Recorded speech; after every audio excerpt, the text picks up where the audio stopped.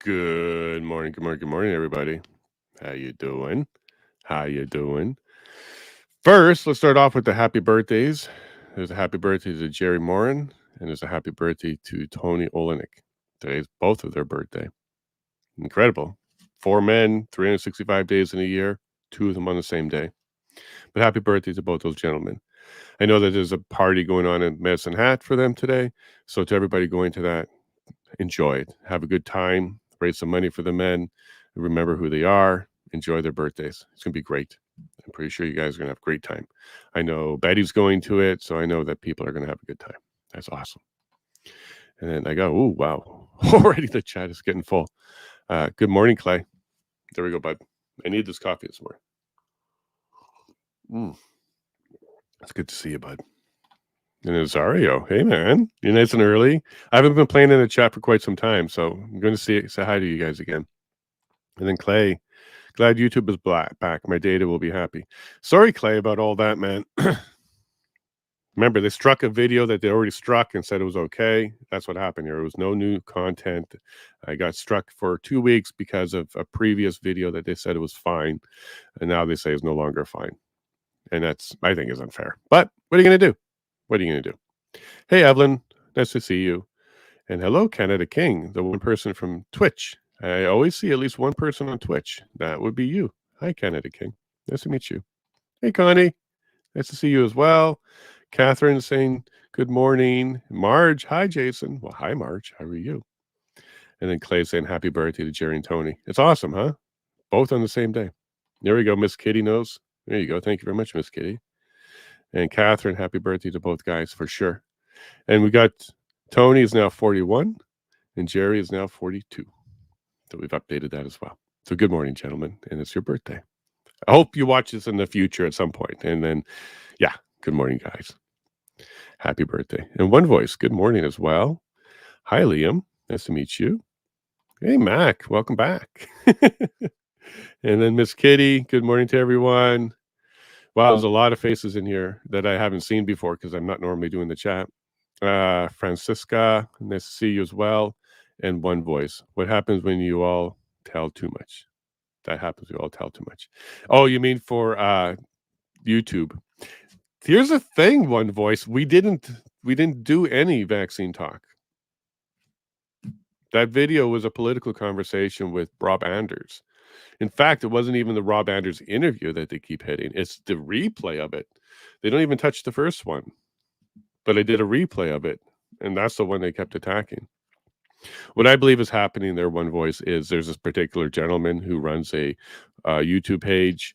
If you look at the dates of when the first ones were reported and you go look at my Twitter and you match the dates and times up, there's a certain gentleman that was attacking me because jealousy or otherwise. He didn't want my show around, so he decided to start attacking the YouTube button of the report button. That's what's going on. I didn't actually do anything, but this is the way the world works sometimes. You get under attacks. In fact, that's what we're here for today. I titled this one Friendly Fire because sometimes friendlies hit other friendlies. Intentional, unintentional, sometimes it's tough to tell when you're in the middle of a battle. But friendly fire is a thing. So we're getting into that. Hey, Prairie. Nice to see you. You are my bud. I used to hang out with like all the time, Prairie, and I apologize that the chat and me and connecting with the chat hasn't been a thing for quite a while now. It's just been busy. So, but today it's about me. Today is going to be another one about me. I did open books last week to try and address some issues, and I was trying to be super delicate and private. But today, I think those gloves have to come off. I can't be private. People need to know. Therefore, they can put the puzzle together and then go ahead and make their decisions based on the entire puzzle. Having just a partial puzzle there has really gotten troubling. Hey, Peter. Nice to see you, bud. I see you everywhere. Cheers, bud. And then One Voice. All right. And Vanessa, how you doing? Good morning. Happy birthday to Tony Olenek and Jerry Morin. Yep, it's their birthday today, Vanessa. Thank you very much. So today's going to be a different episode. It's going to be about it. What is it? I've only referred to it as it. I haven't spilled the beans publicly. I certainly have spoken to several people behind the scenes. There's a lot of people that needed to know. They're in the know. They needed to know, and they do, and they're still supportive. And we kept it private for 2 weeks now.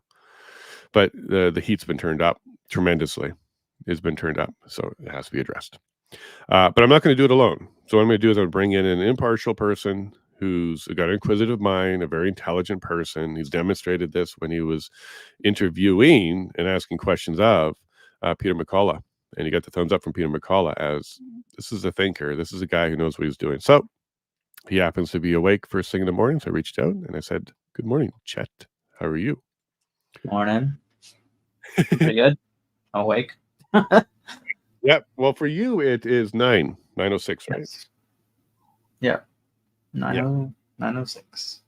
And then over in Alberta, it's 6:06. So yeah.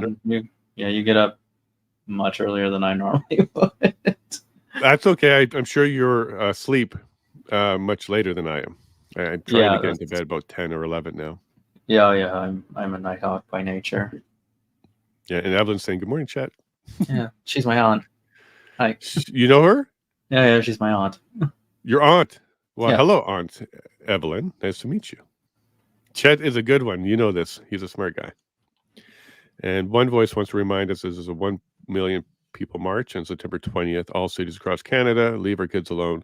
Absolutely. Go and support that. It's kind of neat how they don't do this in the rural areas. It's only the cities where we have to go and voice our concerns about stuff like this. Are you going to check out the one in Halifax?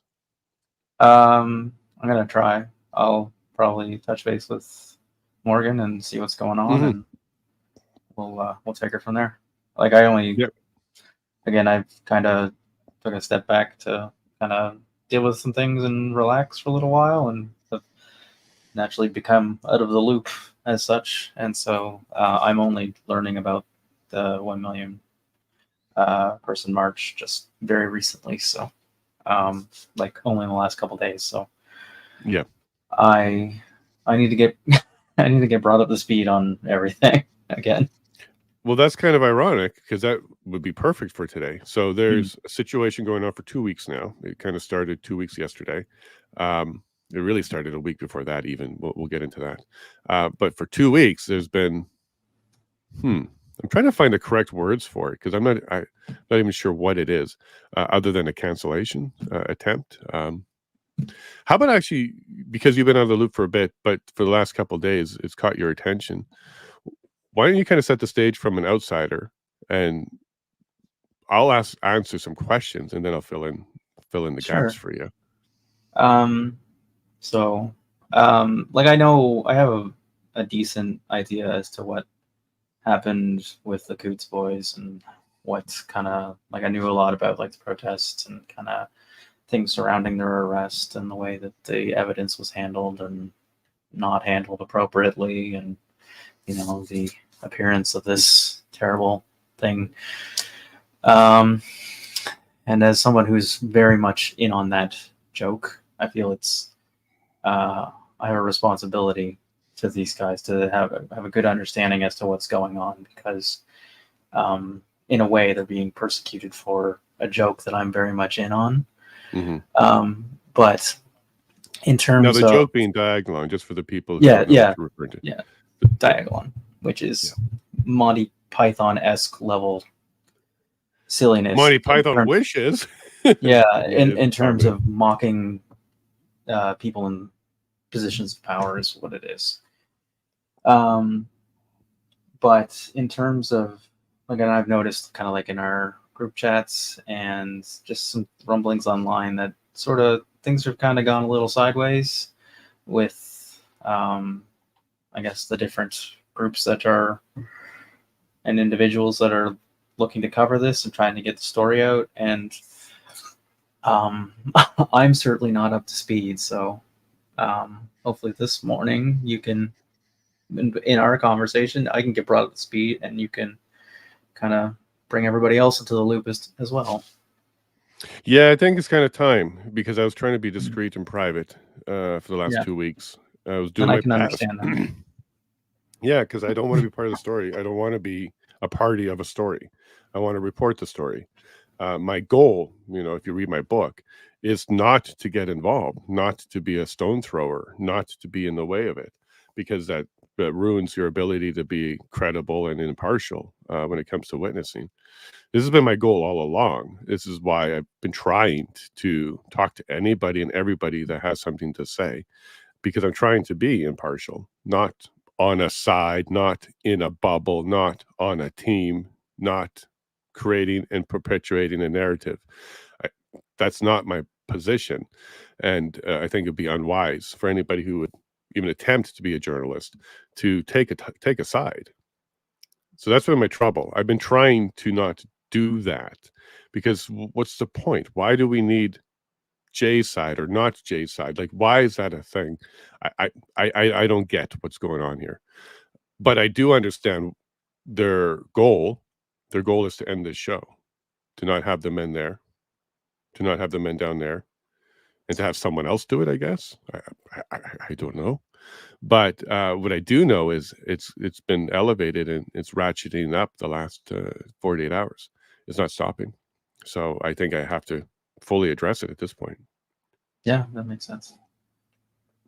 And I guess I'm the one to ask questions, because I know almost nothing as to what's going on. So that's why I kind of picked you, because I thought you could be as impartial as we can find first thing on a Friday morning.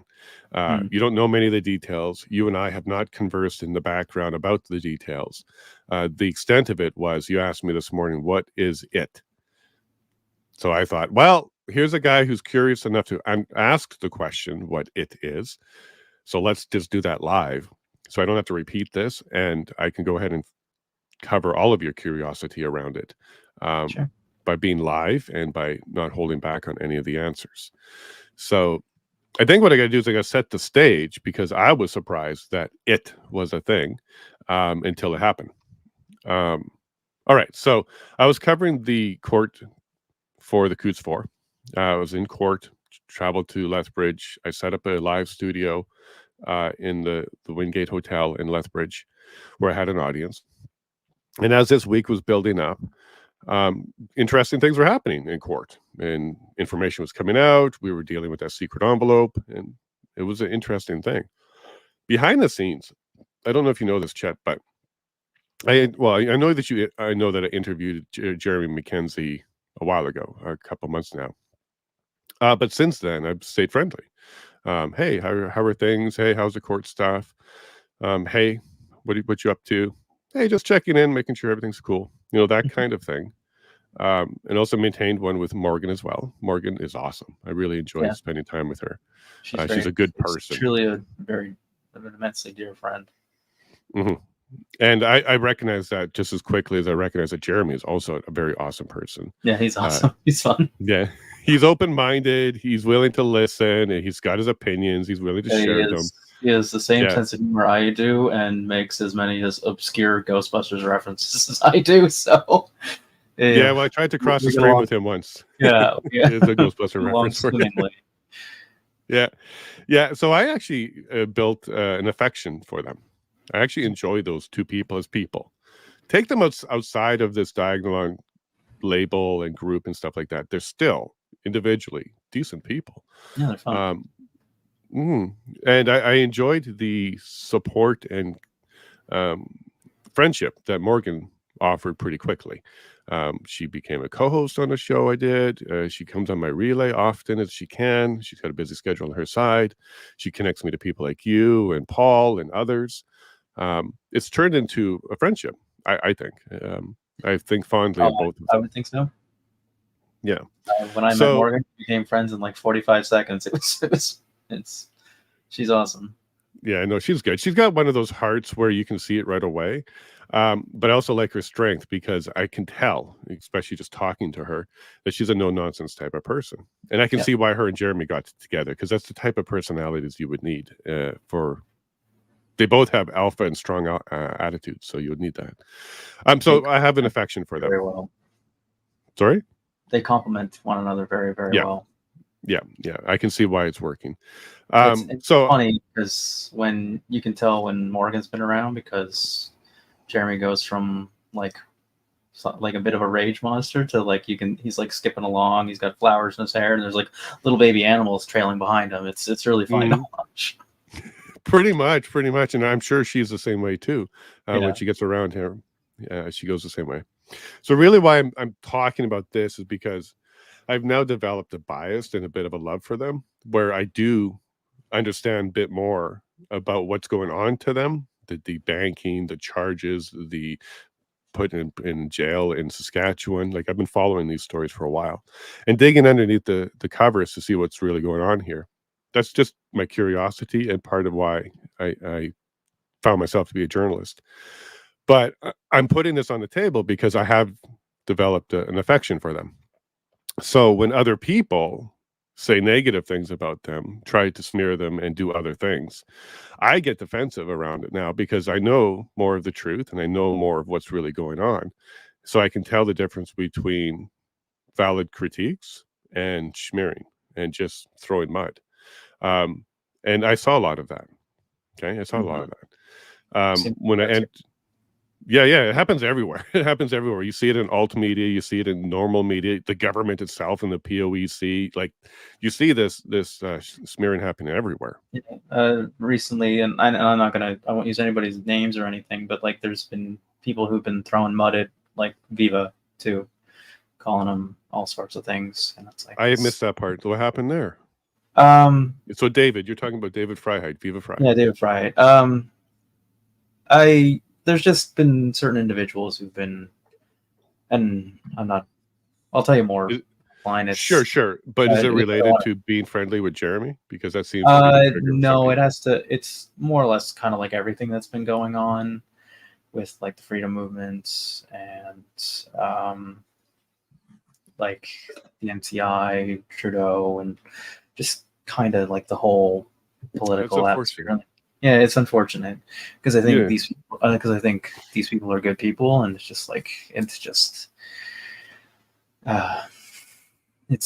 disappointing to see, to say the least.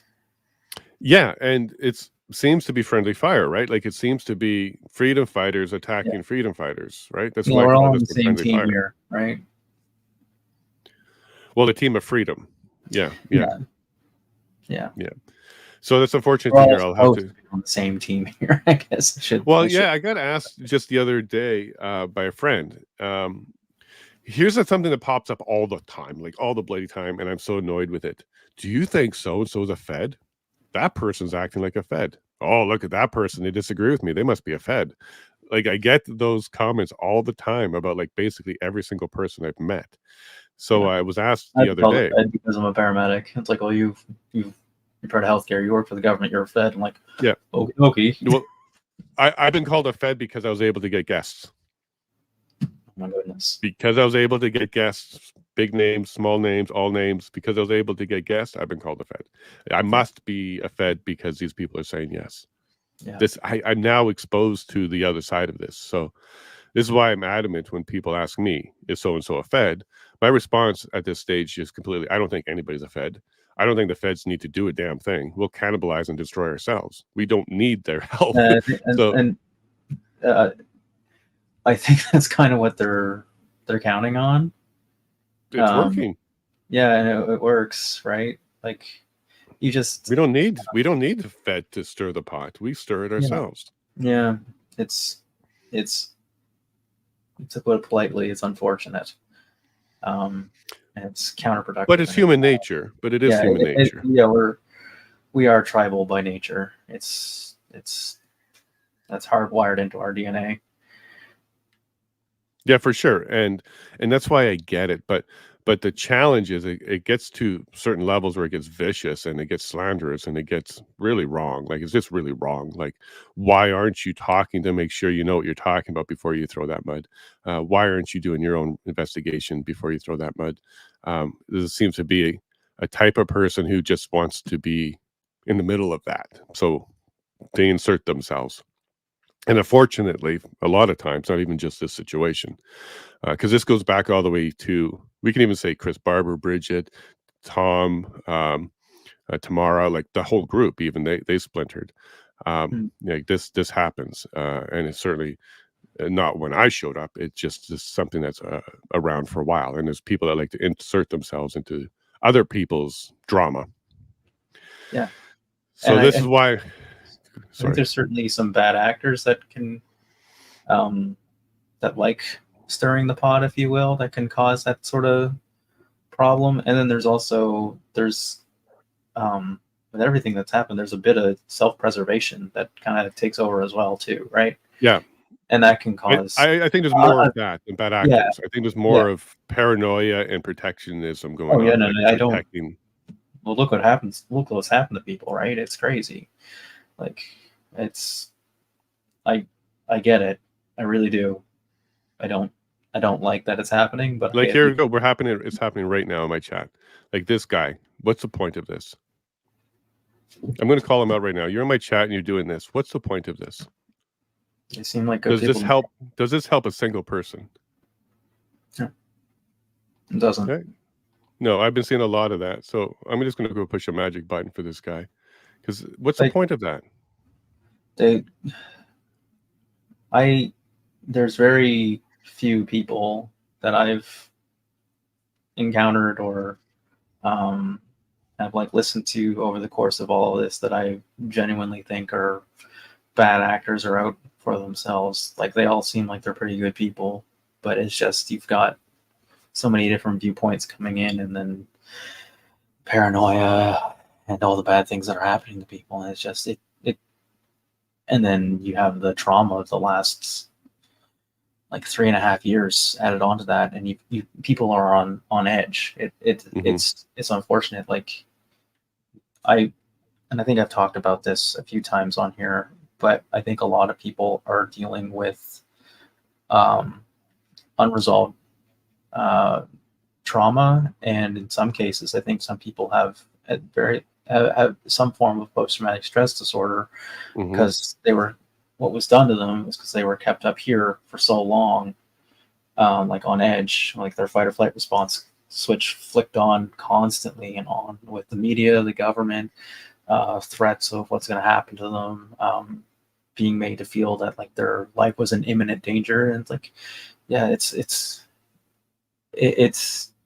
a perfect storm of things for this to happen and for people to feel this way and be in this position, I think. And it's not good, man. Not good. No. Well, one of the good interviews I had on this was Theo Fleury. So Theo, he's awesome. Really, yeah, his main message was there's a lot of adult trauma out there. Yeah. Adults with trauma of all kinds, and it's unresolved, undealt with, and it's festering. And he believes that all of our societal issues stem from the fact that there's a bunch of mental illness amongst adults, and it's at an all-time high. This was his position. Yeah, I watched. That was one of the ones that I was very adamant I wanted to watch because he's great, and I think he and I are on a bit of the same wavelength in terms of that, and I think we both understand it quite well. Like I've seen it, my work through the things that have happened to me over the years, and like as a medic, you see it all the time, like what people gone through. And but yeah, that conversation you had with Theo was fantastic. Yeah, it changed me. Yeah, what a solid dude. He's a solid dude. Yeah, and because of him, I had a couple people reach out. One in particular, no names. We'll let them tell their story when they're ready. Yeah. But basically said, "Look, I filled out the MAIDS application. Theo's conversation touched me. I didn't put the application in. I'm happy to stick around now because they're not alone. They're not alone. Theo shared his trauma and shared his outlook for people and how help is available and how trauma is hurting a lot of people, and they don't even know it. And because of that conversation, one person reached out and said, look, I'm going to stick around because I have more hope and optimism now. Yeah. That's not why I do the show. You can't predict that those kind of messages would come in. But when they do come in, it's like, wow, like it's nice. Wow, it's nice and scary all at the same time, because you have to then, you have this responsibility that you just didn't know you had, which is people are listening, and it does impact what they're going to do with their lives. And in some cases, save them. Yeah. That's not something that StreamYard tells you during the tutorial of how to stream. They just tell No, you how to push the not in record the button, settings connect to by Facebook. any means. Nope, nowhere in there does it say, by the way, you're going to be impacting lives for the positive and negative. Like, Yeah. like that wasn't And part of this. I've had a couple of those. I may have, I can't remember if I told you this yet, but I like when I was on with Viva, like I had somebody who, I've had a couple people reach out to me and say very positive things. One person from Nova Scotia reached out and said, like, you and I have never met, but like I know who you are because you responded to an 911 call for a family member of mine, and they still talk about you like 5 years later. It's like, wow, like, like I know of people who signed up for MAID, like people who are vaccine injured, and like they couldn't get help, they couldn't get their injury acknowledged, couldn't get their injury treated, but they, the people were happy to fill out that paperwork for it. Yeah, Donald just popped on. I haven't got into the story on purpose because I did want to get Donald's update on Helen Gruce. People are waiting for that update. So we'll get that out, and then we'll get right back into this. Yeah, buddy. Good morning, Donald. How are you doing? Good morning. Good morning on a rainy morning from the nation's capital. How are you folks doing? Well, I'm going to have a rainy morning in Alberta's bushes, so it's raining here too. And then, Chet, how about the East Coast? We'll get the full Canadian-wide coverage of the weather. How's the East? It's very wet. So Canada's raining this morning. Canada's raining. Welcome to jolly old Canada. Well, what a great view you set up there. That's a nice park. It's stable. You sound great. I did. I've got it on a bench, and I simply turned the camera around, pointed it this way so that people don't have to look at the police station behind me. And this is the front yard of the police station. Your tax dollars at work. It's great. After you get released, you can come out here, rub your wrists, get the cuff marks off, have a seat on the bench. It's good. Yes. And we're getting a lot of love for you already, Donald. Donald, you turned into a megastar, just so you know. Yesterday, overnight, you turned into a megastar. People love you.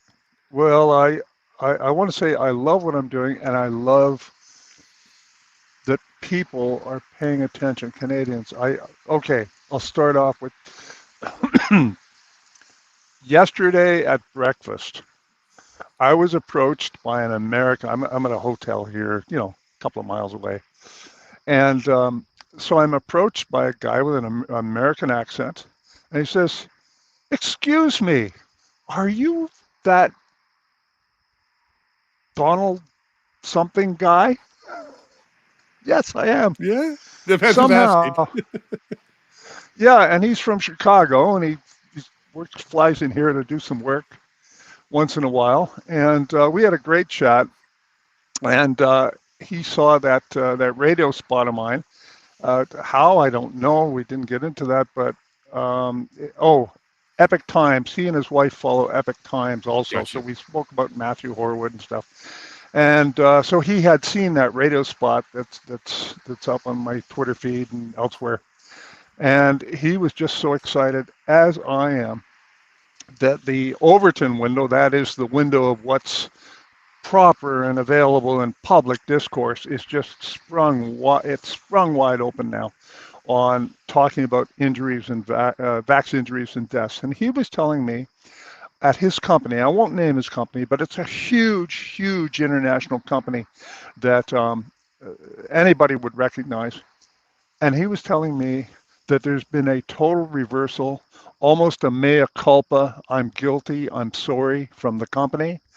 And they've taken everybody back, and it's too late, and they're making quiet arrangements. But the deal is you have to keep it quiet, right? For injuries and to cover. Now, I think that's a little hole in the dike. I really think that's happening all over. So I'm very enthusiastic about it.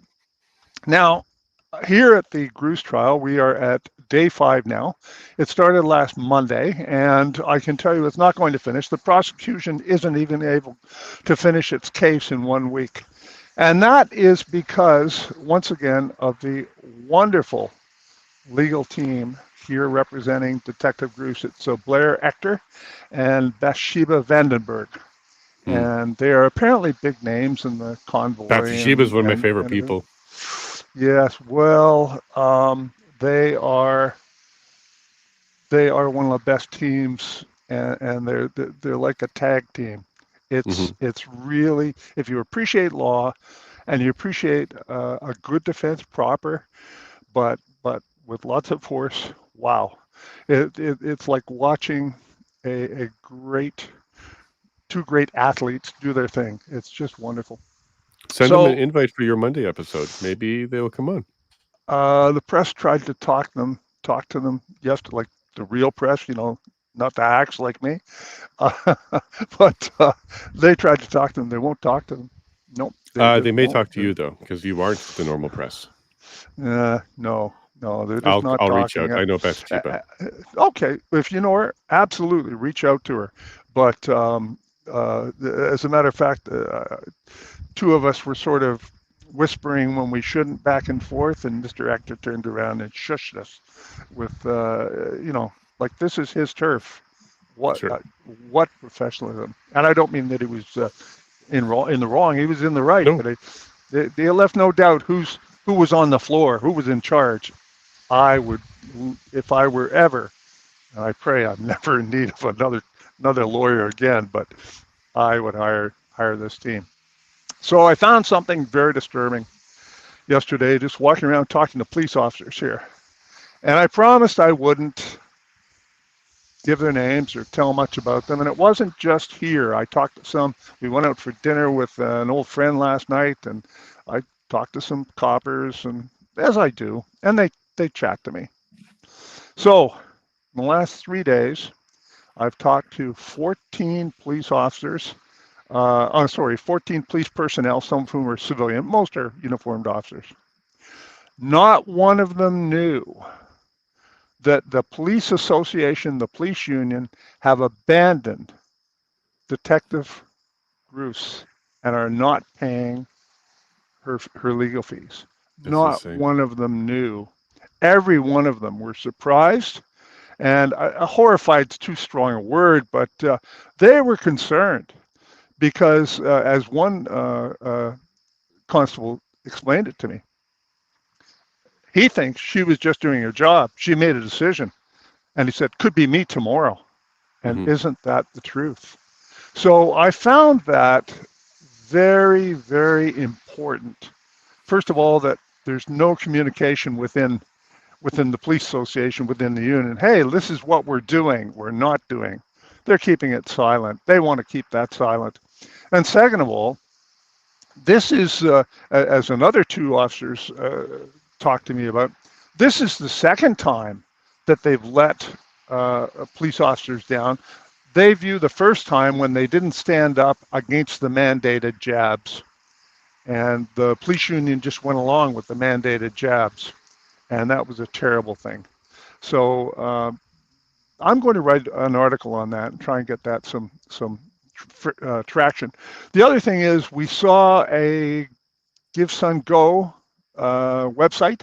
So I may have the wrong website, but a website for Detective Bruce set up to pay her legal expenses. And I think I retweeted that. I don't know if you can find it and put it up sometime. Not now, but after. We'll get it on for Monday for sure. I think it should be there, and get it for you one sec. Because this is terrible. This is terrible, that a police officer should be just doing her duty, and there we go. She's charged, and that's she's charged for doing her duty, and that's, I think, going to be very disturbing for police officers, that she isn't being backed by her union. I saw that. So let's get that out there. Maybe we'll do a show on it. Second of all, givesendgo.com/Helen Grus, HELENGRUS, and you'll find it. Great. I thought it was there. And second of all, we had some very interesting testimony yesterday. Sergeant Arbuthnot is the professional. Is that his real name? Sorry, I laughed at that. I know, and I may be doing it not to justice, but that's. I did too. I'm sorry. Yeah, sorry. It's one of those mornings where that will make me giddy. I know. It's okay. Bad person. Anyway, he is He is the professional standards officer who right. conducted the investigation, and so he says, decided to lay the charge himself. Do I believe that, knowing how things work? No. There was a meeting with Inspector O'Toole, who's in charge of the professional standards unit, and another sergeant. Notes were taken. Some notes are missing, but the sergeant says that he made his decision to charge Detective Bruce before going to that meeting. I'm sorry. No. Look, I don't buy it. I don't have any proof the other way. But I've been in meetings where I've discussed arresting police officers, and we went and did arrest police officers, and we did search warrants at their homes, and we arrested Crown attorneys, and and all of that. And I can tell you, no, at the rank of sergeant, somebody probably says, "Hey, boss, what do you think about this? Looks good to me." So I think that's what might have happened, or maybe it was the other way around. Maybe the inspector said, "Look, I've got a message from the higher ups. Let's do her." Okay, so it's the sergeant. I'm speculating. It's against what he's sworn under, but it just doesn't ring true. The other thing that he said, and I'm sorry I don't have his exact words. I haven't transcribed my allowed recordings. The court allows journalists to make recordings. I can't distribute them to you, and I can't, whole passages. I have to use them to refresh my memory. Mm-hmm. But good, they allow that and everything. But there was a place during cross-examination where Sergeant Arbuthnot said, basically, and I'm paraphrasing, Detective Bruce should have done what she was told. We're a paramilitary organization. Paramilitary? We used to say we were quasi-military. Look up the difference, folks. It's what I've been saying for years. The police have turned into a paramilitary organization, expressing the will of the political class. Yes, that's exactly. And that's the words that sergeant used, that witness used. Paramilitary. That's gross. It is. Yes. So we can call it the Ottawa Paramilitary Force then. Or services. Just while we're talking here, I'll go into another little part of the story I want to talk about. But if somebody could Google paramilitary and see what it comes up on it. Let's see. I might be wrong. I've been wrong before in my life. But there you go. So the other place I'm going to go this morning is the... I have the term here, the definition. Oh, please, let's stay there then. What's it say? An unofficial force organized similarly to a military force. Soldiers and police have been killed in conflicts with drug cartels and their paramilitary allies. A member of a paramilitary organization. So it's an unofficial military. Yeah, that's the word he used, and that was his attitude. Believe you me, we're soldiers. You will do as you are told. That was his attitude. As a soldier, you have the responsibility to reject unlawful orders as well. If you're going to take that, if they're going to take that route. That was discussed. And do you know what he said? And once again, look, folks, I'm going from memory, but it's so important that I'm going to transcribe it fully and do it. He said, basically, that individual police officers had better not decide and don't have the power to decide what's unlawful by themselves at the moment. They have to take consultation and maybe seek the chain of command to say what's unlawful. Didn't we, what was it, Nuremberg? Do I remember something called Nuremberg about unlawful orders and the responsibility of the lowest private to reject an unlawful order? Don't I recall that something like that, 1945, 46, something like that? Yeah. I was ordered to. I was told to. That wasn't a valid defense. This man's testimony was, I think, the most disturbing testimony I have heard in this trial to date. Now, you heard about some of the whoppers that were told on Monday and or on Tuesday rather, and some other things. But this was a look into the mind of a man that is trusted to set the standards for the entire organization. This is a look into the minds of the chain of command, up the ladder, very senior levels, how they view things and how they want their officers to perform and obey. And that is reflected in the man who we heard yesterday, Sergeant Arbuthnot, in charge of investigations and professional standards. So this is a very serious issue, and it shows to me that the culture of the police have changed so much. I would love to see what they're teaching these new officers in police college, because I can't believe that they come out of police college like what I'm hearing. I'm just stunned by it's a very disturbing testimony. But there were some good things too happened yesterday, and one of the great things was Matthew Horwood from Epic Times came in, and we've been great online friends for a long time, but it's the first time we met, so that was great. I hear great things about him. Yes, I used to work with him when he was Western Standard, and the people, once again, packed courtroom. The people in the courtroom, when he walked in, a couple of people stood up and went, "Oh, you're Matthew Horwood. We love your stuff." I mean, he was recognized. It made him feel good. Sure it would. But people were saying, "You did that article there, and you're very based, and you did this, and I love that piece you did with the Western Standard."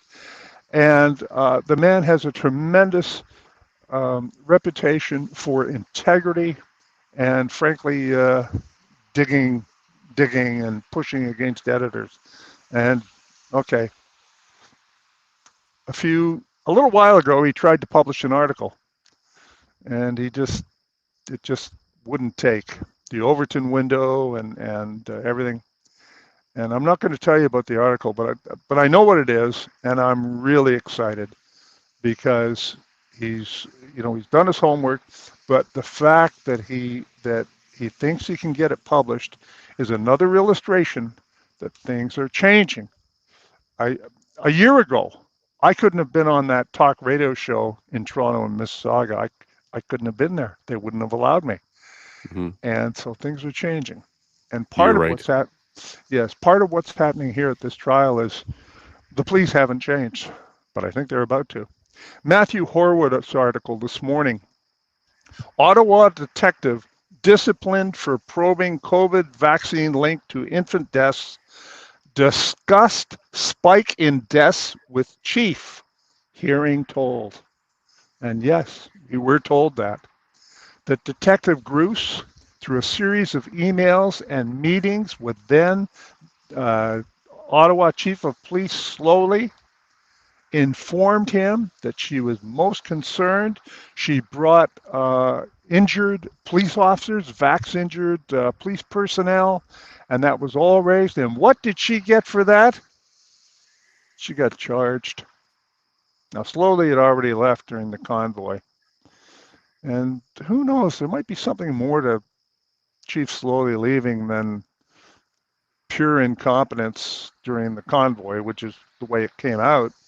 Well, I don't know. I'm starting to ask some questions, but it's a great article, and it really gets into some of the testimony that I don't have time to do right now in this short spot, but it really gets into some of the things that were said in court. And I've allowed all the journalists that I know to access the recordings I make here every day and the artificial intelligence transcripts. They're not very good, but they're a guide. And if you see something in them, then you have to really work with them. But what I heard yesterday, and I want to emphasize this again, the testimony of the sergeant who was in charge of investigating and charging Detective Helen Gruss. His standards and attitudes are absolutely at odds with the Charter of Rights, with Nuremberg, and I think with the standards expected by each and every Canadian of police officers. And yet, he's in charge of setting the standard for the Ottawa Police Service. And what he said about paramilitary and about each individual officer is unable, doesn't have the right to determine what is lawful and what is not. I think that this is worthy of great attention by ordinary Canadians, because if this man truly represents police culture across Canada, and after seeing some of the things we saw during the convoy in Ottawa and across the country with arresting pregnant women for watching hockey while not wearing a mask, and the brutalization of people lined up for barbecued sandwiches, I think that this man is representative of the police culture across Canada now. And if that is the truth, we better fix that, and quickly. How? Well, we can These aren't start elected by talking officials. about it, can't we? Yeah, for sure. Expose. Absolutely. But I think we really have to start paying attention that these isolated incidents, or these incidents that we see with brutality from police officers, and this attitude that they are an occupying paramilitary force. I think that this is far deeper than a few bad apples. I think that this is systemic. Yeah, I've certainly dealt with that in my line of work. Yes. So I think that, we're going to have to decide, do we take it, or do we push back legally, lawfully, but with our numbers? And there's that favorite saying, I forget who coined it, wasn't me. I'm only one person, what can I do? Said 8 billion people. Exactly. So that's it this morning from the trial of Detective Helen Gruss, an Ottawa police officer who is charged with the nefarious, horrendous offense of wondering whether there was a connection between a cluster of sudden infant deaths, 9 of them, and whether or not the mothers were vaccinated and the babies were breastfeeding. That's all she wanted to know. She didn't violate any rules at all. What's happening to her is quite arbitrary, quite political, and driven by the attitude that we saw on the stand yesterday from Sergeant Arbuthnot, which is that officers should do as they are told, and they have no right. Laugh, Nathan, I'm sorry. I'm sorry. I'm trying hard. That name. I know. And that they should do as they are told, and they have no right to question whether an order is lawful or not. So, Donald Best. I did have one question. Oh, yes. Okay. Well, that's great. One question. Did she, because there's a rumor, a couple places online, did she access the medical records without permission? Say again? Did she access medical records without permission? The answer is this. There is the records management system called RMS. There are several different versions used all across Canada, but the one here in Ottawa is probably one of the most popular. Everything that an investigation obtains is placed into this. I mean outside the RMS. I mean, like, did she contact? Oh, you mean like that rumor she contacted? Oh, hold it. All right. Yeah, I mean, outside of the documents they've already had. All right, we're going to take this just a little longer. In the original expose by the CBC reporter Shamini Yoganratnam, the public was told, absolutely sure, she contacted the coroners. She looked into medical records and contacted the coroners. I can tell you, the testimony has come through here. That's absolutely not true. She did not contact the coroner. She saw all the records that were in the investigative files in the RMS system, the Ottawa Police RMS system. And don't forget, it's already been ruled, and even the judge here said she had every right to do that, and she did it for professional reasons. Okay, so there may have been a medical record in there. She didn't tell anybody about it. It was these rogue officers, I believe from her unit. That's speculation, but it's not really very much speculation. And their motivation might have been that they were on some of the cases that were, now we know, improperly investigated. That came out here too. All those 9 sudden infant death syndrome cases were improperly investigated, improperly paperworked. The procedure here has been an issue on trial, and Detective Helen Gruss, when she was suspended and charged, she was in the process of putting together a report for the chief of police, all the changes that would have to be made to adhere to international investigative standards and some of the other things. And the chief knew this. She had told him. But when the chief left, that was the end of that. And now a new chief came over, and in May, she was interviewed, May 12th, 2022, and then she was notified she was going to be charged, and she was charged. But they didn't charge her with illegal access of medical records. That was investigated and out the window.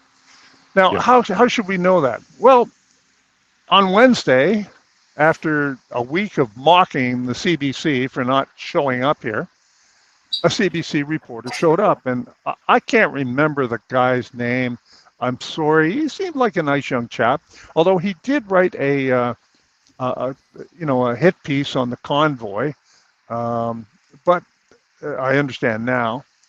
But he didn't show up yesterday. I don't know if the CBC will show up here today, and I'll just write another piece mocking them on the weekend. They started all this. They're the ones that received and took the illegal information stolen from the police by rogue police officers, and they just did a hit, and they went in, and they, a couple of days before they published the article, they went in and they gave an ultimatum to the Ottawa police, which was mentioned on the stand. They gave an ultimatum. You've got 24 hours. They totally interfered with the investigation. It was obstruct police. It really was. But hey, they're the press, they're the CBC, they can do what they want. They caused all that chaos, and they haven't touched this case since March 31st of 2022. That's the CBC. So there we go.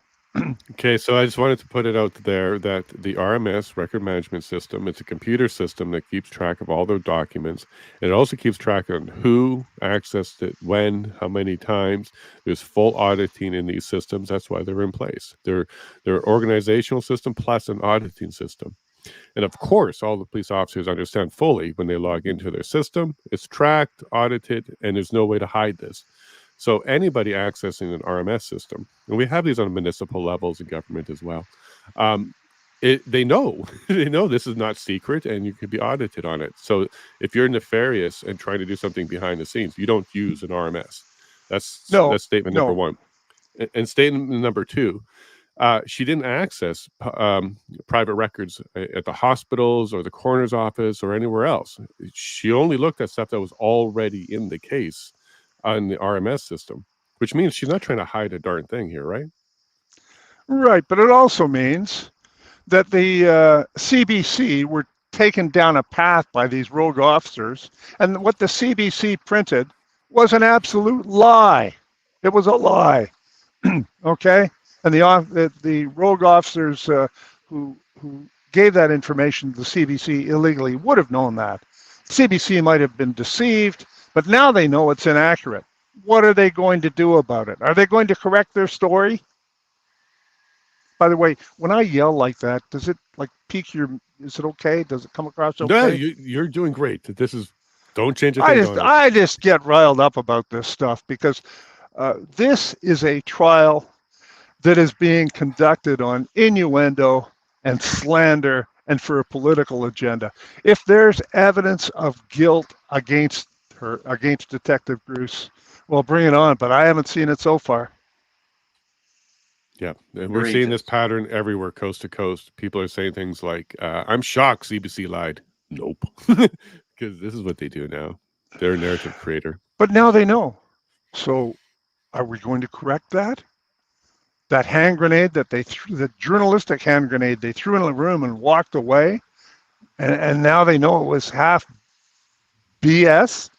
Will they correct it? No. Well, CBC, will you? They have time. Do it. They have time. Do it. Correct it. Yes. I mean, Matthew Horwood was only here yesterday. He arrived here yesterday, and he produced this beautiful article. And CBC was here 2 days ago. So where's the article? Yeah, we know. And it's official, Donald. You're good, Donald. Yell, get riled up. You are our on-scene reporter and analysis for Detective Bruce. And then Island Jason says, what a Canadian. Sorry, is my yelling too loud when I'm mad? I'm sorry for exposing corruption and genocide. Please forgive me. Exactly. And that's kind of the point here. Yeah, you be you. Yeah. We love you, Donald. Oh, Island Jason, you're here. Thank you so much for what you're doing. I don't know if you know Island Jason.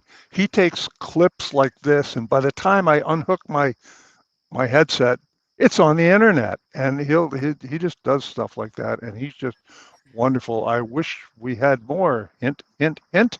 It would be great because little short clips, they proliferate. People will watch them, and then they start getting curious.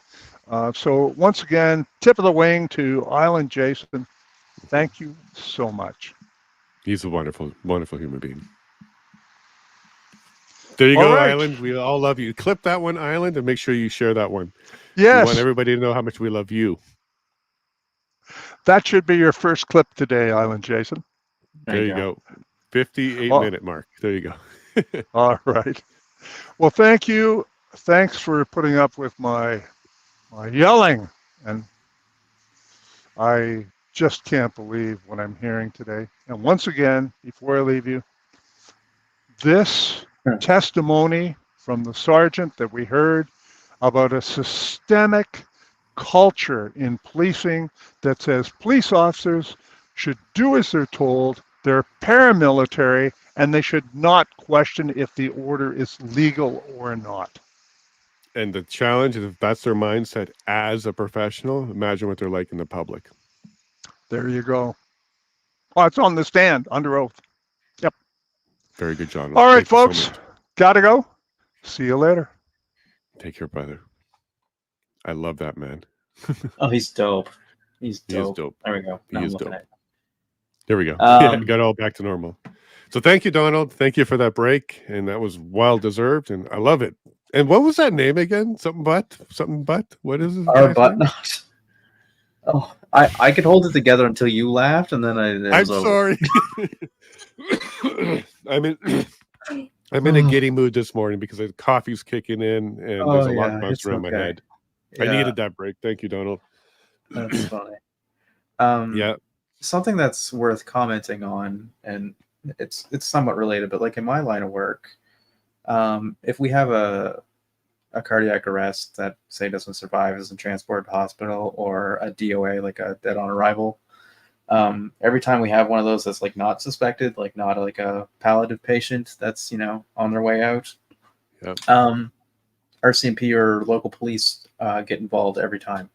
So he Yeah. would show up, and like if there's not like if sometimes you show up and there's nothing you can do, it's like, just sorry, but your husband's been dead for 12 hours. Like I can't do anything. But we stay on scene till the police do, and they investigate, even if it's just like a guy who's like 83 years old and passes away in his sleep. Like the RCMP still come in and investigate it just to make sure there's nothing out of the ordinary. 99.9999% of the time, it's just the fact of life, just a death. But they still do it, and like you can, and in this where it's something that's clearly much more out of the norm, and it's not being handled appropriately. Like it's like there's some things that are very, very wrong right now. Very wrong. It's unbelievable, man. Yeah, Like this is I why don't even know what we to have say. to talk. Yeah, this is why we have to keep talking, digging, sharing notes, because not one person can cover this entire corruption. It's really large, but together, like a big puzzle piece, we can start to put it together and see the bigger picture. Yeah, and then I do you believe need to show it to people, because once people see it, they're like I showed some friends of mine Detective Cruz stuff, and some of what Donald was posting online. I showed it to them like it was last night. It was either last night or the night before, and they were just blown away. And just like, this is unbelievable. Yeah, it's absolutely. it's There's going to be a dollar bill, actually a $10 bill with Donald's face on it one day. That's what's going to happen. You'll believe it. It won't be digital either. We're going to keep cash. That's the future I'm painting for you. In the future, we still have cash, and Donald's face is on there. Yeah, he's let's awesome. Get there. What a dude. Yeah, no, you got the right last name. That's for sure. It's not Donald Yeah, Mediocre. it did. Yeah, yeah. No, he is the best. That was a nice little break. Kind of cut the tension a bit, and now we can get back into it. Yeah. All right, so I'm just going to lay out some of my facts. Now, here's the thing that I try to tell people. Everybody has their truth. And then there's the truth. The truth is a collection of individuals' truth. I'm not going to lie. I'm going to tell you my perspective. I'm going to tell you where I'm coming from and what I saw. I'm not going to embellish it, turn it into a story, or go in any way, shape, or form down the creative path by adding details and assumptions or speculations. I'm just going to tell what I saw and what happened with me directly. But I want to highlight that that's not the truth. That's my truth. My truth is just a piece of the whole puzzle. There's other people that have their truth as well. I'm going to be very careful about not calling people liars, because, again, I am a strong believer that everybody has their truth, and together we can find the truth. And one way to look at it is like, if I hold this up, what you see a flag, I see black. So when you say I see the diagonal on the flag, and I say I see a black patch, we're both telling the truth. Like, our truth's both the same. But what is it? It's a diagonal magnet, right? Exactly. Yeah. And another one I say to people is we could be seeing the side of one side of the same coin, right? Correct. We could be looking at a stick on the ground. Yeah. You and I could be standing across from each other, looking down at a stick, and I see a 6, you see a 9. What's the truth? Is it a 6 or a 9? Or is it just a stick? But the fact of what I'm trying to say here is the truth is perspective. It's a collection of truths coming together. Lies are completely different. Like, a lie is something that's creative. It was made up. It needs to be supported with conversation or debate, but it doesn't have evidence and it's not truth. So what I'm going to do is I'm going to tell my truth. Others are telling their truth. The truth is a collection of all of it together. And I can't even tell the entire truth because I'm just one perspective of my truth. So I'm going to put that out there as framing what I'm about to say next, because I'm not going to lie. Absolutely everything I'm about to say did happen the way I said it, and is why this is all started the way I see it. There could be other truths from the other side that I'm not even aware of that is impacting and influencing their decisions and the way they see things. There could be some paranoia. There could be some misinformation passing around. There could be a whole bunch of things. But I'm not going to try and counter their position. I'm just going to talk about my position, because that's what I haven't done yet. I haven't talked publicly about my position, just to a small select group of about 60 people. No more of the details than the rest of the world. All right. So with that framing, I'll get started. Sure. 3 weeks ago yesterday would take us to, let me get a date. So I think it's important to be factual on dates. So 3 Thursdays ago yesterday. 1, 2. I think it's the 23rd. That's what off the top of my head. 28th, I think. Thursday, 27th. Yeah. 27th. There we go. Yep. So 27th. So court in Lethbridge was 24th to the 28th. This was day 4 of court. So it was on the 27th, Thursday, 27th. This is where I believe everything started, because this is what I was told.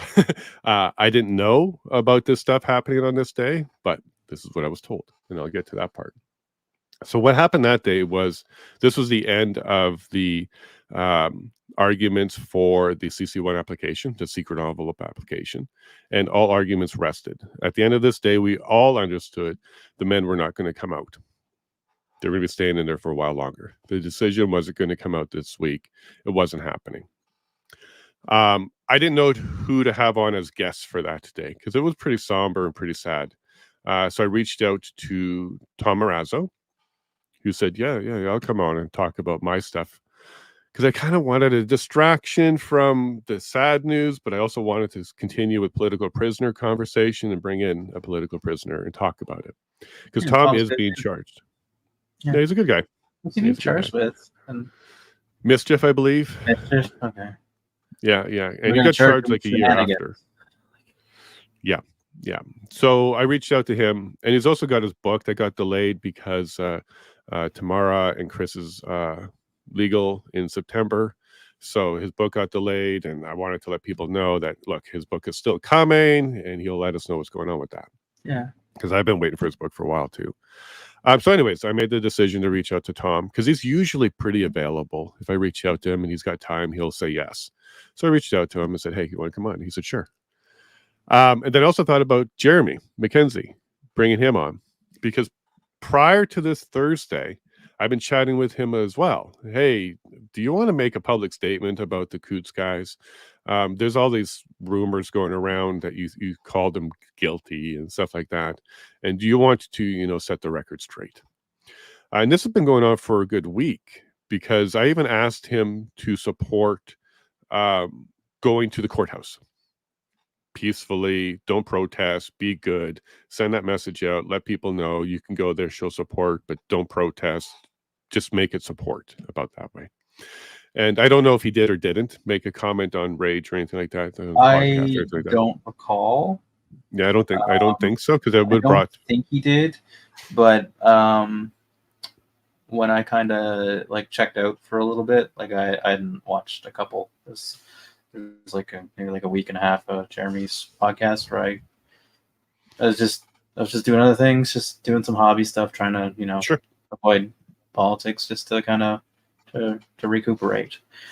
So I don't recall him saying anything when I was tuning in, or my information was he was silent, he wasn't talking about it. In either way, he wasn't saying they're guilty and he wasn't saying they're innocent. He was just staying away from the subject altogether. And I get it. Yeah. So behind the scenes, I was asking him.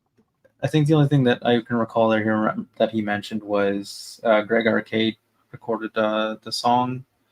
I don't remember. I want to say "Letters of Hope." Is that something? I believe it's "Letter of Hope." I think that's it. I know Jeremy shared that around. Yeah, that was after all this. Yeah. Okay. On the timeline, because that song came out in the last week or so. Okay, that's the last thing. The only thing that jumps into my mind that he's commented on recently.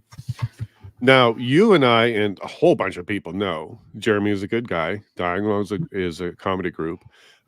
Media, not to the courts, have connected them together on the Coutts situation. If you go to the court documents, they don't even talk about Jeremy or Diagonal, other than mentioning the patch. It's a Diagonal patch. But that's quite literally the only time diagonal. Exactly. It's quite literally the only Yeah, I have time. a magnet. It's same thing. It's about the same size. That's it. Two of these. So 2 of those. And that's the only thing mentioned that I'm told in all of the court documents. So the court is not creating a narrative that Diagolon is connected to the Coutts guys at all. It's not them doing that. It's the media, the court of public opinion is doing that. And a bunch of people are also throwing around misinformation. For example, say Jeremy came out early and said they were guilty. He believes they were guilty. And now you have people saying, Jeremy throwing them under the bus. He's the one doing all this. He's the one that put them there. Like, you have weird narratives like that out there. And that he set them up. I've heard a lot 100%. All that trash is out there. And that's exactly what comes out of misunderstandings and people with, I don't want to say nefarious intentions, but they definitely don't have the truth, but they don't care. So they're just running ahead with what they want to say. Yeah, and again, I won't use names, but like there's certainly one particular example that I can think of where it seems like they're doing this, that Jeremy's a Fed, Diagolon is all a bunch of Feds, to get attention and to and for like clout and that kind of thing. Yeah, it's annoying. It's annoying. It's annoying. It's like it's certainly not what's going on here. No, and it certainly doesn't help the situation at all. No, it when doesn't. we're searching for truth and stuff like that. So what I did do, and this is what I've been doing all along, and there's allegations now that I didn't do this, but I absolutely did this all along. I connected with Margaret Mackay, known as Granny, and I was talking to her daily about a whole bunch of things about what I was doing on the show, and including, do you mind if Tom's on, and do you mind if Jeremy's on? Didn't care about Tom being on. Wasn't sure what he would add as value. Is one of the concerns that she had a lot. Like, what would that person be adding? So we talked about that. And I said, well, his experience as a political prisoner, he's being charged, he's being persecuted as well. And he also has questions because he doesn't know much about the Coutts situation. And he also has questions. All right. She has no problem with Tom. Jeremy, why do you want Jeremy on? I said, well, he also has to correct the record. We need to understand what is his position, where is he coming from, and what is this all about, all of this hate on him. She said, it makes me uncomfortable. My gut says it's a bad idea, but what is he going to say? I said, well, let's find out. So I sent him a message, a DM. What is it? What is your position on the men? What is it? We'd like to know what you're going to say publicly. And he responded and he said, I think they're innocent. I think they're being set up. And I think this is completely fabricated by the police. So I showed that to Margaret and I said, hey, look, this is what he says. This is what he's told me before. So I believe him. But she was pushing the narrative that he threw them under the bus. He said they were guilty. And I said, no, look, this is what he's saying. So she made a comment along the lines like, oh, he must have changed his opinion or changed his mind or something along those lines. So he's on. He's now on the show. Because Margaret did say, or didn't say, no. She didn't say no. She just asked, what would he say? I showed her what he would say. And she said, all right. If he says that publicly, that's a good thing. Like, great. We can get rid of one of these narratives. La la la, show goes on, Tom comes on, Jeremy comes on. As soon as Jeremy hits the screen, out of the corner of my eye, because we're a live audience, Margaret left the room. She kind of had her phone to her ear, but she left the room. Just go on with the interview. Jeremy had to leave. His lawyer called. It was good news for Jeremy. He had to take a lawyer call. It turned out to be good news. We finished up the interview. Lawyer calls it you, happens. Yeah, it happens. Yeah. When the lawyer calls, you take it. So he dropped, and then later on, he told me, hey, it was good news. I had to take it. Sorry, I couldn't come back. I'm like, oh, it's so good. But what we had him on for, he did. So he did say his position. His position is they're innocent. I believe they're being set up. The government does this. I'm living proof. It happens all the time. And that's exactly what I was looking for, the truthful statement out of Jeremy about his position on the Coutts Four, so that we can put a nail in that coffin on whether or not these rumors that keep flying around and the hate that he's been getting can be put to bed. Because again, I believed before I had him on, he's not a bad dude and he didn't do what they're accusing him of. both government and the public. So I thought this would be great. Let's get rid of that. The show ends, and I go up to Margaret immediately. I'm like, hey, so what did you think? She's like, I'm sorry, I didn't see it. I got a call. I don't want to say who she said was calling because I can't quite remember because I didn't care. But I think she was implying that one of the men called her, so she had to take it, which as a recipient of the phone calls, you do. You can't call back. They can't leave a message. So when an 1866 number comes in, you take that call. So that's kind of where I left at. I'm like, okay, cool. But he did say what we were hoping he would say, that they're innocent and all that kind of stuff. And her response was, well, that's good. That's good. That's good. End of conversation about Jeremy being on the show. We go to court Friday. We do the Friday thing. We hear from the police officer from the RCMP office. We hear from him. We do all that. We do another show. Everything's cool. Everything's great. Court ends. The next week starts. Everything's pretty decent. Not a hiccup, not a problem, not a complaint until Wednesday. On Wednesday, let me get the date of it, which will be the 2nd of August.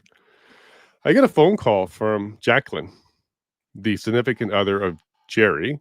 I want to be careful with the terms I'm using here because she's not married to him. They're not legally married. They're common law, and they're absolutely spouses. They're absolutely, there's no doubt. Without the ceremony and the paper, this is a spouse. And that's the way it should be treated. Now, I had Jacqueline on my show, actually, ironically, a week before her phone call. So the day before I had Jeremy on, Wednesday morning was Jacqueline in a 3.5-hour episode with her, talking about her story. It was a quite impactful and very important story to have out there. That was the irony. I get a phone call from her, and she is mad. She doesn't even do the hellos, how are you? She is mad. I don't even know what's going on yet. I'm just getting a call from her. She starts off by saying, I've been holding on this for a week. It's about time I talk to you about it. I'm like, okay, what's up? The first thing in my head was her interview, which was a week to the day prior. Like, what's up? Because I thought everything was good with her interview. You had Jeremy on. Like, oh, yeah, I did. Yeah, he was on Thursday with Tom Marazzo. Did you like what he had to say? It was basically my position because, again, I'm just being brought into the problem. I didn't know there was one. Then she goes into it like harsh. Now, you can believe me or not if you want, but there's many people out there who's been on the receiving end of a Jacqueline phone call when she's not happy. And I want to highlight one thing right now. I have zero resentment for her on anything she's doing. I think she's doing everything she believes is right. I have no judgment on her because I'll never understand what she's going through. So I'm absolutely willing to be, absolutely willing to be a punching bag or lightning rod or whatever. Because as far as Jacqueline is concerned in my eyes, she can do no wrong. She's doing exactly what she thinks she needs to do. And I support that. But then she told me, you were told not to have Jeremy on, and you did it anyways against the family's wishes. So I was taken aback at that statement. Like, that never happened. That simply never happened. I was never told not to have Jeremy on. I wasn't even applied. In fact, there was a conversation before Jeremy came on whether or not he should be on. The conversation ended with, yes, let's have him on and let's see what he says, because we pre-approved the messaging before the show even started. There was not one single time from the entire moment from when Jacqueline made that comment to me to meeting the people involved did anybody say, don't have Jeremy on. And that includes Jacqueline herself. At no point did anybody say that. And I would like to just let you know there, Chet, I would push back because nobody should be telling me who I should and shouldn't have on the show. No, this so is I your would show. push back. Right. Well, it's my show in name, but the show is about getting the truth out. So it's not really about me, but it certainly shouldn't be controlled. Yeah, if anyone controls the show, it's you. It's not me. Nobody else. Or following the truth. Yeah. Because there's stuff I've done on the show that I wouldn't normally do if I was making it entertaining. Like if I was trying to make it into a show that people enjoyed all the time, there'd be certain guests I would avoid because it just causes grief for me, having them on. And then it's not Jeremy. Jeremy's not one of them. But I've certainly had guests on where I knew beforehand it's going to hurt my reputation. This is going to upset other people. Another guest in the future may not come on because of this guest on. In fact, I'll mention one.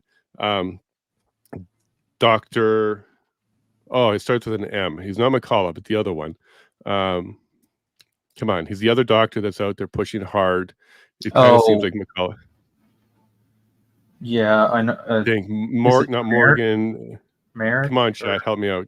No, there's another doctor. It's not McCullough. I can picture him. He also went on Rogan. He was talking about all this stuff. Not Macus, guys. Keep going. Malone. Thank you. Yeah. Yes, Dr. Malone. All right. So here's what I'm taking this. This is a side conversation, and this is just to kind of highlight to you how I run into these dynamics all the time with people telling me you shouldn't have someone on. So Malone was the guest that I wanted to get on. So I asked Dr. Peter McCullough himself, because I was already connected with him. I booked him for the show. Hey, can you connect me to Dr. Malone? Because I'd like to get him on as a guest. The response I got was, if you do that, I'm not going to be your guest. Like, whoa, what? So McCullough and Malone, yes. So McCullough and Malone are not friends. Malone has done some things that McCullough does not appreciate at all. And he did. There's emails, and there's no reason to produce this, but he said, look, if you have Malone on, if your intent is to have Malone on, you won't have me on.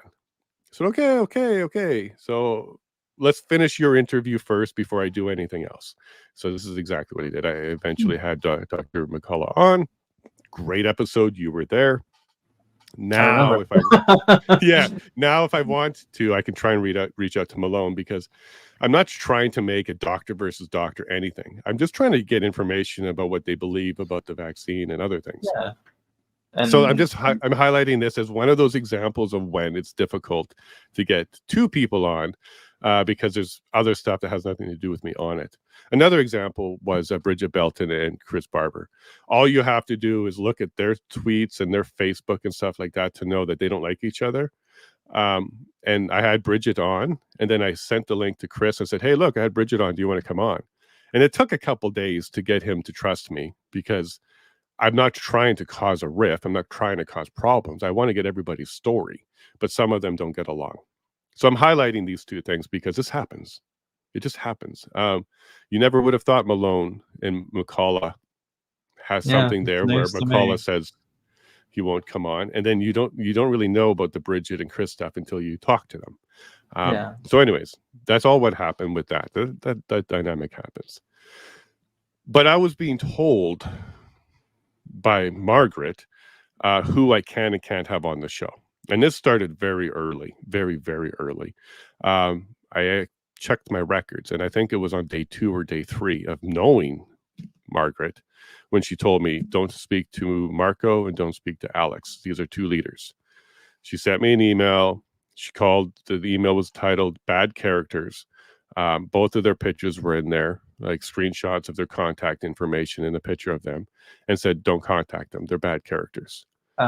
Just refresh my memory. Who are Marco and Alex? 2 of the leaders of the Coutts situation. Oh, okay. Yeah. 2 of the leaders. And then Peter and George are the other ones. But the 2 that was highlighted to me to do not speak to was Marco and Alex, 100%. Okay. And that continued throughout the entire relationship. Stay away from Marco. Stay away from Marco. And then many times it was told to me why they don't like Marco. There's questions around his fundraising, whether or not he stole money. He did some fundraising and didn't give the money quick enough. All of a sudden he has a bunch of new equipment. People think that he stole money for that. A whole bunch of these comments, many of them. His family's tractor was the first one there. He must be a Fed. They had something to do with the excavators. They must be a Fed. Like, all of this was happening in conversations behind the scenes all the time. Right down to when Marco showed up at the courthouse and I met him for the first time. Hey, Marco, nice to meet you. Because I'm friendly with everybody. Because again, my intent is to speak to everybody. I got pulled aside and said, be careful what you say to him. Like, why am I being told who I should and shouldn't speak to and what I should say? And then it got to a really weird point where I accidentally mentioned Marco's name in front of Betty Carbert during an after stage show. So we had the show. It was a friends and family show. And at the end of the show, we all hung around and talked after the show. We stayed in our little studio thing and talked. And there's one part of that conversation where Betty was there, and then she went to the washroom. And then at that moment, I wasn't thinking. I certainly wasn't thinking. I totally forgot that Betty was friendly with Marco, and I'm not supposed to talk about Marco in front of Betty. I totally forgot about that requirement. But I mentioned to the group, because Marco just happened to respond to me on a DM that morning. I'm like, wait a minute, this guy isn't staying distant from me. He's responding to me. So I mentioned in this little after chat, hey, guess who reached out to me today? Marco. Immediately, Margaret's like, shut up, shut up, shut up.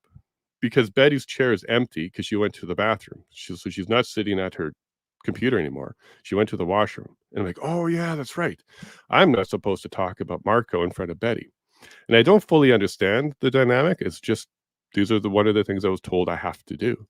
Now, keep in mind, Chet, I'm also under the threat that if I don't follow these requirements, I'll be cut off from the family. They will not talk to me anymore. And I believed that Margaret had that power to grant access and deny access to all of the men in the entire family, because I referred to her as the family liaison. So she had that power. It was told to me very early, if you violate any of our wishes or you harm the family, we'll cut you off. And the requirements was stay away from Marco, stay away from Alex, don't talk about Joanne Person, don't talk about her audio file, and don't talk about who owns what guns. These were some of the requirements that were given to me. The audio files, that thing where they say when the police were in her home, is that the Yeah. Okay, I've heard about that too. Yeah. And I know I got a pretty good understanding around the whole guns in the picture thing. Yeah. Now, one of the requirements was not Jeremy. No point did their side say to me, don't have Jeremy on, got to stay away from him, stop that, don't have him on, don't talk about him. None of that happened. Certainly happened for Marco, Alex, and Joanne, but not for Jeremy. So I did do that. I stayed away from Marco. I didn't include him on stuff. I stayed away from that whole side during those 5 or 6 weeks while I'm working with Margaret's side of things. Well, then this phone call comes from Jacqueline, where she's ripping me a new one about having Jeremy on, and made that statement that you were told not to have him on and you violated the trust of the family by doing it anyways. That never happened.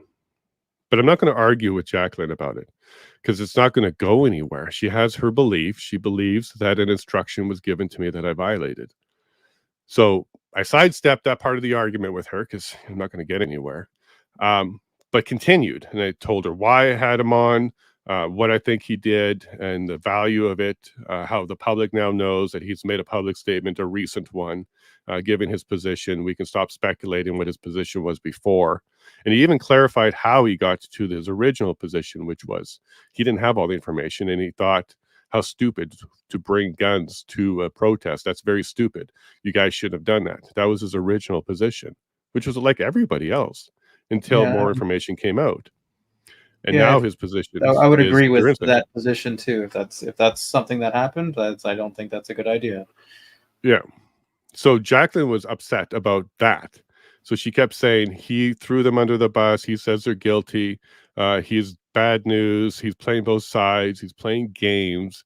He's saying things to you, but saying things to other people. I know I have a source. This was her position. I'm like, oh, you have a source. Okay. Now, as a moderator, mediator, facilitator, and guy that likes to solve problems, I jumped on that immediately and go, okay, what if your source is wrong? So that was my question to her. What if your source is wrong? Like, what if that one source, that one person told you something that you believe, and it turns out to be not correct? What if? Not a chance. I trust this person with my life. I completely believe them. He is a liar. He is completely telling a lie now. Like, just going off on that. I kept pushing a bit, not harsh, but kept pushing a bit, because I'm like, well, I spoke to him. You spoke to a source. So that information's not matching up. Could it be your source that's wrong? Have you considered speaking to Jeremy directly and asking him yourself? Whew, that set her off. F this, F that. There's no way. He's trying to sink us, yada, yada. And then eventually she says, my source is me. I'm like, oh, so it's not another person. You are the source. So she is now telling me that she heard him say this. I'm like, oh, okay. So you heard him say they're guilty. He believes they're guilty, and he's throwing them under the bus. End of discussion now. And I said this to her. I respect you so much that I will absolutely take your position on this one. And I don't need any more evidence. I don't need any more. I've spoken to Jeremy. I've got his position. He's put it publicly. We can now drop this. We don't need Jeremy anymore at this point. I believe we've already done what needs to be done when it comes to him and his version of things. And if you feel this strongly that he needs to stay away from it, no problem. I will make a commitment to you at this stage. We will not bring Jeremy back on anymore because we don't need to. We've already got his statement and we're good. And we'll just leave it there. Then the end of the conversation was, you've now established some boundaries with me. I would like to establish some boundaries with you because I believe you crossed some boundaries, the way you spoke to me, the way you demand things, and the way you threaten me. I need to establish some boundaries with you because we shouldn't be doing that. She said, okay. Now, this was all like minutes before I go live. So I had to end the conversation like a minute to spare. And I said, okay, I'm going to go live and we'll talk about this after. I went live. I did my interview. I had an interview with somebody that day. I can't remember who it was. It was a Thursday. Anyways, the history's there. My videos are there. And then I called her back. No response. She didn't pick up. I left a message that said, hey, let's go ahead and have a conversation about these boundaries. This is Wednesday. Called her again later in the day. No response. And I even think I called her in the morning. Again, no response. I at least called twice and said, hey, look, I'd like to finish this conversation with you about boundaries. So this was Wednesday. On Thursday, I think it was before the stream or something like that, I asked Margaret a similar question about Marco. So already at this point, I've now been DMing Marco quite a bit. And my position on him was changing because I totally bought the he's a Fed, he's nefarious, he's not a good guy narrative. So many people will tell you that if you go into that bubble of people, that's the first thing. Hi, my name is so-and-so, stay away from Marco. That's basically what happens in that group. So I really, believed it. There's no reason not to at that point. But he's been conversing with me and chatting with me, and we're setting a schedule. And we're like, okay, good. I can book him. So I booked him for the 25th of August, which is next week. So next week, Friday, is Marco's interview with me on the afternoon show. At this point, Margaret has made it clear that Marco is not welcome on the Coutts show because in her mind, it is our show, the family show, and there's no room for Marco on the morning show. But she did grant me permission to go ahead and have him on the afternoon show, which she said is your show that has nothing to do with the Coutts, so you're allowed to do that with him there. Keep in mind, I'm biting my tongue a lot because I'm not a type of person that likes to be told and be allowed to do anything, let alone have people on my show. But I let that slide because we'll pick your battles. I let that slide. Exactly. So I let her know. Oh, by the way, I booked Marco for the 25th. He's going to come on in my afternoon show. You can see she wasn't pleased, but she was also doing a similar thing as me, is pick your battles, just move on with it. I can tell she wasn't pleased. But then I asked her, Margaret, is it possible that you are wrong about Marco? Hands went up in the air, and she immediately said, no, I'm not. My gut says this. I know so much. I know more than you do. I'm not wrong. He's absolutely not a good character. All right, Margaret, but I'm going to interview him and let me know if there's any questions and anything that you specifically want to know and want him to answer. So go ahead and create a list of questions for me, and we'll turn this August 25th interview into clearing of the air, get the dirty laundry out, see if he's lying. Let's go ahead and ask some questions. So that's what I offered to her. I'm like, look, go ahead and create a list of questions and see what you want to get out of him, and we'll see what comes out of him. Okay. That's where we left that. And it was okay. At that point, it was okay. Go ahead. Oh, no, I yawned really bad. So okay. So at this point, everything seems to be okay. Yeah. Because again, I'm not bringing him on the morning show, but I'm bringing him on the afternoon one. It's not specifically about Coutts. It's about his POEC, Public Order Emergency Commission appearance. And I had to keep highlighting to Margaret that I've made a commitment to interview all POEC witnesses, and Marco is one of them. So I'm definitely going to be interviewing him at some point. And this is kind of where some contention happened between us, because I'm going to, whether she liked it or not, Marco will be on the show because he's one of the 76 witnesses. And that's Jesus, my purpose. I didn't realize there was that many. Yeah, Trudeau was Yeah. number 76. Yeah. Yeah, I think he's going to be one of the tougher ones to get, but I'm still going to try. So that's where that was at in the backstage side of things. And we did the episode for Thursday. And then I got onto a call with her because I couldn't get a hold of Jacqueline. Jacqueline was not taking my calls. So I now needed to talk to Margaret about the statement from Jacqueline on Wednesday about me violating the family's trust by having Jeremy on when I was told not to. So that's basically the first thing I talked to Margaret about is, look, did you tell Jacqueline that I was told not to have him on? And she wouldn't answer that question directly. I said, well, did you leave her with the impression that I was being told that he's not to be on? She didn't answer that question either. So I said, look, what you need to do is you need to fix this. You're the only person that can fix this. Jacqueline's yelling at me, accusing me of things I didn't do. And yet, you know that. You're the one who sat with me before the interview, and we went through this whole conversation about what he will say, and we put him on.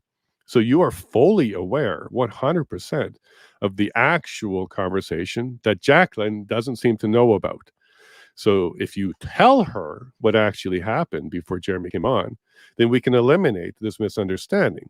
Maybe Jacqueline said out loud or to Margaret or something, I don't want Jeremy on. He shouldn't be on. Maybe she said that because that's certainly what she believes. Maybe that information didn't make its way to me. That's possible. Well, it didn't because I certainly Well, wasn't yeah, I told mean, like to. that might But be I'm saying a this to possible Margaret. explanation as to why. Yeah, I'm saying to Margaret, maybe that information didn't get to me. Now, what I think may have happened, and this is just speculation, it's the only time I'm really going to try and speculate here, is Jacqueline did mention that to Margaret. So I completely believe Jacqueline believed that an instruction to me was going to happen. I then believe that Margaret tried to bring it up and say it, but because I was able to quickly, because she didn't say don't have him on, she said, why do you want him on? I explained it and I justified it and I gave a good answer to it where she wasn't able to argue it anymore because we had him communicate with us before the show saying, here's what I'm going to say. So there really wasn't anything for her to say, don't do it on. So I think what she did was just went along with it, crossed her fingers, hoped it would be okay. She did not tell me what Jacqueline's position was, and she certainly did not tell Jacqueline what our conversation was prior to the show. This much I do know from the response and actions of Jacqueline. So I pushed her. Margaret, you need to fix this because it's become a big problem. Jacqueline now believes I'm rogue and I'm doing things against her wishes, and that's just not the case. I've actually been very compliant up to now with your guys' wishes. You don't want Marco on, who's not been on. You don't want us to talk about the Joanne audio file. We haven't done that. We've done a whole bunch of things in compliance with the wishes as described to me by the family. So that conversation was getting heated. She made comments like, I'm not a 14-year-old girl. I'm not going to pull up text messages and show it to other people. Because I was telling her, like, why don't you show Jacqueline what really happened? Like, we talked about it. And then she made comments like that. I'm like, look, I'm not asking you to be a 14-year-old anything. I just want you to tell Jacqueline what we really did speak about before Jeremy was on so that she can stop accusing me of actually violating her trust. Because I didn't. I absolutely didn't. The phone went dead. The phone went dead. And then she didn't take another call. At that point, it's only text messages with her. So she texts back to me. She says, I don't like confrontations. I don't want like any part of it along those lines. I don't like confrontations. Now, I have now since said she hung up on me because, again, the phone went dead and she wouldn't take a call. I haven't spoken to Margaret since that phone call, which was Thursday, 2 weeks ago yesterday. I've not spoken to her. She hasn't taken another call. This is Thursday. Thursday night, I get a message from a mutual friend that says, oh, what happened? I hear tomorrow's your last show. Like, oh, really? Tomorrow's my last show. This is news to me. I don't even know what that means. Tomorrow's my last show. All I know at this point is Jacqueline yelled at me on Wednesday not to take any more phone calls from me. Margaret said she's not going to get involved, not to take any more phone calls from me. And now I'm hearing from a mutual friend of Margaret's and mine that I'm no longer going to have a show after Friday. Like, wow, that's interesting. Didn't know this. I'm letting things sit. I respond to this person that says, thanks for letting me know. This is the first I'm hearing about it. But I find out later that there's a WhatsApp group of people that chat I wasn't part of. So there's a little group with Margaret and others in it where they do chat. And this person was part of that chat. And this person saw messages that led them to believe that my show was coming to an end on Friday. So at 5 o'clock Friday morning, when I'm getting ready for the show, I normally send the links out to everybody well before then. At this time, I've spoken to Betty Carbert. She's coming on the show. And because it's my friends and family episode, every Friday, I try to have friends and family of the men on so we can talk about the men. Not the court case, not the legal, but just about the men. Betty has already confirmed that she's going to come on. I'm like, great. So I decided first thing in the morning, something's not right. I don't feel comfortable with this. I don't know what Margaret plans to do on the show on Friday. All I do know is she's told people it's going to be my last show. And she hasn't told me this. This is how I'm finding out about this. So I sent her a message on Friday morning. I said, Margaret, I'm going to have Betty on, and just Betty. I'm going to have you on Monday. We need to talk before you come on again. Her response wasn't to direct what I said there, like, let's have a talk, let's go have a conversation, hit me up after the show. Nothing like that. It was victimization that happened immediately. Oh, I feel used. You're turning on me. I hope you're not hanging out with that one guy that was a leader. Oh, maybe his sweet talking got to you. Like, this was her vitriol that was coming out of her. Allegations that Marco's got his fingers on me and he's now controlling me. And I am turning my back on them. And all this stuff. I'm like, dude, like, I sincerely want to have a conversation with you to clear the air before I have you on my show again. That's sincerely where I was coming from. So then I told her, look, I've already tweeted that you're going to be on Monday. I expect you to come back on Monday. We need to talk about this before you come back on. Nope. So what ended up happening was a couple days prior, I received a message that Marco was going to be on a Twitter Spaces with some people. And there's two particular people in that Spaces who's never been a fan of mine and have always been, for some reason, you'll have to ask them why they disliked me for so long. But they do, and it happens. People I think you're cool. That counts for anything. Well, most people do because they get to know me. These two people never did. One of them jumped out of a group that I got added to, like as soon as I got added to it, and jumped out of the group. And I sent a message to that person, said, well, did I do something wrong? And their response was, no, it's not you. I'm just really busy. I don't have time for that particular group. And that was the end of it. And then the other person was still in that group, but never, ever responded to a single message I sent them. I asked them a couple questions throughout the months, never responded, never liked, never retweeted, none of that. Yeah. And this group that we're in is a collection of independent journalists, people who are trying to bring the truth out. So on paper, we should be a dream team, this collection of this group of people. And if we were working together, it would rock it. Like, we would absolutely be able to coast get news out. But these two people, one of them jumped out and said, look, it's not you, it's me. Right. And then the other one just completely ignored me the entire time. Now I want to highlight this entire group. I've been every single day saying Coutts Four, here's a new story, here's some more information, Coutts Four, because this is what the purpose of that group is to share the stories that we're working on so we can support each other when it comes to the public messaging and stuff like that, and also to share information so we understand what's going on. So I became the Coutts guy in that group.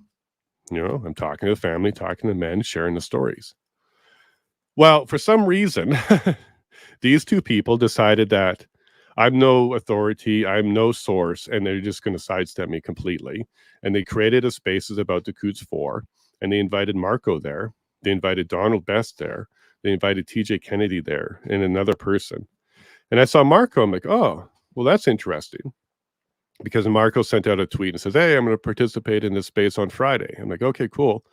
That plus his messages to me over the last couple of days is why I was prompted to talk to Margaret about, could you be wrong about Marco? I'm bringing that up because this was a side spaces that was happening without me. I wasn't invited. I wasn't asked to be part of it. I do know that Marco, when he was invited, he asked, why isn't Jason part of this? Because he's got all the information. So Marco himself, put me forward as a potential guest for that spaces. But he was told, no, we don't need him. We got you. We got Donald. We don't need Jason. So these two people did everything they could, absolutely, to exclude me from the conversation. And again, I don't mind. I don't have an ego or I care. All I really care about is it's actually legit. It's good information. Yeah.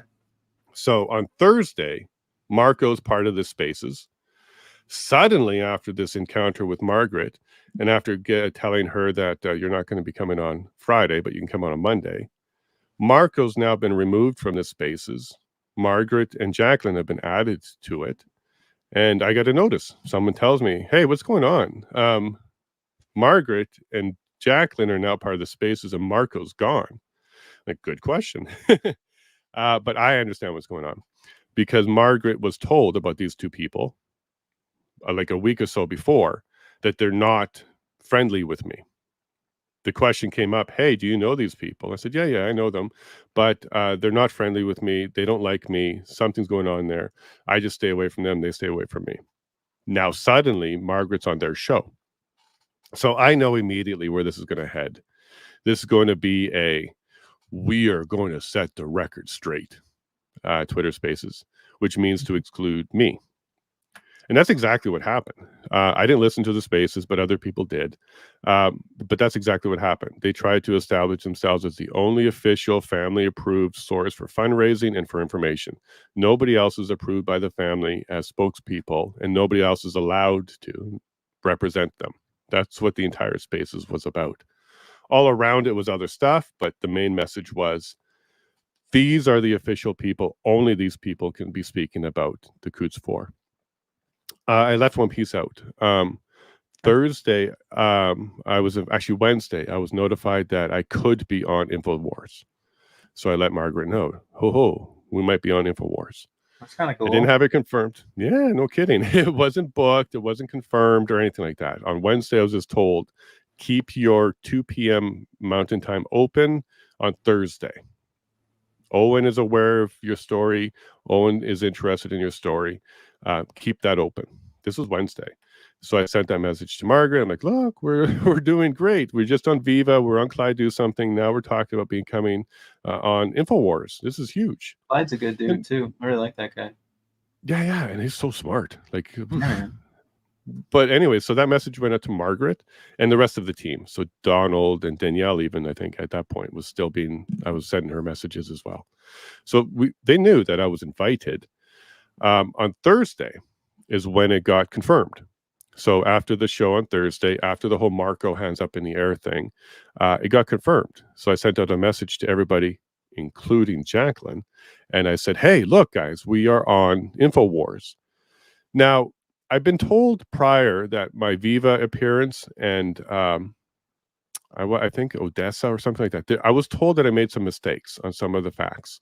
So, that's something that Jacqueline highlighted on Wednesday was stop connecting Diagolong to the bail hearings and the denial of bail. It has nothing to do with the bail hearings and the denial of bail. Diagolong has nothing to do with that. This is what Jacqueline was informing me on Wednesday. I'm like, okay, good.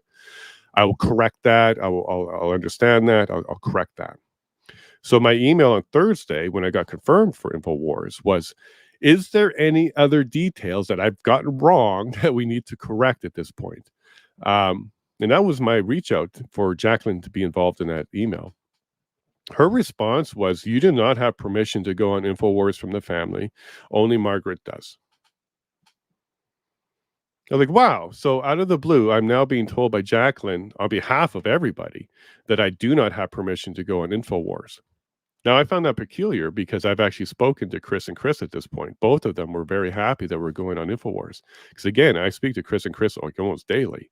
So when I got invited, I told Carbert first. he's like, wow, that's great. That's amazing. How did that happen? I'm like, people behind the scenes are connecting us and making it happen.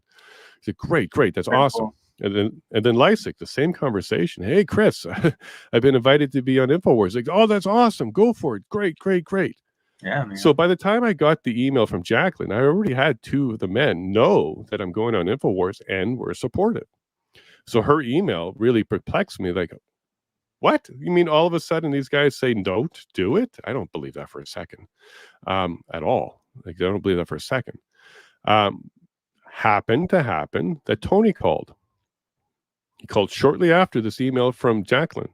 Tony called. Hey, buddy, how you doing? Faith, how's your faith? How's God? All that kind of stuff, because that's what we talk about a lot, Tony and I. Yeah.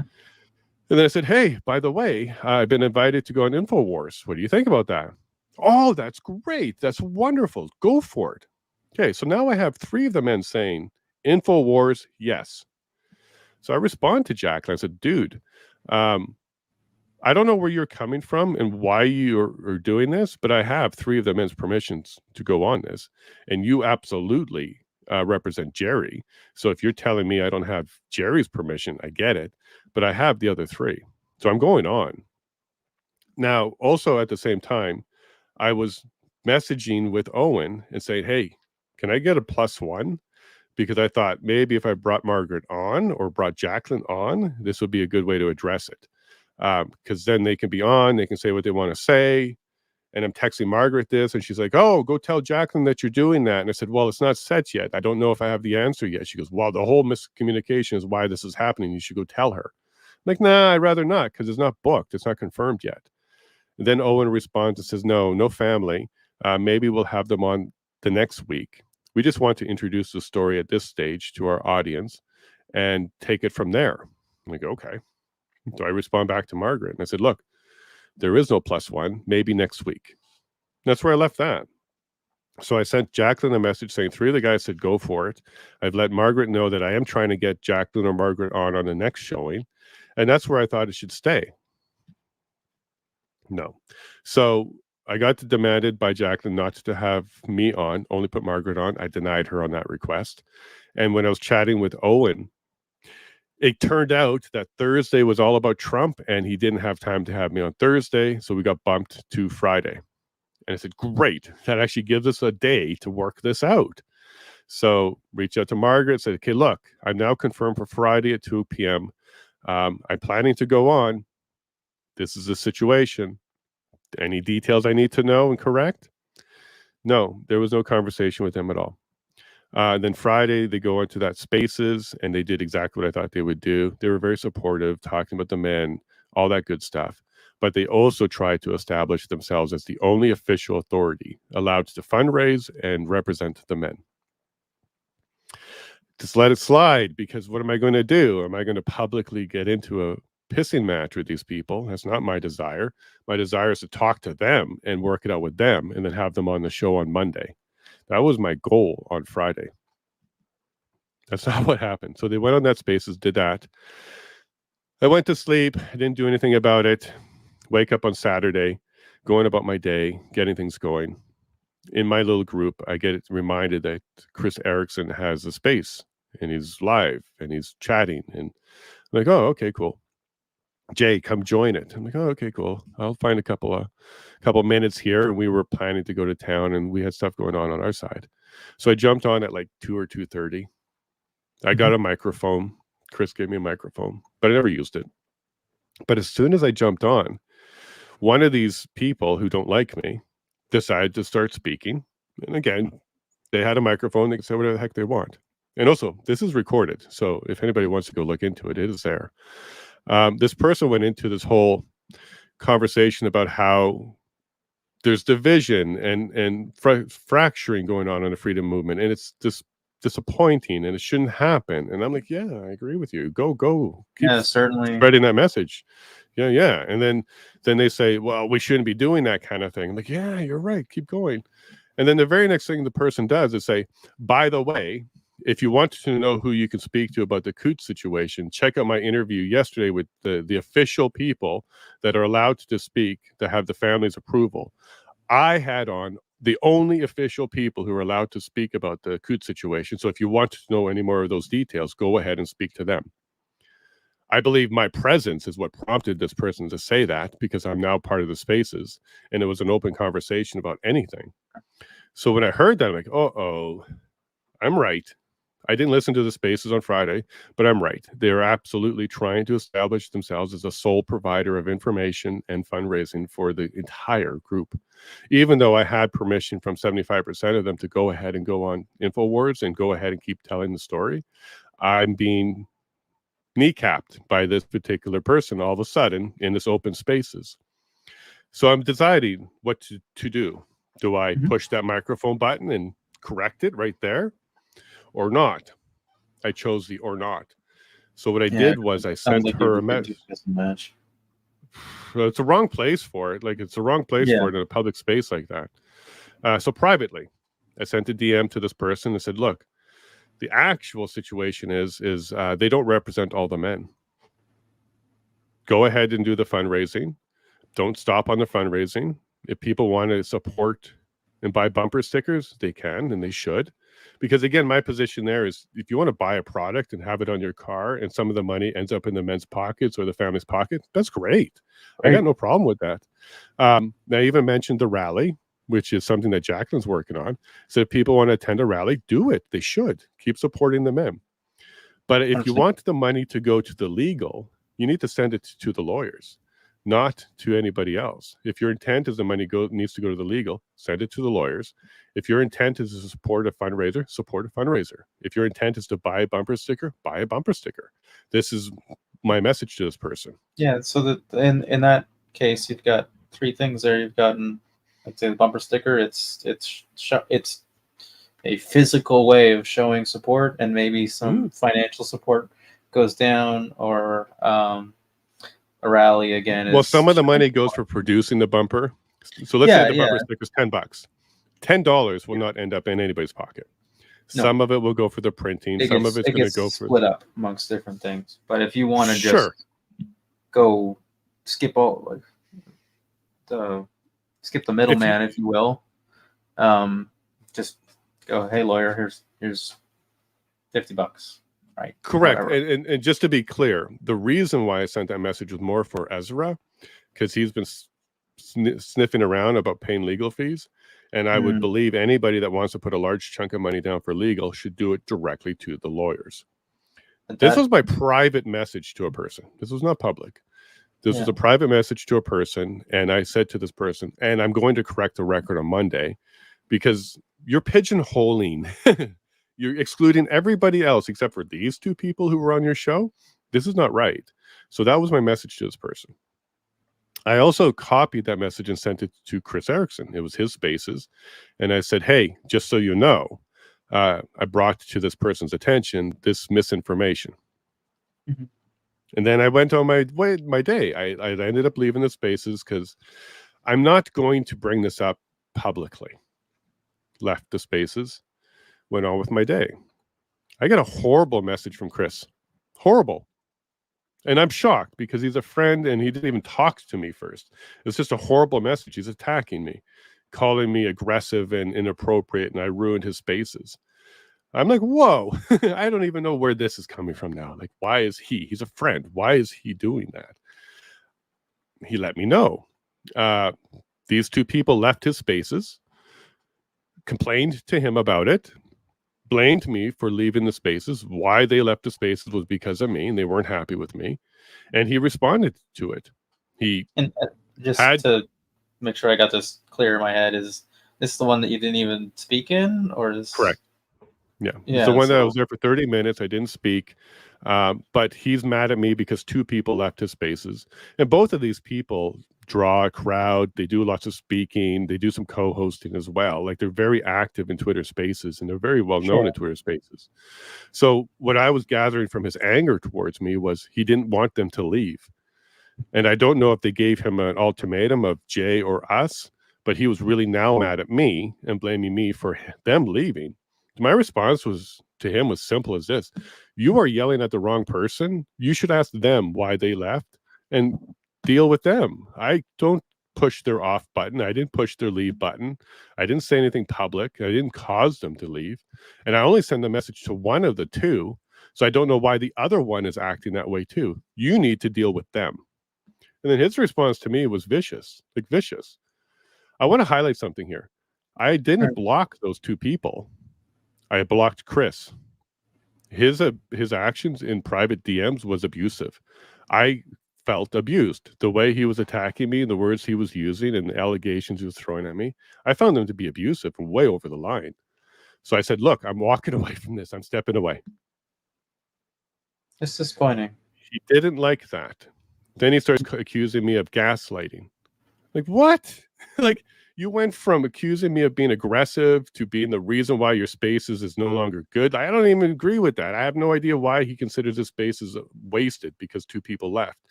And now you're accusing me of gaslighting you. Like, dude, enough. I walk away from him. He goes online and starts complaining about me publicly in some tweets. This is ridiculous. Jason Lavigne, this. And I'm like, you just extended your beef with me in private and now took it public, and you're just continuing. I walk away from it. I'm not going to debate and argue with this dude at all. I'm done. Block. That's it. I'm done. I don't even want to see his messages. They're just vitriol. It's ridiculous. Block. That's the end of that one. But these two people, for some reason, got him so riled up against me that he did do that. He did a turn on me. He accused me of some stuff, and he was so vicious that for my mental state, I just don't spend time with people like that. So yeah, I blocked them. So this was Saturday. And then this is when things really, really hit the fan, because now he is publicly making statements. Now the other two that never liked me all along start making statements, and they're all false statements. They're all accusing me of stuff that I didn't do. They're not showing any evidence of what they're saying I did. And then a group of people using diagonal symbols decide to start jumping on the bandwagon too. And somehow they know about this private message, but they're twisting it. They're twisting what I said, and they're making it turn into something I didn't say. They're now accusing me of attacking Margaret as not raising funds for all the men. And I'm going around telling multiple people that that's what the case is. I want to be very clear. I told one person, and I shared. He's doing that? Yes. Yeah. Huh. Yes. You can go look into it. Well, I'll mention one of the names. Ferryman. Yeah. Ferryman was one of them who jumped on that bandwagon, and then Ferryman's roommate, which would be Rocky, did that. I don't know what that is. No, nobody really does other than the actual tweets that went out there. So what they had was a private message that I shared with one person and shared with another person. So now I have a leaked message that was private that they're referring to, but they're not sharing. They're not posting the entire message. I push. I'm like, just post it, because I know what I said. I know what I said. And I'm not going to be the one that posts private messages, because I don't even know if this person passed it to you or the other person, because I did give this message to two people. One who's publicly upset with me, so it could have been him, and the other one who I originally sent it to, it could have been them. But in either case, they're referring to a private message, and they're twisting the contents of it in such a way to diminish my ability to have credibility in this particular group. Sure. Then I pushed. I'm like, post it. Just post it, because I think the world can read for themselves. So what they ended up doing is they posted a clip. Just a clip. Not the whole thing, just a clip of it. I'm like, post the whole thing, because I was very supportive of fundraising. I had nothing negative to say about any of the people involved. I just wanted to correct the record that nobody owns these men. Nobody owns this story. And anybody can talk about it. And I certainly don't need permission to do this. And I also said, by the way, speak to Betty Carbert if you want to understand that the family does support my efforts. Betty's a wonderful person. She does not play games. She is not a gossip girl at all. And because of that, she is kept away from the group. She is at arm's length because she does push back. And I want to highlight here that Betty and the Carberts and the Lysics supported Marco the entire time, even though they were being told through chirping from the other side that Marco's a bad person. They never believed them. They discounted that, and this is why they are not in the main core group. Those two family members, because they did stand by Marco the entire time, and now Betty is standing by me as well, because I'm not doing what these people are saying. So the end of my message was, hey, I can put you in contact with Betty Carbert, and she will happily explain to you what's going on, because my intention with that message was to inform this person, you're spreading misinformation and you really should stop. And if you really want the truth, you can talk to Betty. You don't have to talk to me. You can talk to Betty. And if you're not going to believe Betty, well, then you have something else going on. So that was the intent of my message. Well, they clipped a piece of it and they twisted it and kept firing at me, kept firing at me, kept firing at me. So I had a private meeting with a few people that should know, explain what was going on. They looked into it. They helped me. So then a group of people said, hey, you need to stop reaching out to people directly. You need to stop. And it did. It did. So the Rocky and the ferryman stuff kind of stopped. Right. Then all of a sudden, there's what I refer to as the hostage video. So the hostage video, and I call it this on purpose because two of the people in there were hostages. There was a video that was released from the family, and it was in code. They weren't being open about it. They were just saying things along the lines of, I support Margaret's efforts, and we absolutely support Margaret fundraising, and nobody should get in the way of Margaret's fundraising, and she's got the support of the family. We do appreciate her fundraising. I know what this message is for. It's to shut me up, and it's to try and show the public that I do not represent the family. Only Margaret does. This is what that video was put out there for the purpose of doing. So I know what it is because I know that Mike and Betty in that video don't know what's going on. They have no idea what's going on. They don't know about what's going on online. They don't know that they're turning on me or anything like that. It was framed to them in such a way that we're just here to put a video together for the purpose of letting the public know that Margaret is a good person and she is able to fundraise for you, even if other people say she shouldn't. I have now spoken to Betty in detail about this. She absolutely confirmed that no, they did not tell her that Jason was a problem all of a sudden. They did not bring my name up. They did not tell her what they were doing with this video. And she just thought it was a conversation meant to just talk about how we all work together for fundraising, and it's a good thing. So this got thrown back at me by Ferryman himself. And he's like, STFU, Jason. That was his tweet about it. And he posted the video. So again, if you're part of this, you understand what they're doing there. They're trying to discredit me, and they're trying to make it look like the whole entire family is against me. Keep in mind, that's just not the case. Behind the scenes, I'm still talking to both Chris's and Tony at this point still. Yeah. And then Tony sends me a message. Keep in mind, Jerry blocked me the Thursday that this all happened. So when this thing happened with Jacqueline. When you say blocked, and is that on which thing is that? With. Can you see the screen there? I was trying. No, it's all washed out. No, but it's like all washed out. Yeah.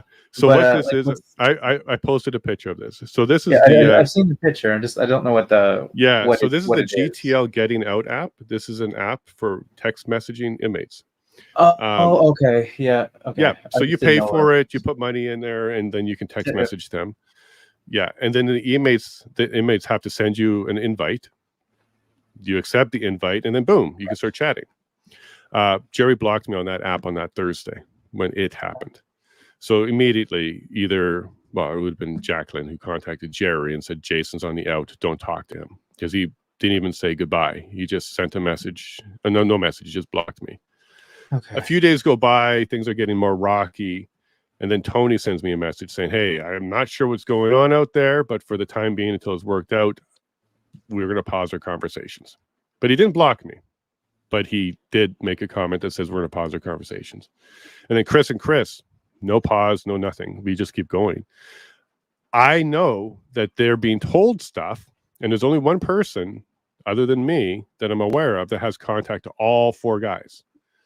There's only one person that I know speaks to them regularly, and they still respect. So there's only one person that gets into their ears about stuff. So both Chris's are fully aware of what's going on the outside from one side. And they're being told I'm the enemy. They're being told that I'm hurting them. I'm taking advantage of them. I'm building my political career on their backs. This is what they're being told. They're rejecting it because they had the exact same conversations about Marco as well, and they rejected those as well. These two men do not play the gossip game. These two men have zero interest in getting involved in it, and they just simply don't want to hear it. When I visited, and by the way, all my conversations to them has been about faith, family, and future. I don't talk to them about the drama. I'm not bringing it to them. I haven't even defended myself against any of the allegations they brought forward. I would just say that's unfortunate. It's going to work itself out. Don't worry about it. So tell me about the rest of your day. These are my conversations with them. Because why in the world do you want to use some guys who are locked up in a remand center to mediate or be involved in the middle of any of this? I don't get it.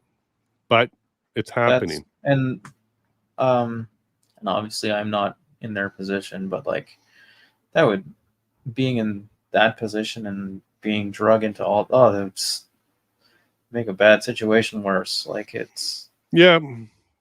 But anyways, the godsend here is Betty Carbert, because Betty does not put up with this either as well. So at one point, Chris Lysick, you can tell he's frustrated. So he sends me a message about making sure that the money goes to his family and to the legal. Somebody told him that I was trying to not send money to the family. So he wanted to clarify that he does want money to go to the family. I never said no money should go to the family, but yet that's the message he received. So he was frustrated with the whole situation, and he stopped calling. So at this point, Lysick stopped calling. He used to call every day on the hour, all the time. Carbert kept calling, though, but Chris Lysick didn't. And again, I'm not defending myself. I'm not telling him anything. But I mentioned to Betty, Lysick has stopped talking to me. He seems to be frustrated. And she said, well, tell him to call me. So I did. I sent him a message and said, Betty wants you to give her a call. After Betty and him talk, we're back on track. He's now talking to me again. We're phoning each other, or not phoning each other. He's phoning me. We're talking again. And he didn't apologize because, again, I didn't bring it up. I just said, hey, it's great to be talking to you again. How are you doing? And then we just went from there.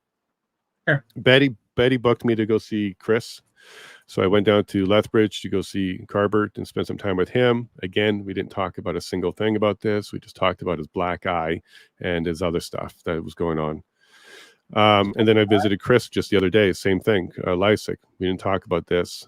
Other though, he said at the beginning, he's tired of seeing so many knives in people's backs. I'm like, oh yeah, that's unfortunate. But that's out here. How are you doing? And then we just continued from there. Now, all of a sudden, out of the blue, I don't know who this dude is. This Bob guy, I don't know who he is. About a week and a half ago, he sent me an email inviting me to be part of some event he was putting together, 3 days in September. It's going to be me. It's going to be Artur Pawlowski. It's going to be Brian Peckford. It's going to be some pretty decent names. So I'm like, yeah, sure, I'll be there for that.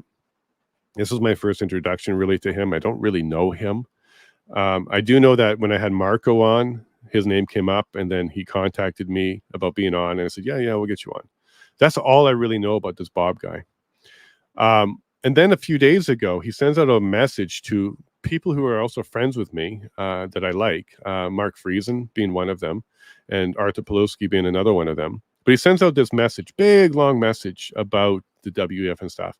But the very first part of his message to all of us, and I believe he posted this on Facebook as well, was, hey, Jason, when things work out better with you and the family, I'll come back onto your show and I'll be around you. But until then, this needs to be worked on or something like that.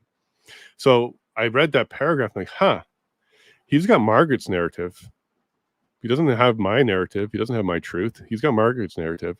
And now he's publicly trying to tell people that there is an issue with me that I need to address and fix before he would find me credible again when it comes to the Coutts side of things. So I found that peculiar. I just ignored it because that's his position. That's what he thinks. What am I going to do about it? I get down to Lethbridge. I meet with Betty. I meet with Mike. And we do lots of talking. I meet with Joanne Persons. We do lots of talking. And lots of stuff is coming out. Sure. And then yesterday, I think it was, out of the blue, this Bob guy posts something negative about me being out of the family. I've been told not to contact Jerry and Tony, and the decision's been made, and all this kind of stuff like that. Like, I don't spend a lot of time reading these silly messages, but that's simply not true. At no point did anybody, other than Jerry blocking me on the app, but then again, he didn't tell me he was, at any point did anybody say I can't communicate with, or the men said that they're not going to communicate with me. That never happened. That's just simply a narrative that they're putting out there to try and establish some sort of authority over the men and their wishes. That never happened. And also, curiously, if you're looking at these messages, they don't talk about Carberts or Lysics at all. They don't bring up those men at all. And the reason is because they absolutely are not buying the narrative that they're being sold. So they're not part of this little coup against my efforts. And neither is Tony, by the way. The app still shows him as not blocked me. He's a faithful guy. He believes in God, and he also believes in innocence and stuff like that. So I believe Tony, because he's got one friend who's very, very vocal about this, has decided to just pause for now.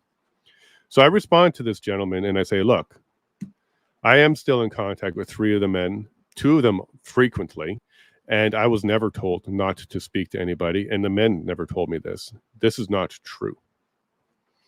Now there's a bunch of stuff going around where I'm a liar, I'm a fraud, and all this other stuff without proof. Nobody's actually showing the lie that they believe I've told, and they're just viciously going after me.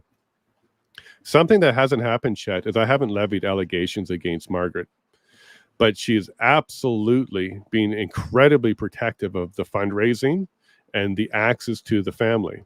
For some reason, she's peeing a circle around them as if we should respect this territorial thing that she's got going on. And I don't even know why she's doing it, because why wouldn't many people fundraise? So, for example, I made a comment when Danielle was doing her vicious attack. And I said, look, other people fundraise and it doesn't go through Margaret. And her response was, name names. We need to know who's doing that because that's not right. I'm like, well, for starters, Marco. Marco gives money directly to the families. He does not send it to Margaret. And for seconds, neither will I. I've been giving my money to Margaret. I'm going to be doing it directly to the family. And now that I made those comments and I've spoken to other people, there's many people who send money directly to the family, including family friends. One big example would be Tony's friend, Nikki, a wonderful woman, a super supportive. She made a large contribution to Tony's legal. So it happens all the time, that people make contributions to the men without going through Margaret first. However, this is what the public statements are. People are supposed to go through Margaret first. It has to go through her. And this is what that narrative is. So I've been countering that narrative as not true. It's simply not true. People can contribute directly to the legal, can contribute directly to the family. It does not need to go through Margaret. And there is no family agreement that it all has to go through Margaret. That's not true. The family receives money from other people all the time. This is a narrative that's being set.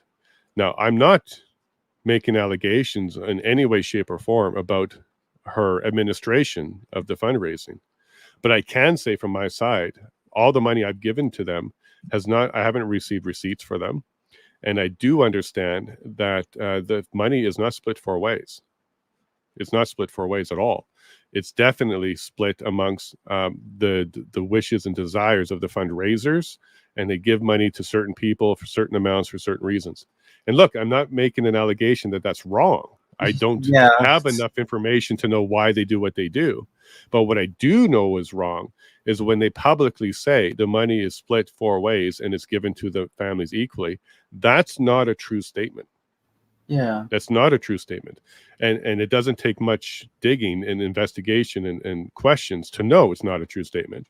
And it doesn't even matter. Like, it doesn't matter that most of it goes to the legal and then some of it goes to the family, and this family has more requirements than that family, or what. Like, that doesn't matter. I don't even think it's improper. I think as long as you're keeping track of the books and you're keeping track of how much came in, how much was used for expenses, and how much went out, there's no problems there. And I'm not the one highlighting that there's a problem there. If you spend enough time with these people, they will tell you about other people doing fundraising fraud. They will accuse other people of doing fundraising fraud, including the Marco narrative that was around for so long, that he has been stealing money from fundraising. I had Marco on. It was all explained. It was all explained. He had to go to the POEC, and he couldn't move money as fast as some people wanted, and that's the root of the problem. Some people didn't actually know the logistics of the silent auction and a large donation for food, and some money was coming in and wasn't in yet, and people don't need to be out of pocket. And there was a whole bunch going on that justified any delay that he was working with. Fair enough.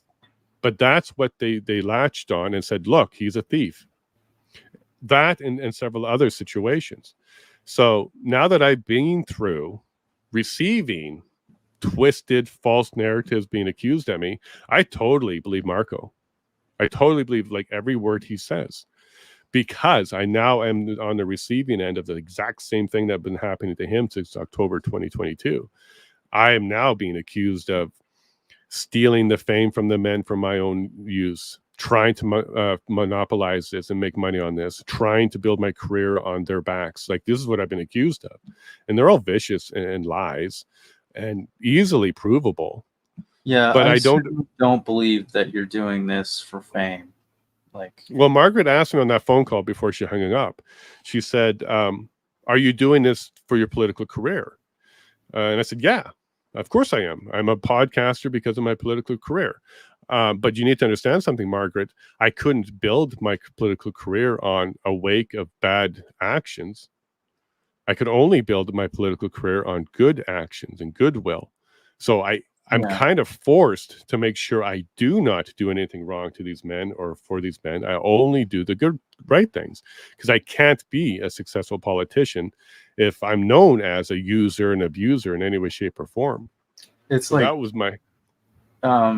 it's like people saying, like, oh, you only advocate for the vaccine injury because you're a paramedic. It's like, yeah, well, stupid. That's a part of the reason, like, because... Yeah, so I was adamant, and I did admit, yeah, absolutely. I started my podcast last year for the POEC for the purpose of getting my public image out there as a person who cares, can do things, and do good things for the community. Because that is what I need to do in order to be successful as a candidate, as I need to demonstrate to people I'm one of the guys who will go out and fight for injustice, the innocent, etc. So, Margaret, it makes no sense for me to be nefarious in any way, shape, or form about this. So I said, yes, I am doing this for my political career. I have to build goodwill, and this is one way I can do it. There's an injustice in my own province that needs attention. So this is God-given almost, isn't it, that I have the ability to do that. And then she said something along the lines like, oh, well, maybe you should articulate that, or maybe we should talk about that, something along those lines, because I think she was trying to imply that Jacqueline needed to hear that, because I was being accused of not doing that. But anyways, that phone call ended, and I never did get a chance to speak to Jacqueline at all since then. Now, this Bob guy is frustrating me tremendously. I was asked, it's just some dude who wants to be a political leader, and he's got a lot of respect, and he does have clout, and he does have people that follow him blindly. And one of them is my friend.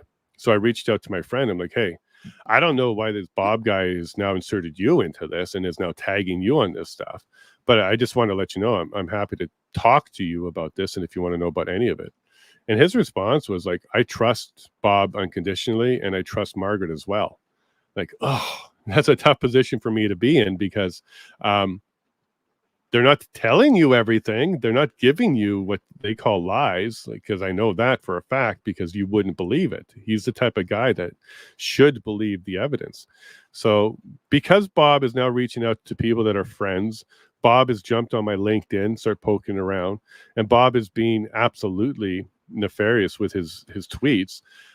I now have to say something about it, because now I do have people who are believing what's going on, because I'm not defending myself. I'm not jumping into the mud with them. I'm not responding to their stuff until now, because I do believe it needs to come out. So to be really crystal clear, I've levied no allegations against the fundraising itself, but I got to tell you, these actions over the last 2 weeks certainly raises my eyebrow around why they're being super protective and territorial over establishing publicly that they're the only source for this stuff. Only they can speak for the family, and only they can fundraise for the family. And those are just simply not true statements. And that's what I've been fighting against, is the ability to continue. Now, they've been asked, what is your end game? Why do you want to do this? Do you want Jason to shut his show off? Like, what are you trying to do? And they're not being clear on that either. They're not actually telling us what they want out of this. But it's pretty clear with the attacks that are vicious, they're false, and they're not being properly addressed, even by me. I think it's pretty clear they want me to stop. But I won't. I simply won't. I definitely have the support of the family, even if one of the family members is pretty upset with me. I still have the desire to keep moving forward with this and talking about it. I don't think it helps anybody to stop a darn thing. But I'm trying to bring this up because the men are being told one side, and they're frustrated, and they're actually getting mad about it. The comment out of Lysick was simply, what can I do from here, and why are people telling me? I got my own problems. Don't they understand that? Like, yeah, it's really tough for them to, like, it's not like they can wade through information easily. No. Right? So behind the scenes, something else happened. So Betty asked me, hey, can we just kill this whole problem? Is there any way to take the high road and kill this whole problem? I'm like, yeah, like, I don't mind being the one that steps forward and says, hey, let's talk. So I wrote an email. Donald and Marco were CC'd on it, and it was sent to Margaret. And it's like, Margaret, here's where I'm coming from. I said you lied because, and then I explained the whole situation about the Jeremy thing. I said, because there's a misunderstanding on Jacqueline's side, I call that a lie. I also said you hung up on me because this is what happened. The phone went dead and we didn't reconnect, and you won't take my calls anymore. So I call that you hanging up on me.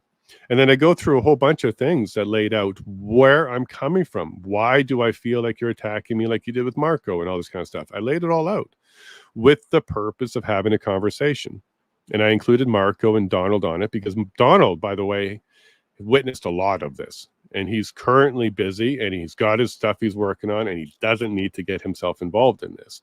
But he's been taking notes, and he's been watching all along, and he may make a statement in the future. But I had him on the email, and then I had Marco on the email. Her response was, this is all exaggerated, and I'll respond to this later. Okay, we'll wait for that response. And then her response to that response was, hey, Marco, really glad we connected, and we can hash out things. Great, you got my number. Hey, Donald, take a hike. I don't want to talk to you anymore. Hey, Jay, take a hike. I don't want to talk to you anymore. I'm like, all right. So my response to that was I reached out to Shadow Davis, who's a mutual respected person. I reached out to him because of all the people out there. He's had Margaret on his show a few times. He's gotten to know her. He has a respect for her. I was on his show once. This guy. Yeah, Shadow Davis. He's a good podcaster, really good evening show. So I reached out to him, and because he has a favorable opinion of Margaret and a relationship with her already, I reached out to him and said, hey, would you privately mediate this with us? Because we really need to put this issue to bed. And I also reached out to him because he went and put a tweet out on the threads and saying, like, what's going on? Like, where's the proof? Like, what's going on here? So I reached out to him, like, did you ever get an answer? And the answer was no, he didn't get one. I said, would you be willing to mediate this? We need to finally address this. Now, in my experience, paralegal and all that kind of stuff, the best way to mediate is to get the actual parties together. No middle people, no nothing. Yeah, otherwise you're playing telephone. Correct. So the proposal to Margaret was, Shadow Davis said, yes, he will mediate this. I believe the witnesses should be Donald, Marco, Jacqueline, and Betty. All four of them should be there. You and I should be there. Let's talk. The response to that was no reply, and then Bob showed up on the scene. So after this mediation request to Margaret, I set out the proposal, and again, it's a proposal. She can add witnesses. She can have a response to it. She can say no. It's a proposal. No response from her. Instead, it was an attack from Bob all of a sudden, out of the blue.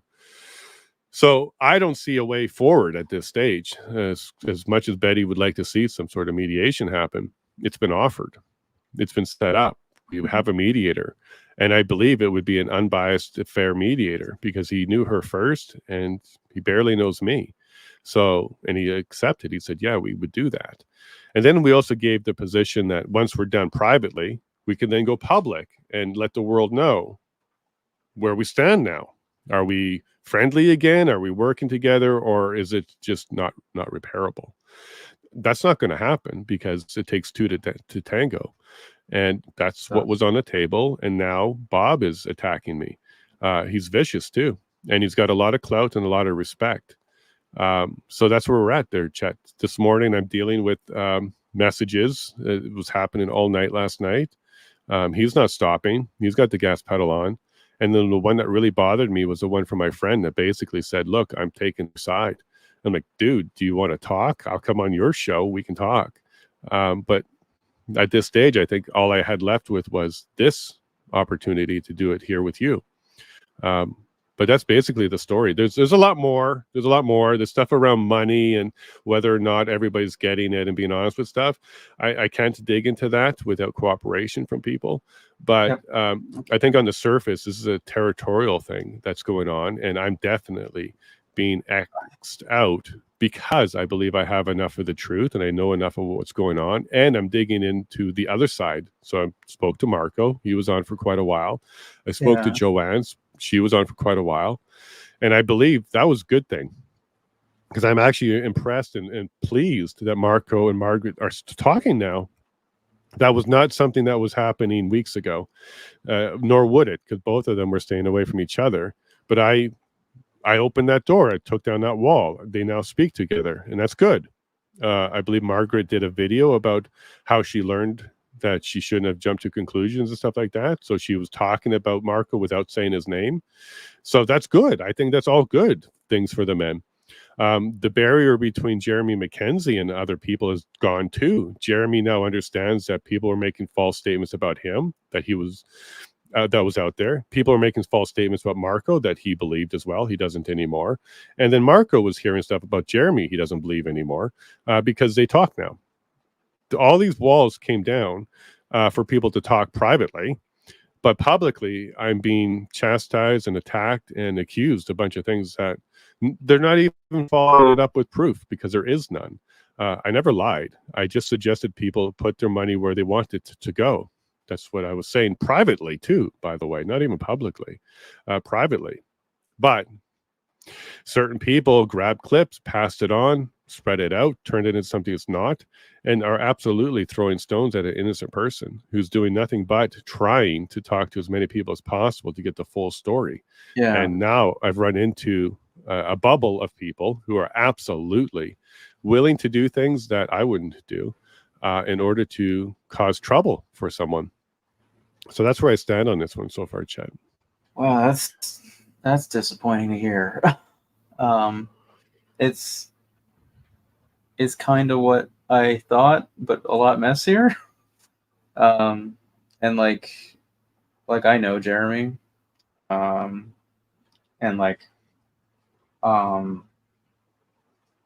and with regards to like Jeremy, like I heard everything under the sun about Jeremy, and I didn't know anything about him. So what did I do?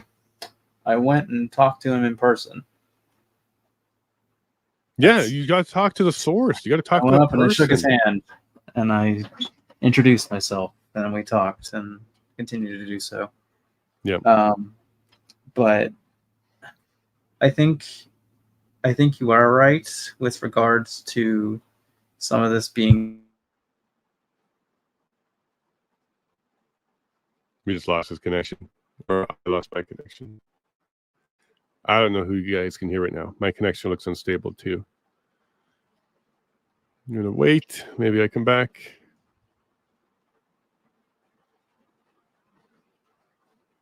I don't know if you guys can hear me or if Chet's connection said about being in a room with pictures. Next thing you know, we can hear you, Jason. Okay, so we're just waiting on Chet to come back according to the chat. But Chet, what do you think so far? I have not been paying attention to the chat at all. So I'm going to kind of scroll through this. But Jason, you are in Yellowhead, Alberta. How many of your followers are even able to vote in your riding? If I could, I would, but I can't. Yeah. Small percentage of people that follow me are also here. But that's okay. I'm about trying to get the message out to Canada and establish myself as a fighter for Canadians of all kinds, because I am. That's my desire and my abilities. I have legal training, which, by the way, has been attacked.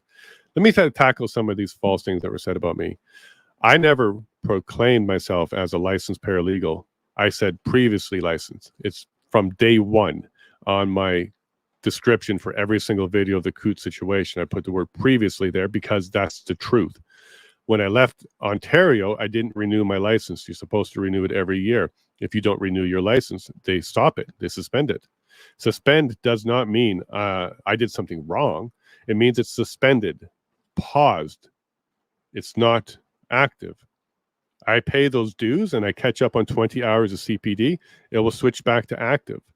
I live in Alberta now. I don't practice the law. I don't need to spend that $1,000-something a year. And that's the truth.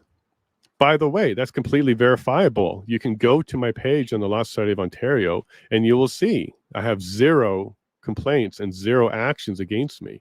But that's not stopping people from saying, oh, he's faking to be a paralegal. He's suspended. He's a horrible person. Folks, really? Really? I said previously. I have not hidden anything. Really? That's what you're going to come after me for?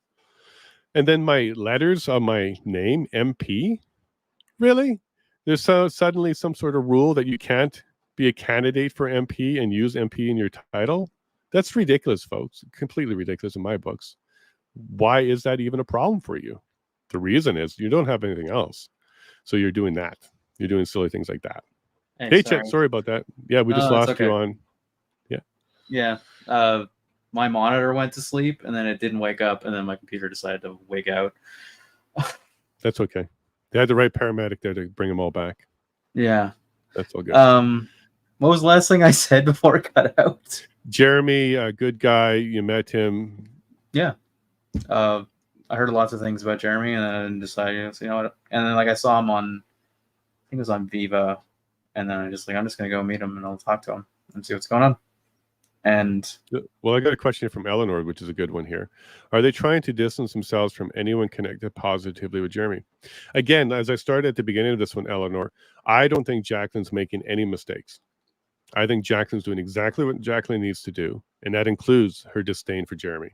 She absolutely doesn't like that guy, and she absolutely wanted him to stay out of the picture. I respect her for that. I respect her decision. I just respectfully have to decline her requirement not to speak to Jeremy. And Eleanor, you could be right. That could be what's causing that upset and resentment there, that I am talking to other people. As somebody who thinks positively of Jeremy, I can, much like yourself, I can understand that point of view because there may be certain feelings that Jeremy and Diagolon shenanigans has landed these men in hot water. Even though Diagolon in itself is just a silly joke, it's revealed that the Emperor has no clothes, and now the Emperor is mad, and that anyone who's laughing at the Emperor not having any clothes is getting into hot water. And so I can see how there can be problems in that regard, right? And I certainly feel for the man. What a terrible position to be in.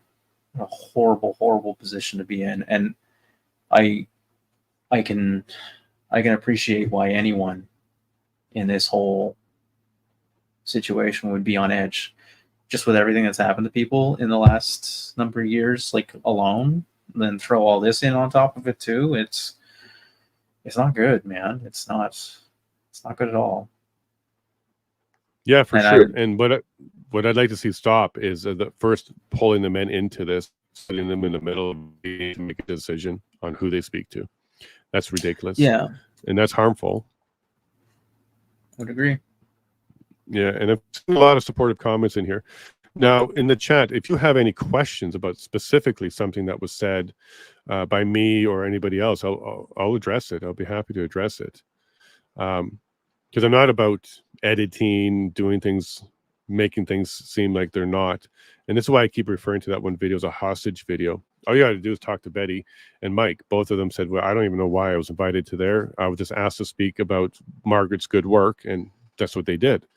So they're not part of this. Jason doesn't speak for us at all, because there is no one person that speaks for them all. Not me, not Margaret, not Jacqueline. There is no one person that speaks for them all. Anybody can. In fact, when the InfoWars stuff was happening, Margaret said to me, too much attention. And I'm like, what? That's the weirdest word I've heard. I thought 8 billion people should hear this. So I'm not sure why too much attention is a concern. But, that was one of the things that was said. I can think of a reason why that, like, unless when you think of like getting too much attention, like you're getting the attention of like your countrymen and people who to gain support, but there's also the worry like the eye of Sauron is staring down on you too. Like what is that? Oh, the Eye of Sauron it's a Lord of the Rings reference. The big eye on top of the tower that's looking for Frodo. It's basically the people, the government, and the bad actors in this case gaining attention from them to try to bad attention to inflict more punishment is kind of what I'm getting at. Like, the emperor not having clothes and then drawing more attention to the people who mocked him and getting more angry at them is kind of what I'm getting at. Yeah, well, some of the good news is Marco is off the pedestal of bad guy. Marco was taken down by me and replaced by me. So now they have a new lightning rod, and they absolutely are putting a lot of lightning towards me. And by the way, this world is weird. So those two people who jumped on board to help him with this, that was just a weird coincidence. But there's another gentleman who runs a podcast or his own website or his own show who also hated me from the very beginning. For some reason, he called me gay or a gay face long before I got into the Coutts side of things. So this person has disdain for me as well. This person, we believe, decided to like me and stoke the fire and troll Danielle and her team there by pretending to be me and keep this argument going. It got to the point where Betty reached out and asked me to stop. And I'm like, I'm not. I stopped like a couple days ago. So I'm not even sure what you're talking about. Because again, these people all blocked me. So I don't even see what they're tweeting. I just get it secondhand and people tell me. So I said, I haven't engaged to them in a couple days now. So I'm not sure what you're talking about. Then we looked into it. And yeah, somebody is pretending to be me. And that's fun. It's really silly. And if you're intelligent, and I'm going to say this with conviction to the people who fell for it, if you're intelligent, you should have known immediately it wasn't me. And here's why.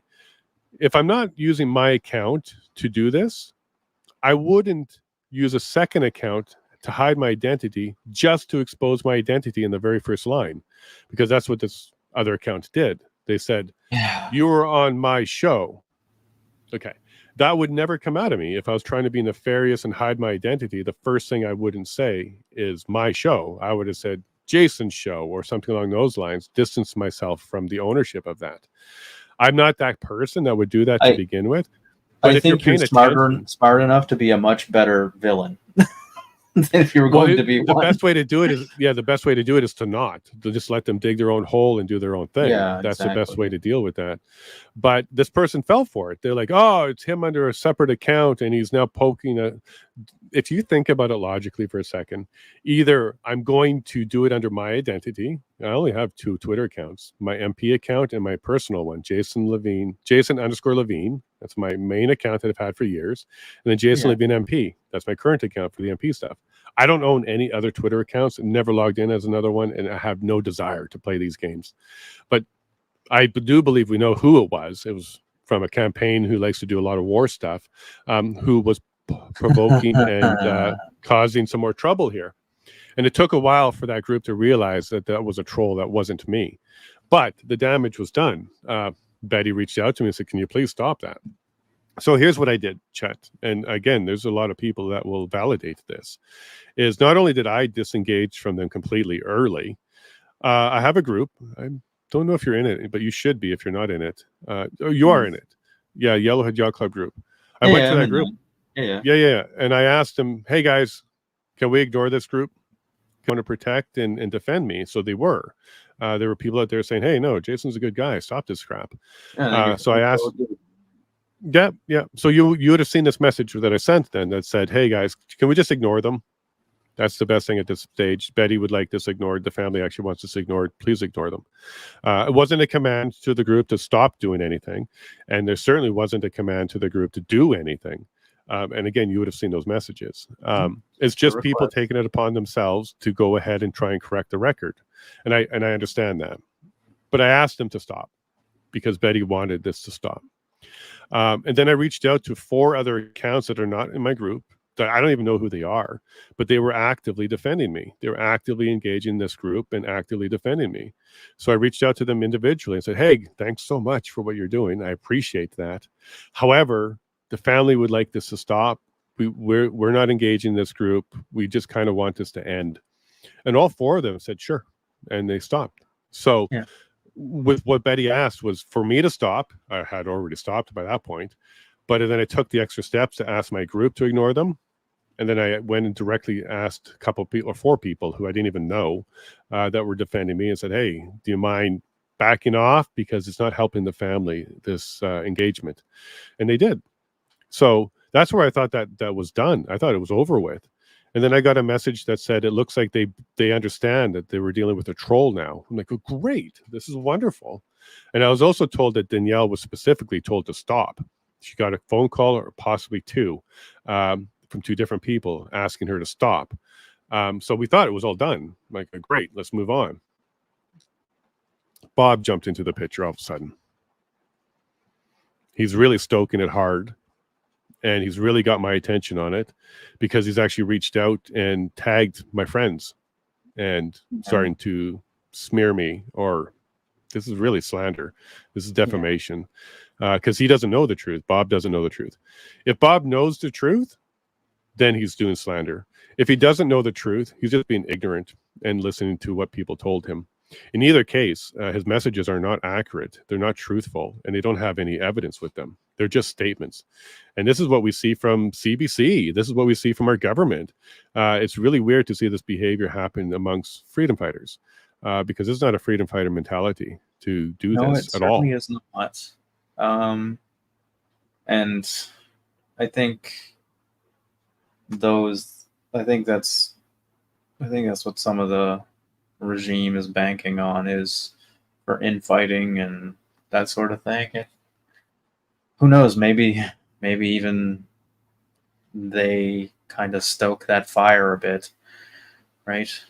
So Kathy's asking Bob the politician. And Lori, no, this is this is the Bob. I don't know him. Kirk is asking, have an interview with Bob. He was scheduled for Tuesday. He canceled. I was having Bob on. He canceled. Yep. So I can't force him to be on. No. Absolutely slanders and defamation. It is because it's not true. They're saying I lied, but they won't back up the lie. And I want them to back up the lie because it's not a lie. It was sound advice on how to handle the fundraising. And why somebody's attacking that. To me, man. Yeah, and why somebody wants to be territorial over that and then attack the person saying, if you want to fund the fundraiser, do that. If you want to fund the legal, do that. Yeah. But don't assume all of it goes to legal. It's not split 4 ways. And I wonder if, like, some of it is, like, I think a lot of people, like, in what's happened and trying to help and all that, have found a sense of purpose. And I wonder if just it's just the message is getting misconstrued, and it's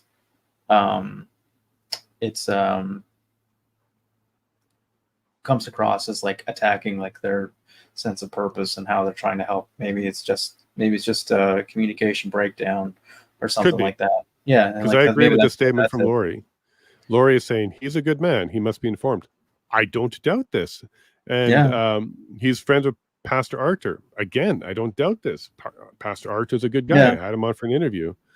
And then this Tyrant says, Bob was in the chat during Marco's interview, clarifying items to which Marco acknowledged and cleared up. He was, and he did. And then Marco even corrected some stuff because of Bob. And this is how I got introduced to Bob, because I said, well, let's have him on too. And then he was invited on. And then he publicly said that he's not going to do that invite. He's turned down an invite now. So it totally happened. He was supposed to be on and would happily talk to him. Bob ran with the Alberta Independent Party. He left with Arthur. Again, and this is why I have to highlight this, because this Bob guy has a lot of clout and credibility. Right. I have a friend, a mutual friend, who absolutely believes him. And all it takes is for a good person to have the wrong information for them to make mistakes, and sometimes those mistakes can be disastrous, right? Look at the last 3 years. You got a Lori's got advice here. Yeah. We should be connecting privately. Lori, I had the invite to him. He turned it down. Yeah, I can't force someone to talk to me, and he's already gone public. He's already done a bunch of smearing. He can watch this video now if he's got a problem with it. He can make his own video. The Shadow Davis mediation is on the table. Bob could be added as a witness if he wants to come and provide some information or just listen to it. I think it should be a private mediation. I think it should be without prejudice, and we should just talk. That offer's still there. I haven't removed that offer. So, everybody now knows Shadow Davis is willing to mediate this. I proposed it to Margaret, got no response from Margaret other than the Bob attack. I think that is her response because she's the source for his information, 100%. It's not me. He didn't talk to me. So I'd like to have this cleared up because, quite frankly, it's a distraction. And now it's going into people that I have respect for who are losing respect for me. So this Bob attack is being it's working. The Danielle one didn't do anything. Nobody believes crazy people that talk like that. Ditto with the Rocky stuff. It didn't work. It didn't work because they were not providing the truth and they were not providing evidence. So nobody believed them. But Bob has enough credibility and clout to just say stuff and people believe him. So it's a problem now. It's a problem. What does this one say? Takes energy away from where energy should be put towards helping those dudes, right? Not. Yeah, and then Nancy's saying, does Bob have a lot of clout and credibility? I'm going to have to say no. However, if he makes a public apology to you, Jason, then I would change my mind about him. Possibly Nancy Drew, but at the end of the day, I don't need anything from him. I just need him to stop. That would be the best. That would be the best. I don't need an apology. I don't need a public anything. It just needs to stop. As simple as that. But this is my attempt to at least have my truth out there. And like I said at the beginning, the truth is a collection of all of our truths. So that's my truth. I was attacked by Jacqueline, and I don't think she did anything wrong. I do think Jacqueline did the right thing because that's what she believes she needs to do. And she didn't like Jeremy being around. I get it. And I absolutely believe she's probably in defense mode because of everything that's happened, man. Like she could be in a whole bunch of modes. She's allowed to be at this stage. Totally. Like, this is awful what's happened. And she doesn't need an apology to a single soul. That's how much respect I have for her. And this is what I told her when she said, I'm the source. Jeremy said this. I was like, okay, well, that's enough for me. I respect you enough that I don't need to debate this with you anymore. You believe that. That's all that matters. And we dropped it. I said, okay, no more Jeremy on the show. I get it. But what I'm not going to do, which is why I needed to set boundaries with her, is she's not my arbiter and approver of anything I do. That's absolutely what was trying to be established there. I was supposed to get pre-approval on guests, topics, and the direction that I'm going with this. And I said, no, I'm not doing that. That can't happen. I need to establish boundaries with you too now, because you were requiring that from me under threat of cutting me off from the entire family. By the way, that threat has been materialized. The attempt to cut me off from the entire family has happened. It worked for Jerry. He immediately blocked me. It's working on Tony. He's pausing, but it's not working on Chris and Chris. They've heard this before when the Marco stuff was happening. They've seen it before. They were defenders of Marco. That's part of why I started to take another look at Marco, because Chris and Chris both were adamant that Marco's a good guy. And I wasn't talking to them about Marco. They would bring it up. I don't know why people say stuff about Marco. Like, good question. Tell me more. And that's where we would leave it. I'm not interested in trying to change the guys' minds. I'm not interested in trying to tell them my side. We've got other things to talk about, and we don't need to bring that to them. But they absolutely are frustrated. They absolutely have heard one side, and they don't believe them. Two of the guys have chosen to do the same thing they did with the Marco stuff. Don't believe them. I've met the guy. I trust him. I believe him. Happy to work with him. And that's their position on me. And I'm glad that Betty was the person she is. She absolutely is not a gossip girl. She's not a mean girl. She doesn't do that stuff. And she can see it when it's happening. And she never did like it. It's why she is not in the core group. And this predates me. This whole Betty being on the outside, not in the core group, that predates me. That was not something that happened when I showed up. That was something that I saw happening already. All the way down to, we came up with a secret code on the show, which was, if I'm saying something that is making you upset or shouldn't be said, you should say, I have something to add to this. And that will be my clue to shut the F up and listen to what you have to say. Because it happened once during the show when Betty was there, where I started talking about Marco, and that became a problem. I needed some way to remember that I wasn't supposed to talk about Marco in front of Betty, because I'm not wired that way. I'm not wired to be secretive like that. I was just talking about Marco because that just happened. So we came up with this word, these words. I have something to add to this. And if that's said, we all stop talking, that person speaks, and that's how we handle that. Because we were trying to be very, very, very delicate on the information being put out there and not upset the men or the family. But that's the conditions that I was under. I was told if I don't do what they want me to do, I'll be cut off. And then it happened. As soon as I told Jacqueline no to you controlling who's on the show, and I'm not going to pre-approve anybody, and I'm definitely not going to work on the narrative or the topics with you, I'm just going to follow the story. That day, Jerry blocked me. And I have not spoken to Jacqueline since. What I have done, though, is since August 3rd, I've been on Viva Fry, where I talk positive about them, including Jacqueline. And I let everybody know that Jacqueline has a story, too. There's a hell within the hell that they should be paying attention to. I was also on Shadow Davis, ironically enough, and the same thing. Talk positive about them. Go listen to Jacqueline's story. She's got quite the story to tell. You should hear it. I was on another one just the other day. Yeah. I was on another one just the other day where I was saying, hey, go make sure you do the fundraising, go support the events, go do that. We even plugged her website, Margaret's website. Because again, my intent here isn't to scuttle a damn thing for them either. It's just to get the truth out there and get this attack to stop, because it's not helpful. It just simply is not helpful. It doesn't help you. It doesn't help the guys that are in jail. Like, it doesn't help anybody. It's our efforts should be towards helping one another and helping those four guys.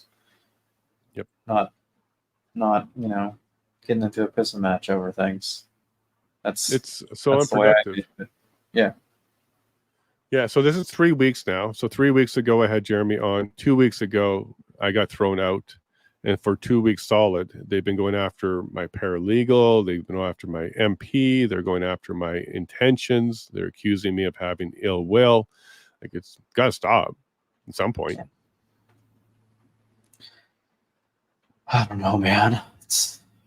It's disappointing. That's what I'll say. I understand why people are in a rough spot, but this isn't. I don't think this is the right method. The show, or just what's happened for the No, not. I don't mean the show. Like, just like in like these like attacks and like just becoming defensive and territorial. That's what I mean. That's not the way out of this mess. Well, it's really weird that they turned on Donald too.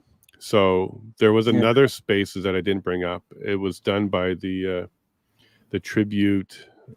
people or something like that. It's got Diagonal Monkey in their name. This person was in our group at one time, in our Twitter group, and then hosted a space. I didn't hear it, but I was told it was incredibly toxic. It was horrible. And Donald was thrown under the bus as well. They're trying to distance themselves from him. The reason they would do that to Donald is Donald witnessed all of this. Everything I said here, Donald would corroborate it, especially the after show stuff, because he was there watching it all. As I brought up the question about, could you be wrong about Marco? Donald was there. He watched it all. And Donald is not somebody that can be pushed over and lied to. He's absolutely an investigator. He's through and through, he is. But now Donald's been thrown under the bus as well with me. And that email from Margaret, she said goodbye to Donald. Thanked him for his work, but said goodbye to him. Why in the world is Jason and Donald being thrown out? What did Donald do? Donald didn't stand up for Jeremy. Donald didn't say, hey, you guys should put your money to the legal. Donald didn't do a damn thing other than being a witness to this stuff. So attack his credibility, make him look like something he's not, so people don't listen to him if he ever tells his side. Is that a preemptive attack on Donald? I don't know. But Donald certainly didn't do anything to this family or this particular group to warrant him being cut off as well. But he is. The email was, thank you for your time. Very good analysis. Goodbye. And that was to Donald. Now, we can start speculating, because the speculation would say, why in the world are they so protective over this? And why in the world are they trying to make this a public thing? And why in the world are they trying to cancel me? But maybe somebody else will pick that up, because I'm now a party to this. I shouldn't be the journalist on this. I'm happy to sit on somebody's show. They can have Margaret on. They can have Jacqueline on. They can have them on before, after, same time. I'm not afraid of any of this. I will sit down and defend myself and whatever. So somebody wants to pick that up. So Mark Friesen, if you want to do it, Shadow Davis, anybody, even though I don't know who you are, I'm happy to try to air this in private, public, whatever works for the other side. I can't summons them. I can't make a claim against them, and I'm certainly not going to turn this into a legal battle. By the way, the term cease and desist has been thrown around, and I was threatened with that by Jacqueline directly. If you don't do what I say, we'll be sending you one of those. Yeah. It's just a term that she throws around as if it carries weight. And a lot of people who don't know the law do that. They throw that term around like it carries weight. I have not received one. At no point do I expect to get one. And if I did get one, I would just simply ignore it because it's frivolous. I'm a journalist. You can't silence me. So there hasn't been one, because I guarantee you the lawyer, if they were asked to draft one, they'd be like, okay, but I need merit. What did he say that's a lie? And then they would develop some sort of narrative, and the lawyer would say, well, that's not a lie. That's an opinion at best. So there hasn't been one. And even if there was one, I would ignore it completely. And then Bob's recent statement publicly that I received communication that instructed me not to speak to the men, or the men won't speak to me. That never happened. That's completely fabricated. He hasn't seen that evidence because it doesn't exist. But yet he's out there telling people it does. And I'm ignoring it, I guess. I don't know what his angle on that one is, but that doesn't exist. It never happened. It's a false allegation. And then there's another one out there that I'm not respecting the wishes of the family. That's not true either. I was explained to me some of the wishes of the family, and it turned into demands. They weren't wishes anymore. I was told, or else. When you add the or else, these aren't wishes. These are demands. Yeah, and I absolutely. People add or else. Yeah, and the or else that I said no to was put Margaret on or else for InfoWars. No, we just won't do it. So if that's what's decision either, like that's your, I guess. Correct. Right? Correct. So if that is what people are referring to as not listening to the wishes of the family, first, make sure you understand who you're talking about. That's not the wishes of the families. That's the wishes of one person and one family. I will give him that much. Jerry is heavily bubbled, very protected. I will give him that much. But they don't speak for the entire family. And they most certainly don't speak for the Carberts or the Lysics. So they need to stop telling people that they speak for the family as if it's a complete group that is all on board with this. They made a hostage video. Two of the people in that video had no idea why they were there, and they were just going along with the conversation because the conversation was constructed in such a way that it was just supportive of Margaret. Who has anything negative to say there? But these people had no idea that it was being created for the purpose of discrediting me. And if they knew that, if that was part of the information that was shared with them, they wouldn't have participated, because that's not how they feel. They definitely did not attempt to exclude me from the work I'm doing. In fact, I sat with them just days ago after this video, and it was laid out to me. They had no idea who it was against, that they didn't even know that somebody was attacking Margaret, but they gave that impression that we need to make this video to make it clear that the public knows that Margaret is a valid source for fundraising. That's what it was positioned to them as, framed as. So it's a hostage video. That's why I say that, because off screen, there's a dynamic that they're not sharing. On screen, they're just going along with what the perpetrators were trying to do, what they were trying to get them to say. That's why I call that a hostage video. So what do we do with this? We're live. We're out there doing this now. There's 162 people here. There's another, how many people are on Rumble right now? It's taking a little bit to load up. But hundreds of people are watching this right now. So folks, what should we do about this? Is this where we leave it? Do we leave that open invite for mediation? Do we let them do their thing? I don't know. And then Linda says, through the eyes of trauma, this all makes sense. I 100% support Jacqueline, okay? Even if she hates me and she goes, totally think that you're a jerk now, I still 100% support her, because she's going through a particular type of hell. And I don't think she's made a mistake yet. I think she's doing a good job.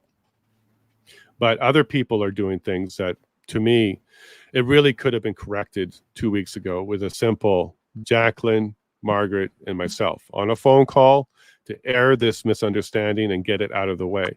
But Margaret absolutely decided not to have that conversation. She shut that conversation down, and she decided to take a position of Jason's a liar, don't believe a word he says, and spread that message around. And a lot of people respect and trust her. I even saw one comment that said, people made Granny cry. That was the comment. No, Granny made Granny cry. Nobody makes her do anything. I guarantee you that one. She was upset. She was crying because a bunch of things are going around. Sure, I get it. But that doesn't mean somebody's attacked her. Not a single person attacked her. I asked for a conversation to clear up the air. She shut it down. I asked for a mediation to have a third party deal with this. She shut it down. And she absolutely was the catalyst to this misunderstanding, because she did not tell me not to have him on. And she told someone else, or at least let them believe that I was told not to have Jeremy on. That never happened. So call it a lie, call it whatever you want. But there's a mistruth there. There's a misunderstanding there that absolutely could have been addressed very, very early, very, very quickly, and privately. So whether it's ego, whether it's, like she said, she doesn't like confrontation. And I think maybe the confrontation she might be referring to is between her and Jacqueline, because that's what needed to be repaired, not with me. She took maybe the easy road. I don't know. I really don't want to speculate on why lines were drawn in the sand like this, and the attempt to cancel me was initiated. Okay, this one says, attempt mediation. If others won't participate, continue doing you. Cindy, that's what I'm doing here. Like, that invite's open. It's with a third party, neutral party. It's with Shadow Davis, someone who is respected. I couldn't imagine why the other side would say no to him. He took an interest in the story by tweeting on some of these threads, asking for more information. So I thought it would be a perfect person to recruit for mediation. It hasn't been reciprocated, though. So hopefully, maybe that will happen. Yeah. What would you do, Chet? What would you do if you're spending 7 or 8 hours a day just getting shows ready, and you're spending 3 or 4 hours on shows themselves, and you have your entire life wrapped up into that, sacrificing, not spending time with your family, not spending time with your wife, doing these shows for the sole purpose of getting out the information and build a platform where the truth can happen. And while you're doing that, there's some yahoos in the back just doing what they can to try and end that. I'd keep going. Yeah. To those who, I guess, stepped aside or walked away or what have you, that you're still trying to advocate for, I would always leave the door open. I don't have to leave it wide open, but certainly wouldn't flick the lock. And I'd do my best. Oh, to wow. just try 225 people in Rumble. So this is reaching a large audience today. Yeah, that's good. Yep. But I always try to keep diplomacy open as best as you can. You can't. It's not always going to work. And sometimes in certain points, obviously, you got to cut your losses. But if I were you, I would keep going and I'd keep the door open. You don't have to wait by the door. That's for sure. But leave the door open. But keep doing go back to the kitchen, do what you're doing. Whatever. Yeah. So I like that advice. So to Bob, whoever you are, you're nobody to me. I just met you briefly and I don't like you. Your behavior is something I would absolutely want to change if I were you. But now there's a mediation offer on the table. You can be part of it. I certainly think you should understand both sides too there, Bob. To go ahead, talk to your friend Margaret and say, hey, why don't we do this mediation? And Bob, if you want to be the mediator, we'll try that too. But I really think it should be a neutral party who doesn't have skin in the game or friendship on the line. And that would be Shadow or somebody else like Shadow. What's this? Daddy. I saw a big one here. Jason, part of me says keep going on, but the other part says look after yourself first. You do not need this crap. You've created awareness. Your job is done. The rest is in the court's hand. Thank you, Daddy there. And you're protecting me on that one. So I appreciate that. I appreciate that sentiment. But Daddy, this has never been about me. I've sacrificed all along. My end goal is to fix our government by being an MP and an effective MP. And that is a 10-year goal because it may take a couple of elections to do that there, Daddy. This is just one of the steps to get there is to build a goodwill platform so that people can find a place to find trust and look at me as that kind of person delivering that. I have no need to steal from somebody, lie about something, or try and profit or use somebody else's pain in any way, shape, or form. So those allegations are just DOA. I haven't provided a link to donate to me. All my proceeds have been going to the men as well. Margaret is fully aware of that. Every single book sale, the cash went to her right away. So this is not about me, but I do need a platform. Absolutely need to have a platform of trust out there, or else I won't win an election. I'm an independent candidate. I don't have a party backing me and propelling me. I have to do it on me, my candidacy itself. And this is why this is such a vicious attack. Now, the good news is, Chet, they tried. They dug into my background, and the worst they can come up with is I'm using the term MP on the end of my name, and I have a suspended paralegal license. That's it. That's the dirt they dug up on me. I think I'm in good shape to continue my journey, and this is all right. And this is rookie time anyways. These are just amateurs. I'm going to have to face a lot bigger demons in the future, but much bigger dragons with much bigger fire breath, especially when the writ is dropped and I have the CPC to fight against and actual candidates. This is just going to get worse. What isn't helpful is in the future, somebody's going to dig in around Twitter and start pulling Danielle's tweets and Bob's tweets and start running with them as if they're fact. So this will come up again in the future, and I'll have to address this again in the future. But this is the extent. They dug into my background, went to my LinkedIn. All they've got is I'm using the term MP, and my license is suspended. But it was suspended by choice, and I never portrayed myself as currently licensed. I said previously licensed. It's in all my descriptions. So I'm a pretty clean candidate is what I'm trying to get at here, Chad. Yeah. And if the worst they've got is insinuation and accusations that are not supported, I got to get used to this. I got to develop the thick skin to get used to this because this won't be the last time. And this won't even be the worst time. It'll certainly get worse in the future.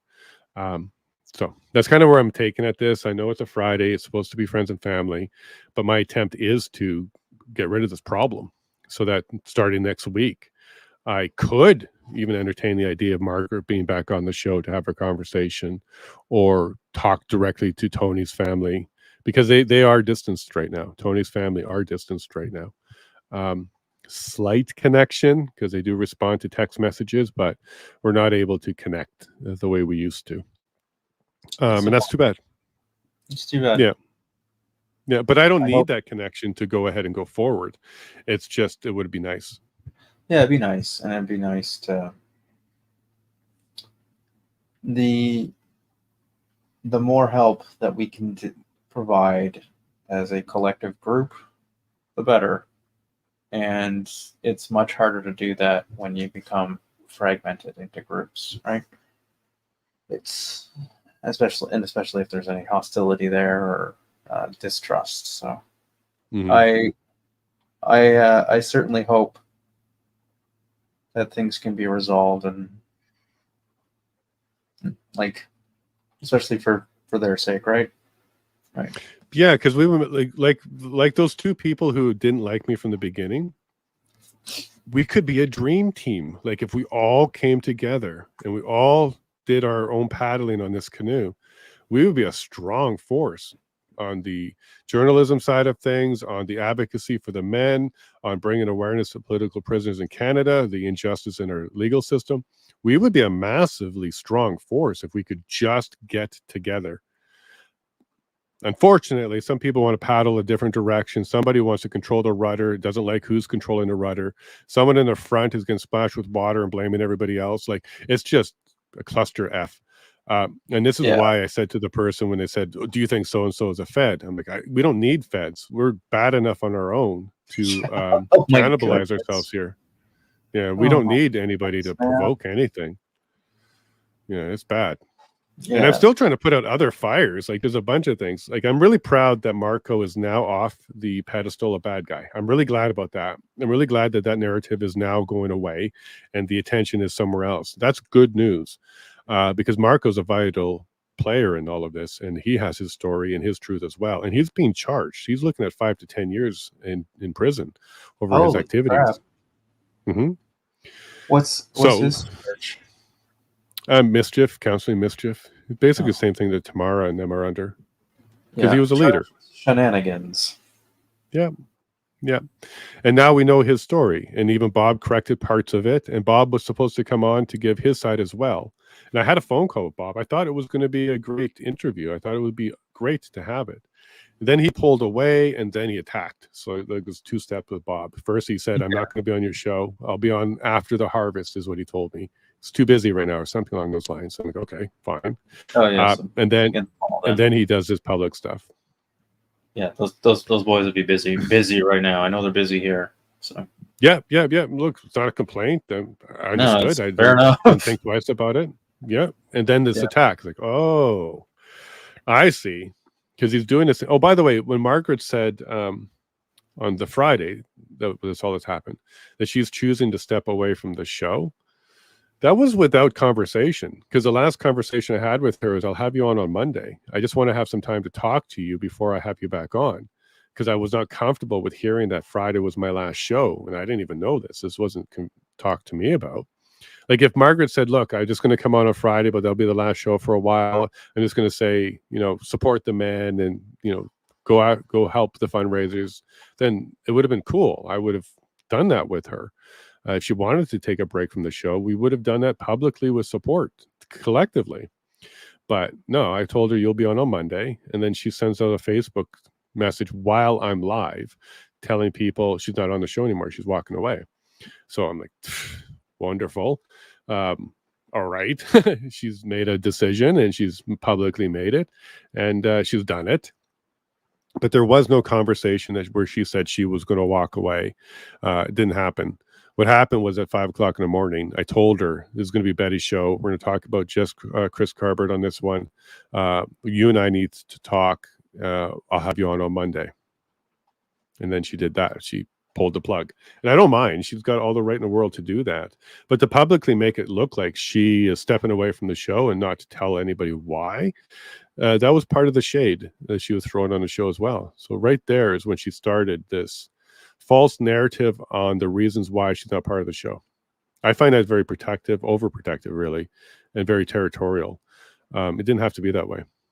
No, At all. She could have just come on Monday and said, "Hey, look, we've talked enough. You now need to go and talk to other people.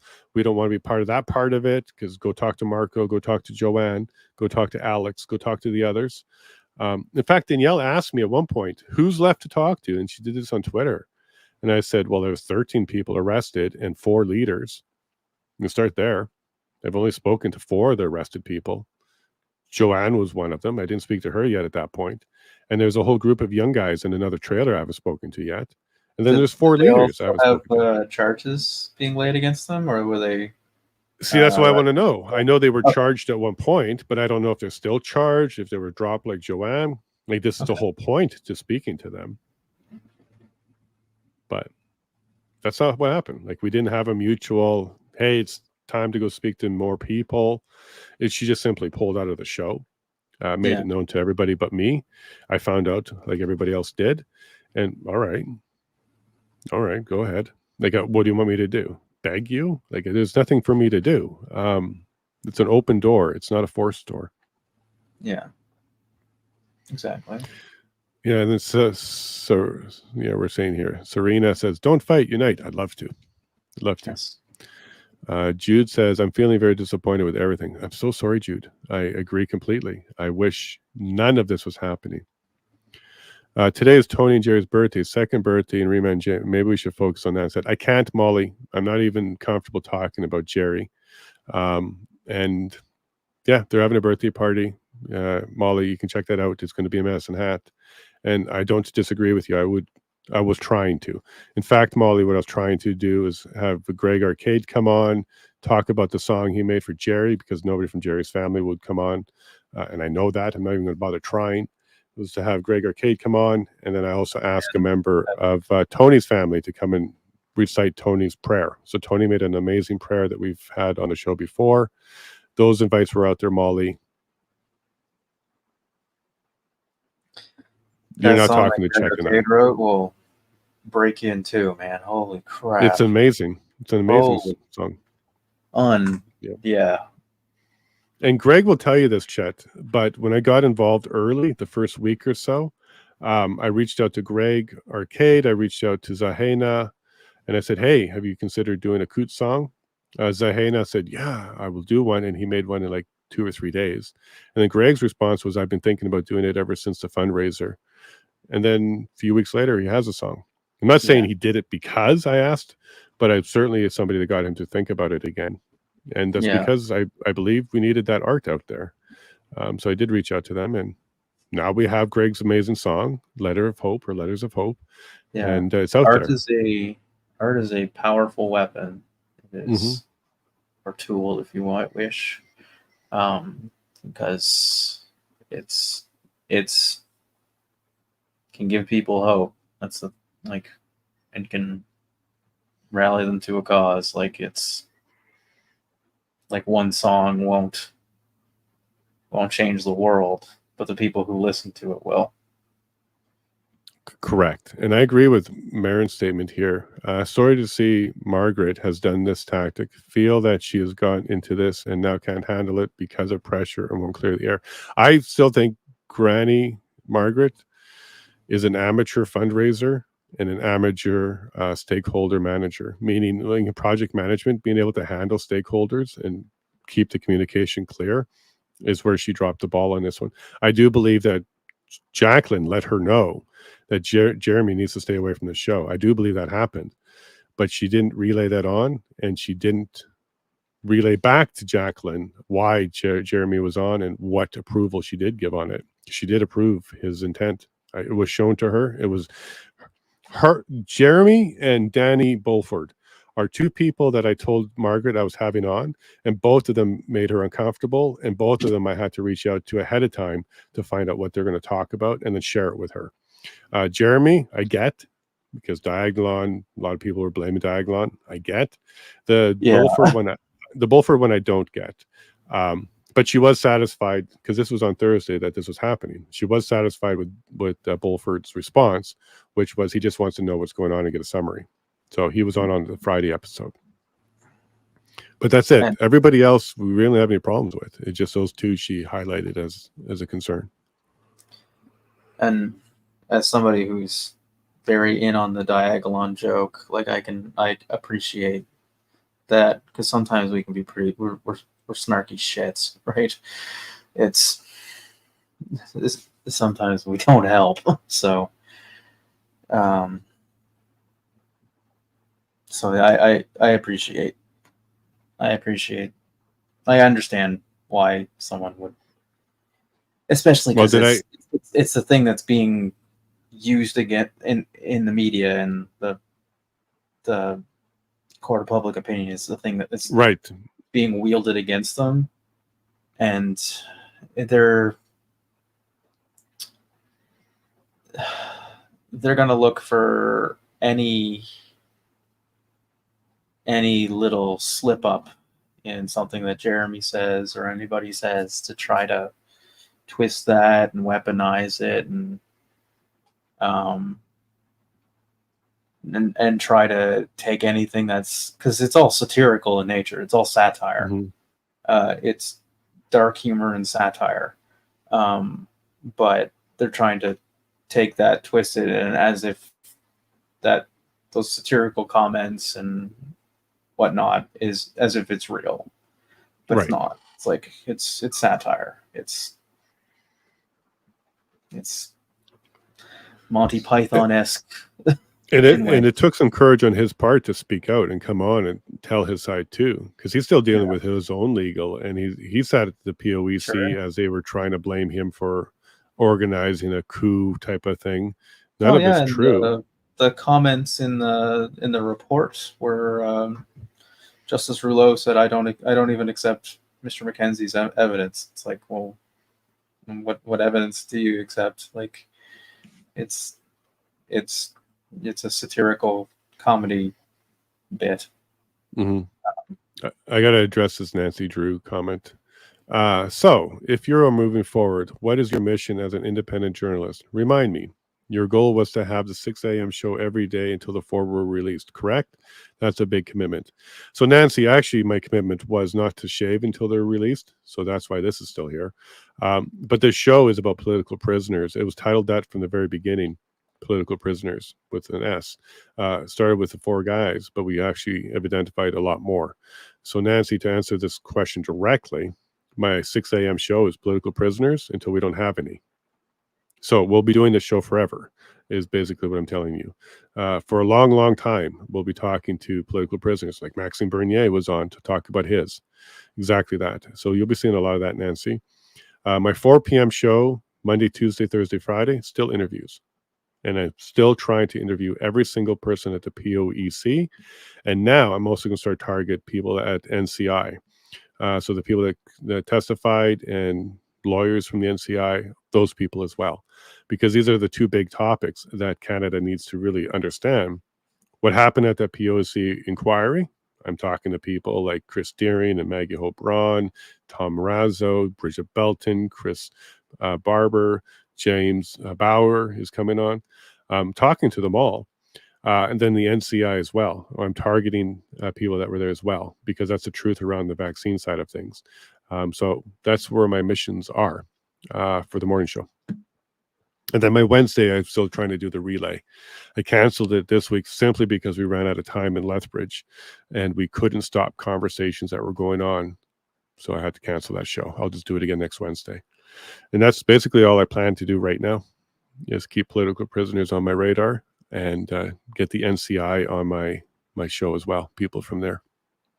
I can help with that quite a bit. Yeah, well, I'm fully booked most of this month. I got Peckford coming up on Brian Peckford's coming up. I got James Bauer coming up. Tamara's going to be on at some point. We've got to finish her book tour first. But yeah, I'm not stopping. And there's a senator who's looking at coming on in September, so we can talk about Bill C11, C18, C21. Talk to a senator on why these are passing the Senate. I would think that'll be a good conversation. They're very dystopian. It's crazy. It's crazy. Yeah, Now, do you think there's any value in shutting down the morning show and going back to just coffee with Jay? Yeah. After you've heard all this and what you think is going on, is there any value in stopping the show? No, I don't think so. Unless you want to take a day off. I don't need a day off yet. Yeah. I got one coming tomorrow. It's Saturday, so there'll be a day off there. Yeah. So there you go. Unless there's a day that you don't feel it, doesn't make you feel good, doesn't make you don't enjoy it, or you just want to do something else for the day. You want to go take your wife out to a nice breakfast or something. Then otherwise, no, I didn't see any value in stopping. And yeah, no, there's been sacrifices around the wife. Yeah, until you don't find value in it, then there's always value in it, right? Even well, here's just call this a paranoia though, Chet, but I suspect because of the road I'm on, the path I'm on, the journey I'm on, I suspect I might be added to my own list in the future. So I definitely want Canadians to have a way to look at this clearly, get information out, and have a way to find truth, because I suspect I might be added to that list in the future because of my advocacy in journalism. So I would like a platform out there that exists where people are caring about and can amplify that message out there, because there's 129 now that have been identified in some way, shape, or form. But that list is going to grow, especially if we're having a lot of advocacy and a lot of people stepping forward and pushing back on the government because of this show. So I really, really, really need a way to still have a way to get information out, whether I'm now locked up and my wife can't see me, or I'm charged and I'm dealing with things. We need to have a strong platform for political prisoners, because one day it might be me too. One day it might be you. One day it might be somebody who's throwing rocks at me. It might be them too. We need a platform. Yeah, I had 2 weeks of what is effectively house arrests already, so. Yep. Yeah, because I know that one of the people, Danielle, has been actively threatening, I don't know if she did it, to report me to the Crown's office, to the Law Society of Alberta, to the Law Society of Ontario, calling me a fraud. Like, I know that there's people that are going to send in complaints to certain bodies that can cause headaches for me. Those threats have been made, so come what may. Somebody did that to Vivo once. They filed to the Law Society. Yeah, he mentioned that. Yeah. Same thing that Judge Jordan Peterson, like people who are not even their clients will go and report to the governing body of their disdain for their opinion. Yeah, absolutely. This is stuff people do. It's gross. Like, find something better to do, man. Like, yeah, well, those threats were made. Like, she was very clear that she was going to. This is the hobby at this point, is anger that's being lashed out. And it really hurt me for Danielle, because she was a wonderful source. We were friendly. Even as this started to unfold, she was still in my group. Someone asked me, she goes, what's up with Danielle? I'm like, I don't think anything's up with Danielle. I just spoke to her like minutes ago, and she was telling me how she's entering her PI course, private investigator course. Like, I didn't see a problem with Danielle at all. And then boom, she left my group, and then boom, a whole bunch of tweets started going out. Like, oh, so maybe she was waiting for some information, trying to dig some stuff out before she went out. Didn't get it, because this is not the group that we are. We're not vicious, so we're not retaliatory. And then just decided that was enough and started her attack. It was just the weirdest thing from my side, because I didn't know that Danielle was all of a sudden anti-Jay, but she was. She was like the biggest cheerleader on that one. That caught me by surprise.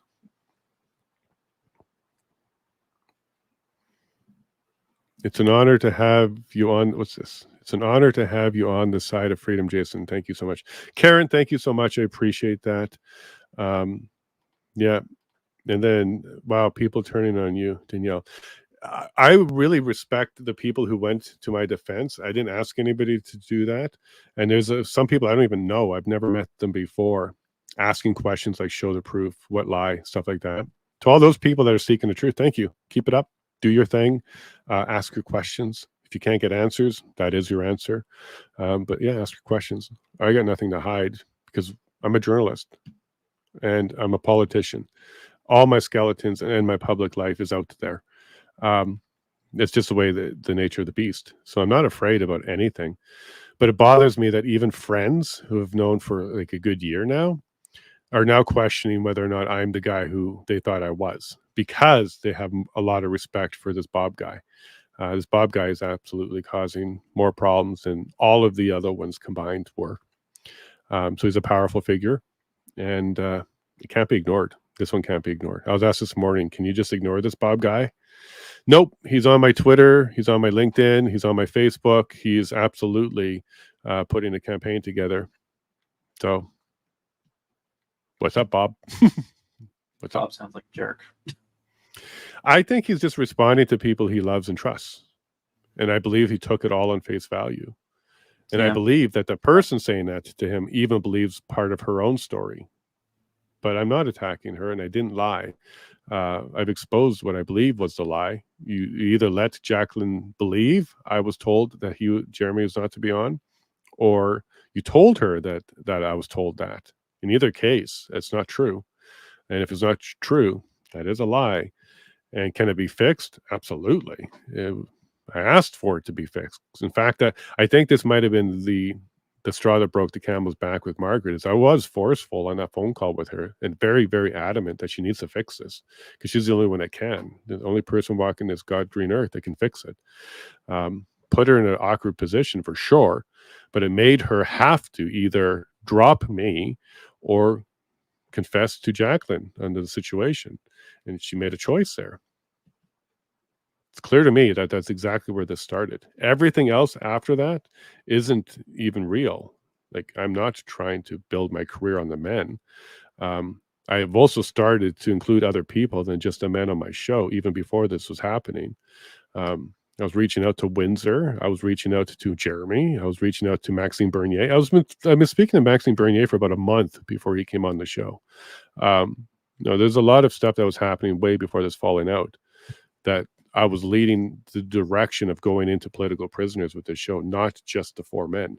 But they are absolutely at the core of this. They're the ones that are prosecuted the worst than anybody else right now. So it's not going to be forgotten.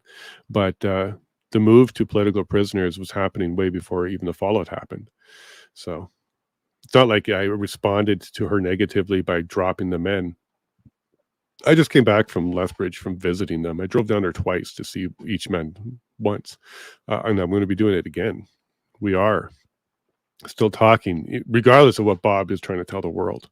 I have not been instructed by anybody, and I would ignore it anyways, because they don't have that kind of power. The men can choose not to phone me. It's a one-way phone call. I can't phone them. They can phone me. So if they choose not to, then that's their choice. But they definitely don't have people that go out there publicly speaking for them, including stating that I've received some sort of communication that never happened. So I don't know why Bob is saying that. He might believe it to be true. Maybe that's why he's saying it, but it's not true. And Bob, you should know this. Ask for the email. Ask for the text. Ask for the proof that I was told a darn thing. It doesn't exist. And for somebody who's such a WEF fighter, a globalist fighter, as Bob is, and that's where a lot of his respect is he stands up to globalism like I do. For someone who claims to be all about exposing truth, I am perplexed why he doesn't require evidence for this, because it doesn't exist. And Phyllis says, keep going, don't be intimidated by people. You'd be surprised, Phyllis, who tries to intimidate. It's kind of funny because there's a lot of cliques out there. And they don't talk to this person, don't talk to that person. That exists everywhere, outside, even outside of Coutts. That exists everywhere. Like Sure Dr. does. McCullough, did you know about that? Like him and the other one. I find that surprising, and I respect both of those men. So did I. That's why I asked McCullough for an introduction. And maybe they that just response, butt heads. Well, what he said was, Buddy, I forgot his name again already. Dr. Robert Malone. Yeah. He's filed lawsuits according to McCullough. and they're not helpful, and they're defamatory, and he seems to be going out filing a lot of lawsuits. This is what was told to me by McCullough, because of course I don't know this, but he did justify his position of why he doesn't want him on. And he says if he's going to come on, he's revoking his commitment to come on. So I said, okay, fine, I'll drop this right now. Yeah, I don't need to talk enough. about him anymore. Yeah, because it's important to get the message out about vaccine detox. I don't really care what's going on behind the scenes. And and I know we talked about this on like last week, but like the stuff that he did talk about, like I found it's made a world of difference because I've been doing it for I want to say 3 months now, and I feel pretty good comparatively. I look a hell of a lot better. You wouldn't have recognized me 2 years ago, man. I looked like death. So. Well, I think I've got everything out that I wanted to get out. I wanted to make it clear I've made no allegations. I haven't accused Margaret of doing anything nefarious. I just think she's a bit of a coward when it came to standing up to Jacqueline, and that's probably all that this is.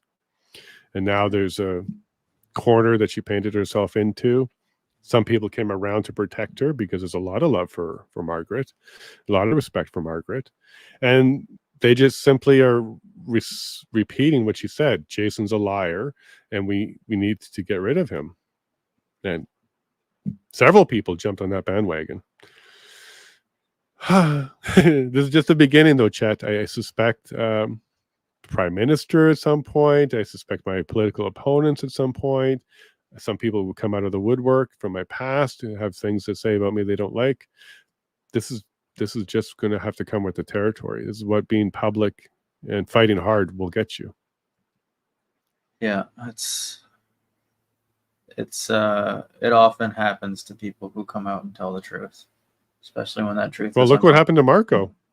He was accused so many times, and now I can't believe people are trying to even say at this stage that they didn't really dislike Marco. They just had misunderstandings. No, it was pretty adamant that you absolutely dislike this person. I'm just glad it's cleared up now, and I'm glad that I was able to help with that. It was just at my own downfall. So I guarantee you, Chet, if I would have just said yes to putting Margaret on InfoWars, and you guys saw her face up there telling the story, and I did not have Marco on the morning show, I'd be speaking to some family members today celebrating Tony and Jerry's birthday. That's what this show would be today. Because I absolutely could have played ball all along. But that also would have meant I'm keeping secrets. I'm not talking to somebody that I need to speak to, like Marco and Joanne and others. And I'm only bringing the story that one side of one family member is controlling the narrative of. That's not journalism. And I also didn't want to get caught into that. I will start getting accused of toting a narrative that isn't even true. That's not where I want to be. And I don't appreciate the fact that they tried to force me into that decision. So and I made that the decision. Other thing too is like with going on InfoWars, it's you were a guest on their show. It's you don't. It's they choose who they want. Like, and I did ask if they can take a family member. I asked for a +1. And they said no, thanks. Next time. Yeah, well, fair enough. Like, all right, sounds good. Yeah. Yeah. What do you want me to do? If I could have either canceled the interview and they would have been happy because, as Margaret said, too much attention, or put Margaret on and then they would have been happy. There wasn't a third option from their standpoint, but that's what I did. Then what happens with like your relationship with, say, like InfoWars if you don't kind of do what? It's just a silly thing to even consider. It seems silly. But, and when I announced it, I even had one person reach out and they said, there goes your credibility. I'm like, why? So you don't want 1 million other people to learn about the Coutts Four? Like, why would my credibility be attacked by going on InfoWars? That makes no sense. I don't get it. That they didn't respond after that, but they're like, yeah, there goes your credibility. I'm like, why? Like, I don't get it. 1 million eyeballs and ears listen to this show, InfoWars. Why wouldn't you? And then after being on it, lots of people reached out. Hey, heard you on InfoWars. I can't believe that's happening up in Canada. That's amazing. Lots of those messages came out. That's good. That's good. Yeah, I think it's all good. Even airing this dirty laundry, I think, is good. Because I'm kind of tired of referring to it as it. And that was your question this morning. Yeah. What is it? I'm like, oh. Now that Bob's involved, and now that I have a good friend telling me I believe Bob, I'm like, oh man, I feel pretty bullied. I feel like I'm sitting in the corner taking the high road, and they're taking advantage of that. The fact that I wasn't coming back with my story, it was being taken advantage of. In fact, I was even accused of being a bully to the family. Never happened. They can't point to a single incident where I pushed the family in any way, shape, or form and did something against them and caused them to do something they didn't want to do, which would be a bully. Absolutely did not do that. I am receiving bully attitude for sure. I don't even have to point fingers at names of people because they've already done it publicly. But those same people are accusing me of being a bully and not listening to the wishes of the family. Again, they're grouping the entire family together as if it's one cohesive group. They're not. There's 4 families. There's 4 truths, as Margaret keeps saying, and that's true. And by the way, they don't see themselves as the Coutts Four. They see themselves as individual people. And they're just going through this publicly as the Coutts Four. But I'm going to tell you right now, calling them the Coutts publicly, Four is just a convenient way for us as the public to refer to them. correct. But In the near future, that's going to end, by the way. In the near future, you're going to see an end to the Coutts Four hashtag because they definitely have to defend themselves individually. Yeah. And Did the being a gentlemen know group, each other like outside of this, or 2 of them, Chris and Chris, knew each other. The other 3, there's no connection. So Jerry, Tony don't know each other. Jerry, Tony, Chris, there was a loose relationship between Carbert and Tony. And I think this is how the RCMP connected them all. There was a loose relationship between Tony and Chris Carbert, and that Chris Carbert went to like a survival thing that Tony did, teaching people how to dehydrate food and do some other things, which is normal. We do that all the time out here. So I think he attended one of those. That's it. And then Chris Carbert received a bag of clothing from Jerry. Jerry responded to Chris Carbert's post about needing some clothing. So he said, hey, I can donate some. And that's how that Jerry got connected to Chris Carbert. And then Chris Carbert and Chris Lysick were friends all along. And Chris Lysick was staying in the trailer. So that's how he's connected. So it looks like the RCMP or whoever who was searching for people, this is the loose connections that they all had. So Carbert went to an event that Tony put on about how to do drying food, something along those lines, how to dry food. Carbert got a bag of clothing from Jerry after putting a post that they need clothing, and Carbert knows Lysick. That's the connection. That's it. There's no text between them all talking about stuff. Not at all. There's no text amongst them all saying, hey guys, can't you remember me? Let's do this, let's do that. There's nothing like that at all. And individual men made comments where if you take just one piece of the comment, it could, if you stretched it and twisted it, could sound nefarious. But in its full context as it is, isn't nefarious. And those are the contexts that's been used, or the comments that are being used to paint them all with a brush. So what I'm telling you is in the near future, they're absolutely going to have to be defended separately. And there's even talk about separating them, because right now in the public image, we aren't really doing them any justice by calling it the Coutts Four, because now everybody still hears them as a group of 4. Yeah, and if you're like, say you're like, if you're in the jury, or you're in the jury, or if you're in the jury, you've heard for a long time Coutts Four. Coutts Four, it sounds like they are a group of people who go together. Correct, and they don't. So it's just, so that's a bit of a catch-22 in a way. It's an easy way to refer to them so that people can like know the story of the 4 guys who were had this done to them. But it also backfires in a way, because like, oh look, it's these 4 guys that are together. Correct. Yeah, and here we are in the public calling them Coutts Four. It's in the title of my thing. And I've spoken to 2 of the men about this, of whether or not that's a benefit to them. For the purpose of fundraising, they see the benefit. Yeah. And really, when it comes to just the fundraising side of things, I really wish they would be truthful, because it should be called the Coutts 5, because Jacqueline's defense is being covered as well. So there is 5 people who the fundraising is supporting, and that's fine. I have no problem with that. I think that's absolutely what we all should be doing as a community, is supporting the people who are prosecuted by this government improperly. So I'm 100% behind the idea that Jacqueline's being covered as well. She should be. Yeah. But they're not saying that. They're not calling it the Coutts 4+1. They're not saying Jacqueline and Jerry's fundraiser. They're not even including Jacqueline as part of the fundraiser. They're calling it the Coutts 4 boys, the Coutts 4 men. But it's really, you're fundraising for 5 people. And you should. You should. All 5 of them need that support. I agree. Yeah. Well, those are the kind of dynamics we're dealing with. The 4 doesn't want to be the 4. They're being called the 4 for the purpose of fundraising because it's convenient and helpful. But that's not even completely accurate. Yeah, it's really the Coutts 5. I don't like saying it like this, but it's almost like a branding thing that makes it easy. And this is why they're trying to own it. They're trying to own the Coutts 4, the story, the fundraising, and they're just trying to take it. This one group who's trying to use that brand and use that for the fundraising purposes. And again, I'm fine with the fundraising. Yeah. But it's not even quite accurate. There's really 5 people you're raising funds for, not 4. I don't care if it's split 20% to each side or 1/5 to each side. I don't care. But they absolutely are pushing the message that's 4, and they're equally being supported. And that's not true. That's not true at all. The allocation of the money is not 25% to each person. The families will tell you that themselves. That's not the case. But I'm being attacked for telling the truth.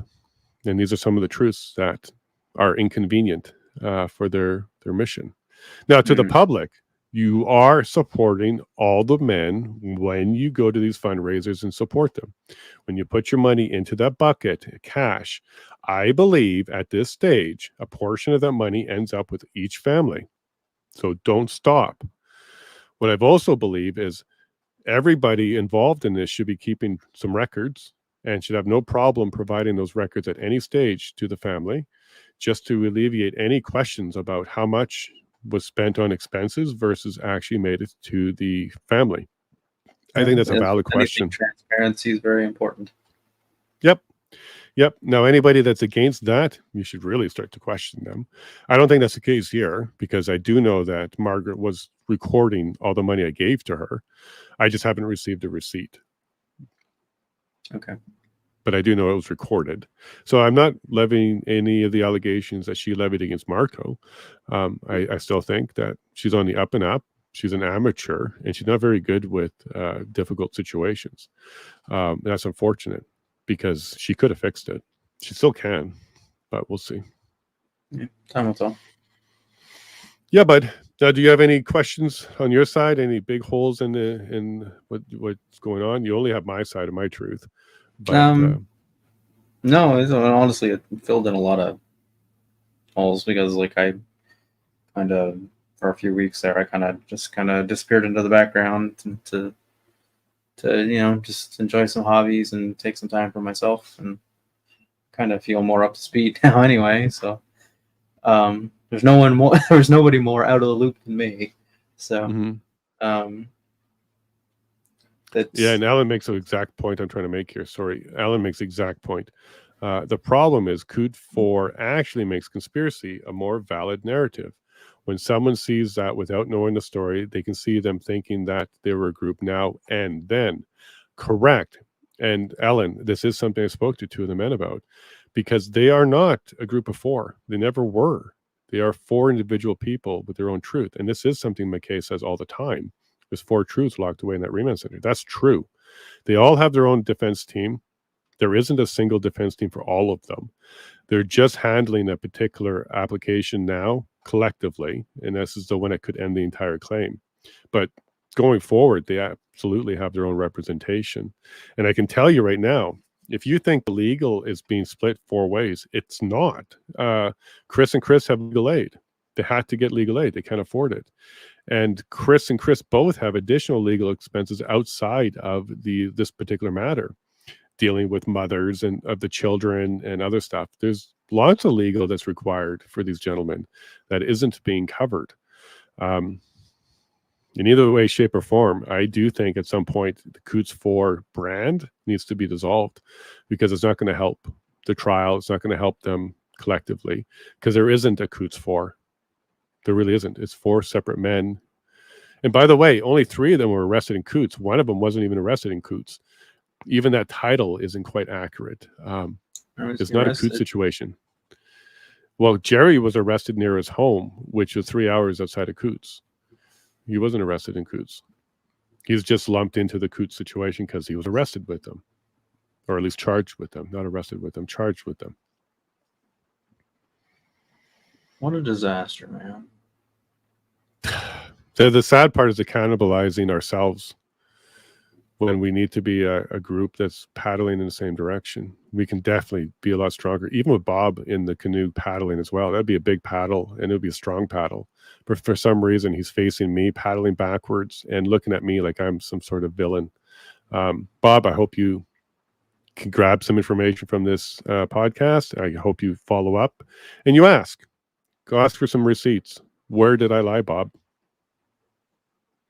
I didn't. So we'll leave it at that. And then here, Barry says, as more corruption is exposed, the more political interference there is. Yeah, and you don't even need political interference. We have ego interference as well. So we'll leave it at that. Unless there's anything else from the chat. So we were blindsided by, well, I don't know. I don't know exactly what to call it, Sonia.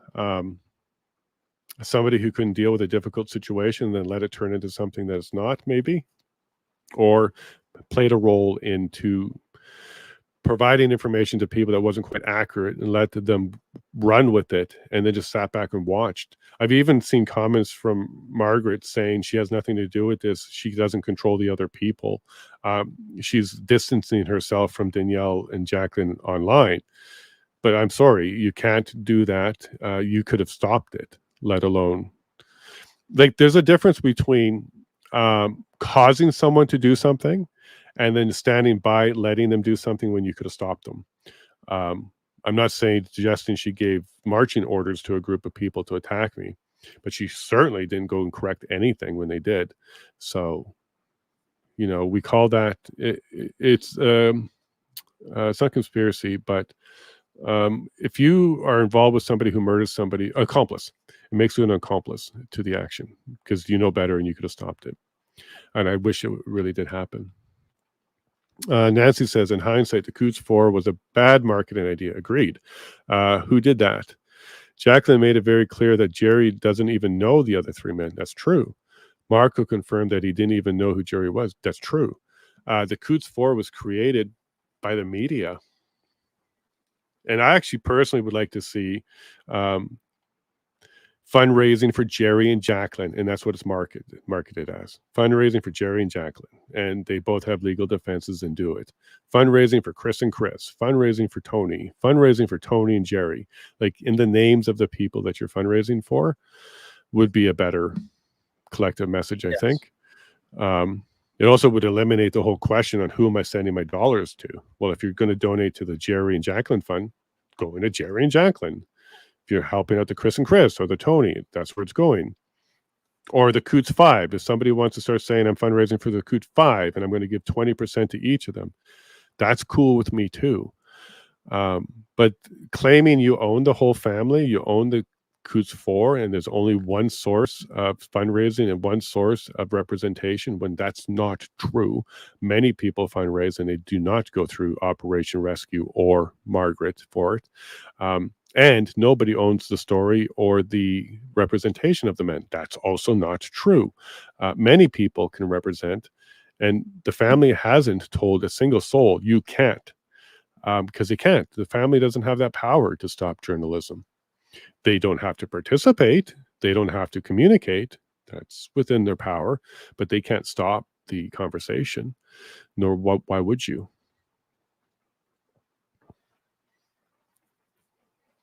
So here was this one. Your question about incoming money seems valid and could be seen as a future protection. I would 100%, if I was fundraising, keep complete records. And I would have 2 people looking at the counting of the money and stuff like that. but that would be my suggestion, not a requirement, because I wouldn't want to ever be put in a position where I am challenged that some of the money didn't get where it should be. Whether or not people are doing this, that's their prerogative. And there is a concern there, Chet, in the family about income tax. So they definitely have to show the source of this money. So it's sometime in the very near future, and two of the family members kind of just realized this. They've been keeping stuff separate on their side, but they don't have documents to show the source of the money. So when it comes to income tax time, CRA is going to absolutely require them to show them that these are gifts. You got to show that these are financial gifts. Yeah.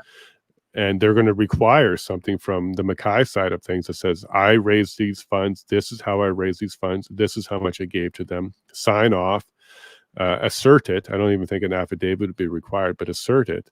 And that may be sufficient for CRA to declare this as financial gifts.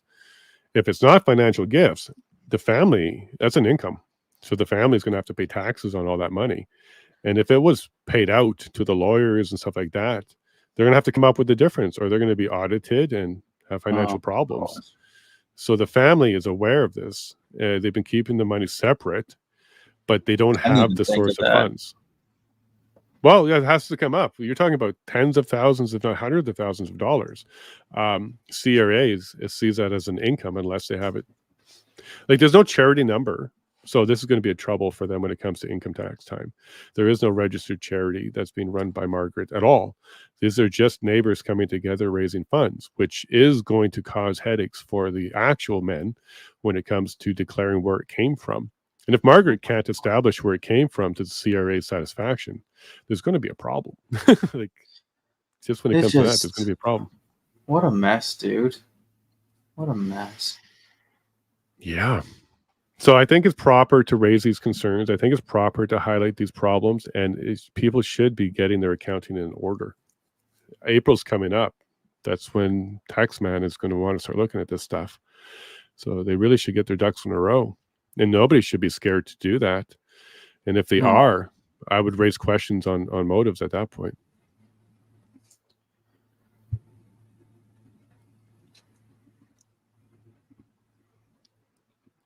So this is a conversation I had this week. Income tax is a problem. There's a concern around that, and they will have to show the source of funds, or it's going to be registered as income, and they'll have to pay tax on it. Oh, that sucks.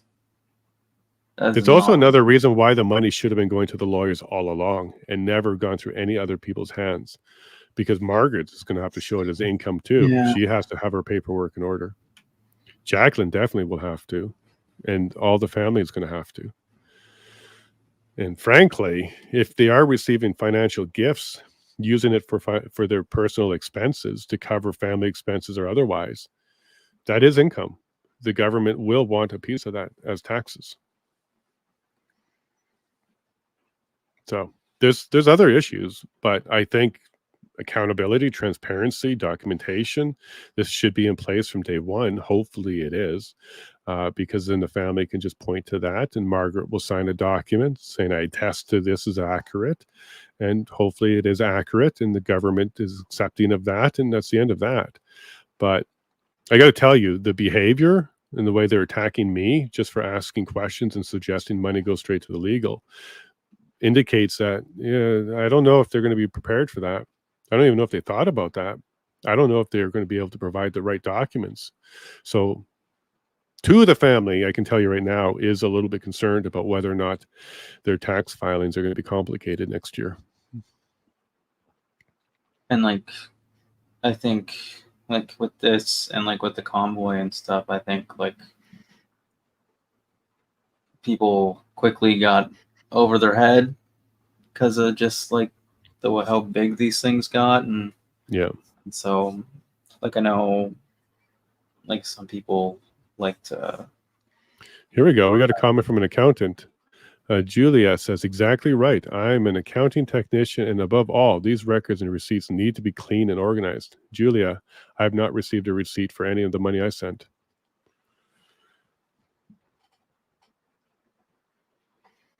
So Can't run away from this. Sticking your head in the sand isn't a solution. You should be addressing this head on. I'm sorry that confrontation doesn't work for everybody, but we need to clarify this so that the problem isn't turned into an audit of the family of each man. Like, you can't tell me that Justin and his team aren't looking for ways to make things more complicated. Receiving hundreds of thousands of dollars, or at least tens of thousands of dollars without records is not going to be good.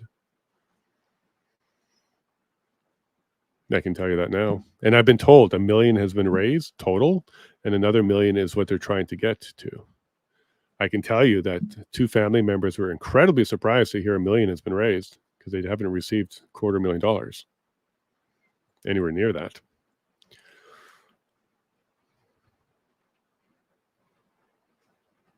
So I understand completely this is a delicate situation, but hiding from the truth, sticking your head in the sand, and throwing mud at the person asking questions isn't the way to deal with it.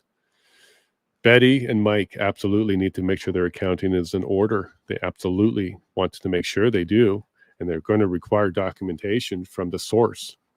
Just because money popped into their bank account isn't going to satisfy CRA. CRA needs to know the source of that money. And I also know that some of the deposits were over $10,000, which means CRA is already aware of them. All deposits $10,000 or more are reported. So they already know large sums of money has made their way to the families. So definitely can't be hidden, nor should it be attempted to be hidden. It has to be explained and justified. Yeah, all eyes are going to be on them regardless, right? Mm-hmm. And I think highlighting this, even in the private, was the right thing to do. Margaret, you need receipt books. Margaret, you shouldn't have secret envelopes that have an unknown disclosed amount of money in them that you talk about on a public stream. She talked about dignity money. This came out on one of the episodes. I actually had to dig it up so that I can let somebody know I'm not lying. She talked about 4 envelopes in a secret envelopes in a safe. She has full control over. She calls it dignity money. And only person on God's green earth that knows how much is in there is her. And she's just going to hand it over when they come out. To me, that gives me the EBGBs, because nobody knows the accounting of that.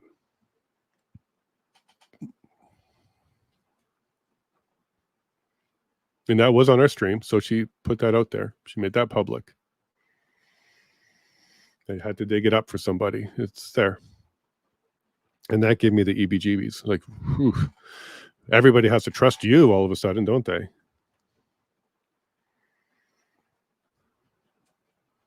So, again, no allegations. These are just the facts. These are the facts. What they mean, very few people know. But what I do know is highly protective and willing to attack me to keep me quiet.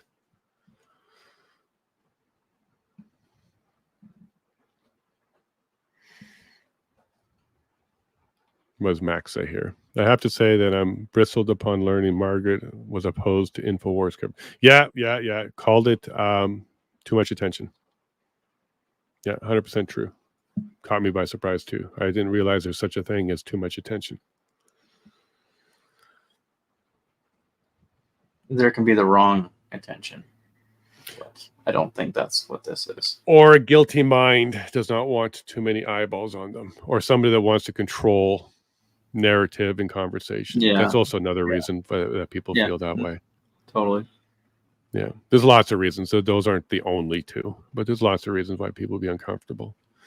Now, what I was thinking it was to make sure we got our story straight, make sure I didn't get any information wrong. Like, I had a couple things wrong in the Viva interview that I had to correct after the fact.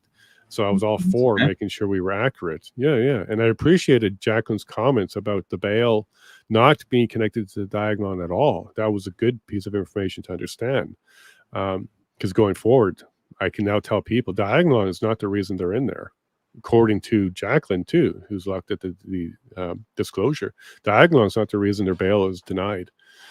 So we needed to stop talking about it like that, which we did. That's what I needed. I needed those corrections. But is it public knowledge why their bail was denied, or? Yeah, the public knowledge is they didn't look at the package. So the first bail hearing, the judge didn't open mystery envelope. No. This is separate from that. The mystery okay. envelope came in June of this year. Okay. Their bail conditions were the ITO's information to obtain contained a bunch of narrative that we know isn't true now. I don't know the actual contents of it. I stay away from it because those are under the publication ban. But we do know that it did paint these men as very violent and dangerous to the community, because that's what the judge said is the reason for denying bail. You're a danger to the community. And that's only based off of the Crown's information that they provided to the judge for the bail hearing. The men's side wasn't looked at on the first bail hearing. They didn't even open the package, just turned it down and said, I'm not releasing you. Then that was the first bail hearing. It's not the information to obtain. I haven't seen them. Now I know that Ezra has seen them, and Ezra is definitely convinced that Diagolon is the problem here. So I don't know if that's what's in there or not. But Ezra has claimed publicly that he has seen 100 pages of the ITO information. He's not going to talk about the contents of it, but he has said publicly he's received it, and that's why he believes Diagolon is at the center of this. He hasn't received, I guess, the disclosure that the other sides have received, because none of that's in there. If I rolled my eyes any harder, I'd sever my optic nerve. Right, like, because this is part of the problem too, was Diagolon, Ezra. Jacqueline hated all of that. Jacqueline hated the fact that there was a Diagolon flag behind Ezra as a picture. Ezra was really upset about that picture. Like, all of that is out there. We know this. So my encouragement to Ezra on one of the interviews I did, and it might have been Viva's interview, I said, Ezra, happy to sit down and talk to you, get you some of the information, connect you with a family member or two, learn about what's actually in the disclosure, put away this whole beef about Diagolon, put that out there publicly. And there's been no follow-up on that. But I really strongly believe Ezra has the ability to get to the bottom of the actual information here, and he's in a position that people would trust him when he says, look, turns out the court's not moving ahead with Diagolon as a narrative at all. This was a pre-narrative that was created by the police and the Crown's office that didn't make its way into the disclosure. Like, it'd be great if Ezra came out and said that, because that's true. That's the actual truth. There was this narrative that came out of an RCMP officer public press conference, insinuating there's a national group that's heavily armed and ready to go supporting these guys. And by the way, it was 13 people at that time. It wasn't even the 4 guys only. And that's the narrative that Ezra believes at this stage. And I really wish he would take another look at the actual disclosure and talk directly to the family members who read the disclosure, because then he would learn what I learned. This isn't about Diagolon. It never really was. It's just the court of public opinion believes it. Yeah, it's just a propaganda piece. That's all it is. And unfortunately, Ezra is a contributor to that. Yeah, they needed to make a boogeyman in the media, and so here's your boogeyman. Yep. So this is all the things I'm trying to expose and fight against, because Ezra should be on the same side paddling with us as well. If he looks into the information, he would come to the same conclusions as well. And because he is already a strong voice for the men, because there's a lot of stuff you said that's good for the men. He believes they're being railroaded. He believes that this is beyond, he doesn't believe they should be denied bail. Like, he says a lot of great things. But then in the same breath, he blames Jeremy for all of it. That needs to stop, because that's not even the truth. Jeremy didn't do anything. No. So whether there's a beef on... I don't know. Sorry? Oh, I said Jeremy didn't do anything. Not that I've ever seen or heard or anything to that nature. Yeah. Well, Jeremy can say what he wants. God bless him. I respect him. But the court documents is where I get my information from. Yeah. They're not connecting them. Yeah. And then that's ultimately more important. Mm-hmm. That's why I disregard Ezra as well, because Ezra is not reading the documents. He's not reading the disclosure. He's just read 100 pages that the government provided and then told everybody these 100 pages can't go into the public. But Ezra has taken a position and he believes them to be true. This is a weird thing to come from Ezra, by the way. The government provided you a narrative and you believe it? Oof. Why Oof. did you do that? Yeah, Ezra, of all the people, you should know better. Maybe his disdain for Jeremy or Maybe. is so high that it's blinding him on this one. I don't They know. like each other very much. That happens. I get that impression. Yeah, that quite happens. strongly. Yeah. And what's this saying? I think diagonal maybe the reason the envelope is sealed. Nope.